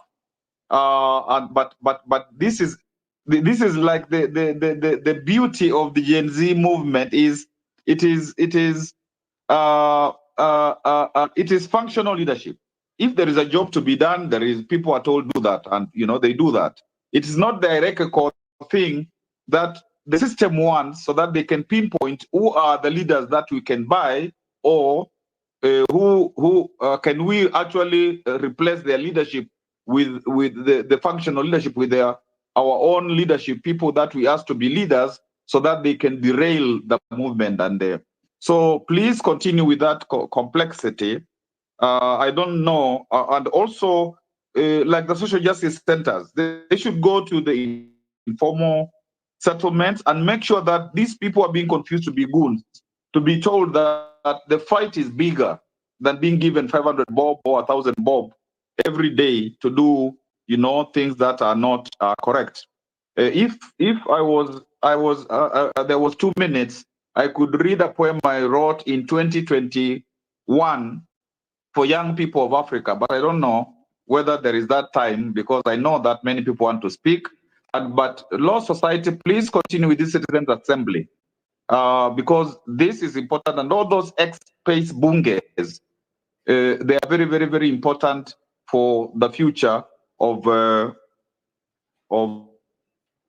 our country. I don't know that I would have 2 minutes to read a poem which I wrote for young people. If there is, yes. If not, another time. Do we have the 2 minutes, Director? Please carry on, Professor. If you can shorten them. I can do so. Please do so, but if you can put it more tightly because of time.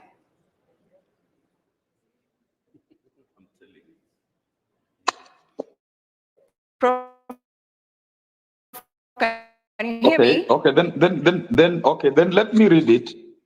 Yeah, I can hear you. What? Please repeat, Prof. I couldn't hear you. I was asking if I have 2 minutes to read a poem which I wrote in 2021 for the youth of Africa, Youth Seed. Please go ahead.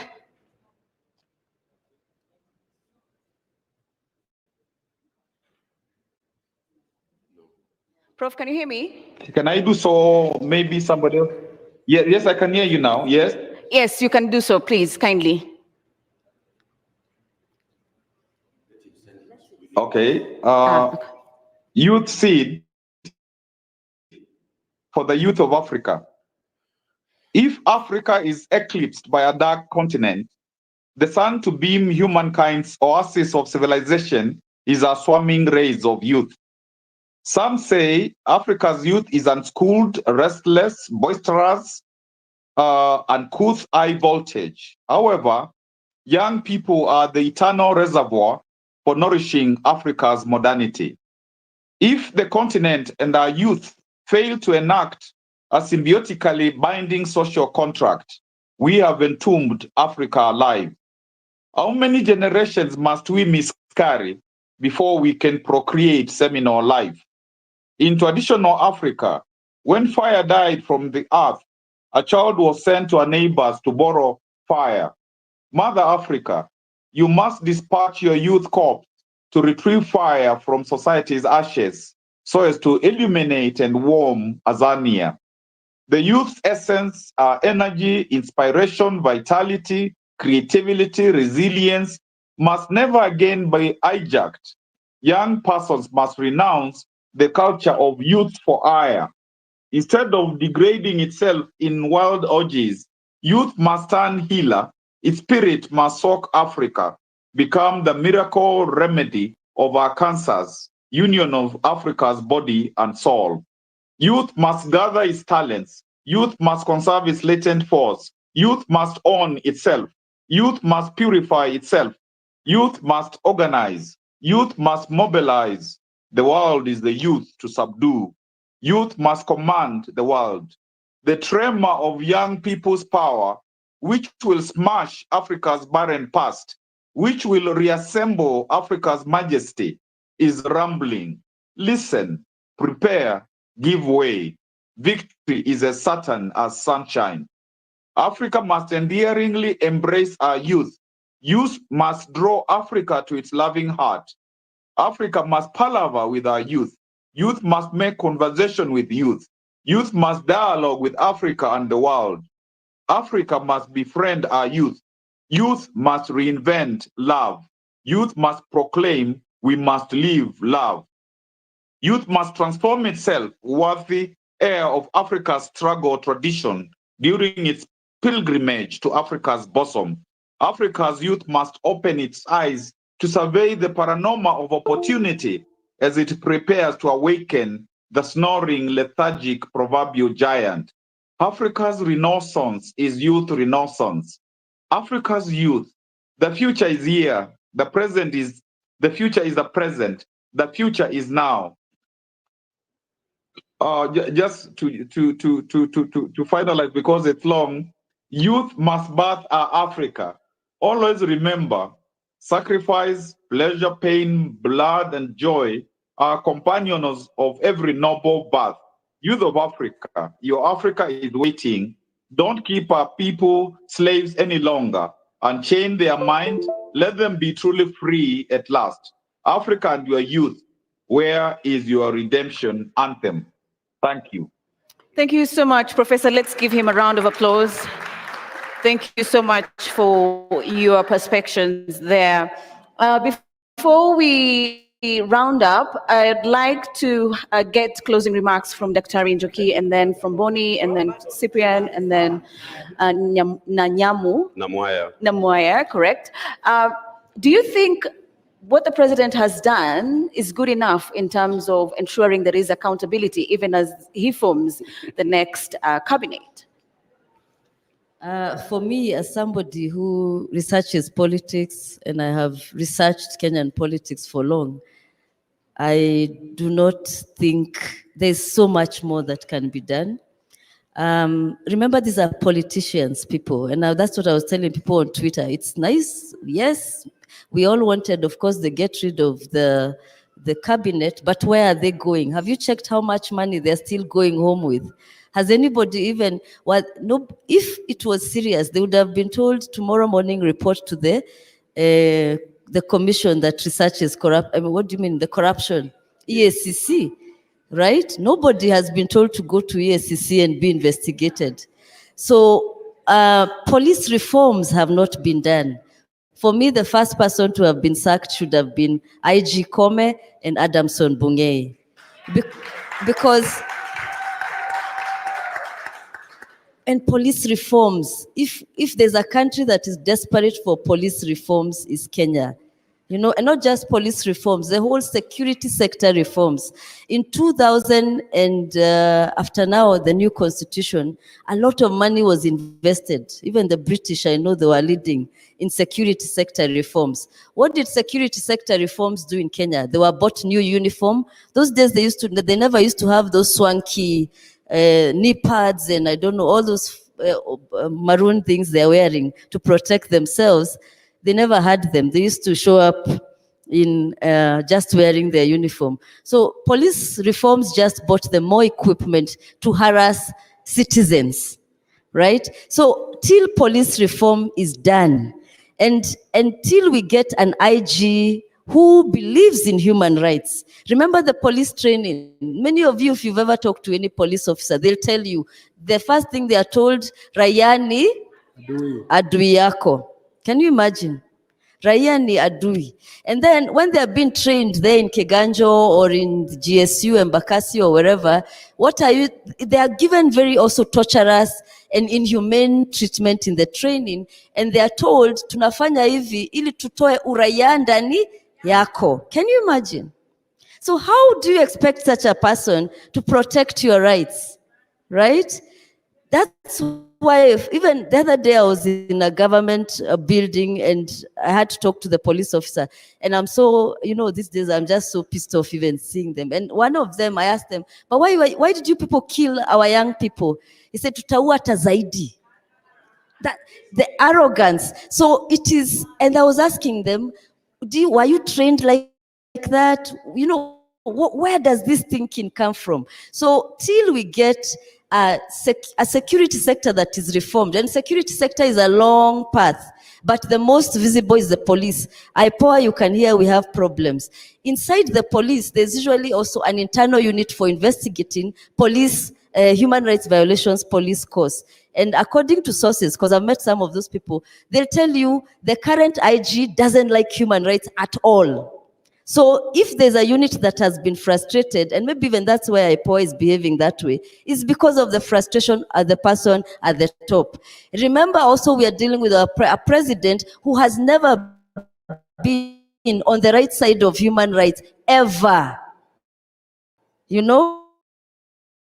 Everything he does is cosmetic. Even if a chameleon changes the color, the DNA remains.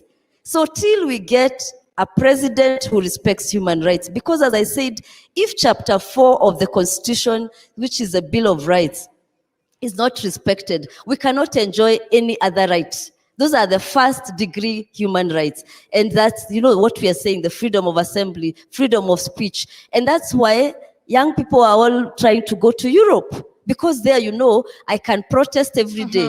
If you go to France, Paris, even they have the name for being on the strike is manifestation.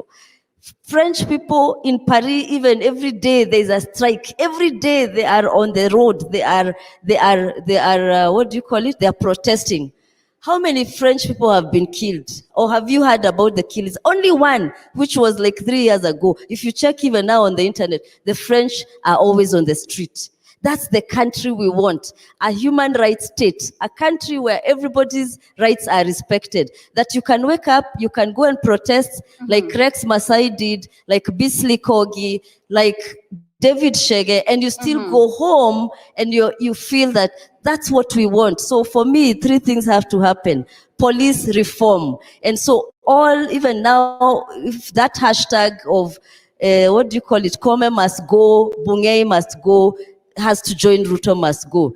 We have a problem because the president has never believed in human rights. And that's the biggest problem. So when we have somebody at the top who doesn't believe in human rights, who doesn't believe in the Constitution, because people can say a lot of rhetoric, the history betrays them. So maybe they can change. I'm not saying they might not change. Hopefully, this generation, this third revolution, it's not actually a revolution. A revolution would need radical change of everything, like, the French Revolution and others. But I hope we can have radical changes. We must, of course, I celebrate Gen Z. I celebrate millennials. Bonnie and I and many others, we are millennials. Gen X, these are our colleagues. So also this idea of exceptionalizing Gen Z is good. But remember, all of us have been involved in this, and it's been a journey. This should actually be Okoa Kenya or Liberate Kenya movement, because all of us, we are tired and we want to liberate our country. This is the only country we have. I lived in the UK for 10 years. I came back because we want to change our country. So, and hatuendi pahali pengine, ni hapa tu, we are going to make this country those countries that we want, where human rights are respected. Thank you. Thank you so much, Daktari. Otiemo, coming to you. From your insights, clearly, IPOA has failed. How do we now ensure that even as an oversight body, remains accountable to Kenyans in light of police brutality? Very few remarks. I think the failure of IPOA should be seen or looked at in the broader context of the failure of the many accountability institutions that we created under the 2010 Constitution. IPOA was just one of them, and IPOA was to do the actual investigation and prosecution. But there was also the National Police Service Commission, and I think internally there was the Internal Police Affairs Unit, and then there is the Kenya National Commission on Human Rights, which is supposed to, actually its decisions are usually supposed to be at the level of the High Court. They can hold to cover, and these institutions have systematically been weakened, so we need to start reclaiming them, their independence. We need IPOA to work independently. We need the police to be able to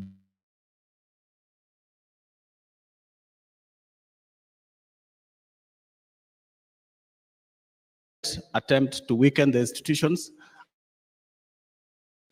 and recreate an imperial state that people fought against in the 90s. What are your closing remarks? And possibly when we look at governance, of course, there are many arms of government that are there and other institutions. From the role of judiciary, we've not had them coming out and even commenting in terms of what has been happening. As you close, what would you want maybe the judiciary to be very keen on, especially given the police brutality and what we've been seeing? Wow. I don't think it's often a peaceful protester. They rarely do that. I think one of the things that we blame the judiciary on is that they are independent, but they do not have the courage to jail Van Obado and the case about Sharon that happened about 6-7 years ago. And a murder happened, but the man is still walking scot-free.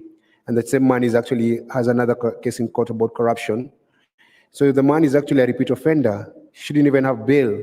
So you realize that sometimes the judiciary says you're innocent until proven guilty, right? But in this country, you're guilty until proven rich, because rich people do not get the same laws that apply to poor people. My closing remarks is actually that if we could get people to do their work that they're paid to do, Kenya would be very, very far. Whether it's Koome in her role as a Chief Justice and the magistrate under her, the people in the police service, the people who work for the executive. The problem we have is that this country is run by one person, that's the president, and he calls the shots. So you find that a body like parliament is not independent. It's a rubber thing. That's why we build the ticket to State House to go, you pass your finance bill, it's here. And we need to teach those people who do that a lesson. The beauty of the past 3 weeks is because now we've taken back the power, we're going to set the rules and the tone on how they behave. So right now we're in control. So you can be able to say, these are expectations. I think the judiciary should be able to come and say, we're going to have, they actually have special courts on economic crimes. But can you have a case listened to and conclude within a year or 6 months? You have to realize the people who still are powerful. Mm-hmm. And they learned something from Patney. Patney was able to buy the entire judiciary and the entire opposition when he stole Goldenberg. And by doing that, he made it easier for people who steal later on to steal enough to bribe everyone. I was just looking up about Anglo-Listen because of the killings in Mukuru, because Kenya doesn't have a proper forensic lab. But 2 years ago, would have bought one with Anglo-Listen money. Anglo-Listen money was stolen. The thieves were never convicted. But guess who was found guilty for defamation? John Githongo, the whistleblower. So you see how injustice the justice system is. So my prayer is, as we reform this country, we get men and women of integrity like our President Faith Odhiambo, who you can believe in and stand and say that if she's in that position, you're safe. And it's very, very important. So the Kenya we want, power. So the Kenya we want, as I conclude, I want the Kenya we want to have the Kenyans we want in that Kenya. Kenyans who believe in integrity and who stand up for their rights. We are standing up for our rights. May we never sit down, ever. Thank you so much, Boni. Cyprian, as you wind up, what are your closing remarks looking at issues to do with governance? Because it doesn't end with the president. It also trickled down to our counties.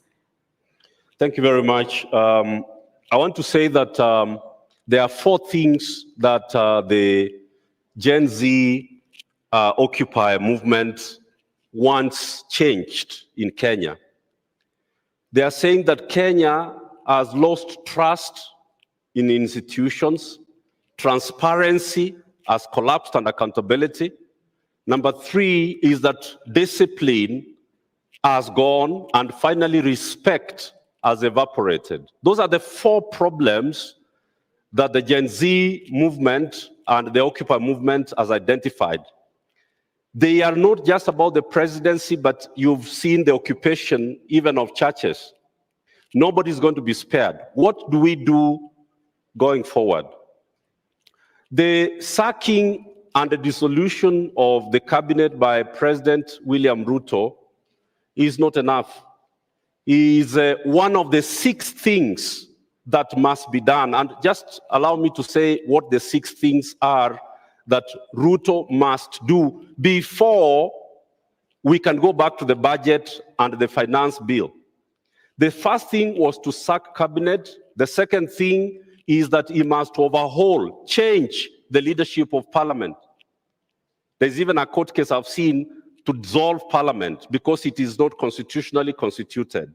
Number 3 is that we, and I hope Faith can hear me on this, Faith, we must establish a judicial commission of inquiry that tells us what happened during the peaceful protests.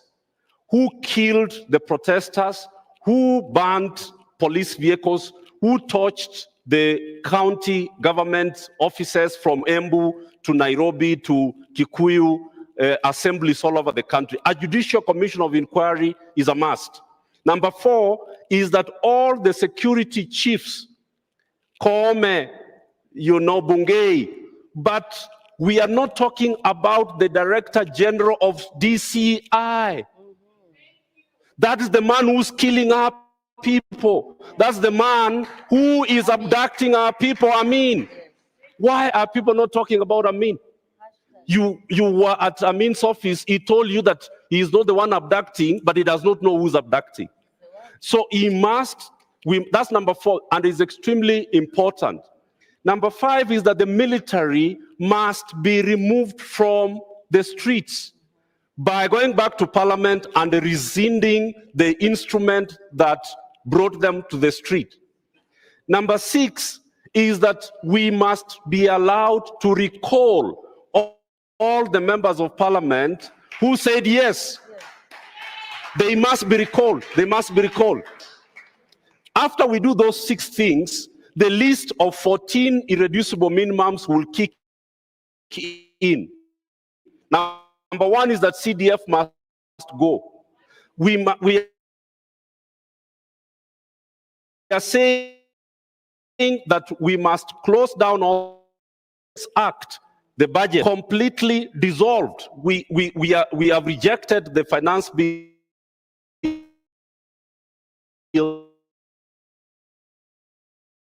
but we allowed him to pass his appropriations. So he is not worried. He has to deal with the Appropriations Act. So till everything is achieved, that is on the list of the things that Ruto must do. Thank you so much. Thank you so much, my panelists. Unfortunately, we've run out of time. There is another set of panel. And Minocha has kept saying women. So many women, during the first week of the riots, you saw how many women came out, and young women, and it's sad that they've gone behind so in many revolutions or springs, after a revolution, women are put behind and then men lead. So we must not allow that. There's some discussion I'm seeing on Twitter, let's get rid of women reps. We have a quality problem for men and for women. It's not unique to women, right? We have a serious quality problem. Of course, if most of the KK members of parliament, it was business partners, people who invested in KK, even I'm sure some of the Azimio, but KK is where we have really problematic members of parliament. So it is not, it's a quality problem for men and women. And please stop singling women out as they were not, we just have a bad parliament. And it is now for us, many of us, don't forget, run for politics. Yes. Politics, if it's 2027 or it's after we recall them, don't just sit there. As you do the activism, you also register yourself, get into we need a political party of this movement. Because without that, those are the instruments of getting into power. We will just be talking and then so we need all these activists, and let's own that activism and take that. Can you imagine if we all went into government? We would change everything. So the pressure must not stop. That's what I would like to say. A round of applause. Thank you so much for sharing your insights there. Asante sana. Thank you so much. DJ, as we transit, a little bit of music. I'm being told we are getting into another round with a list of panelists as well. So you can leave the stage. Thank you so much. We have Tess Wavinya from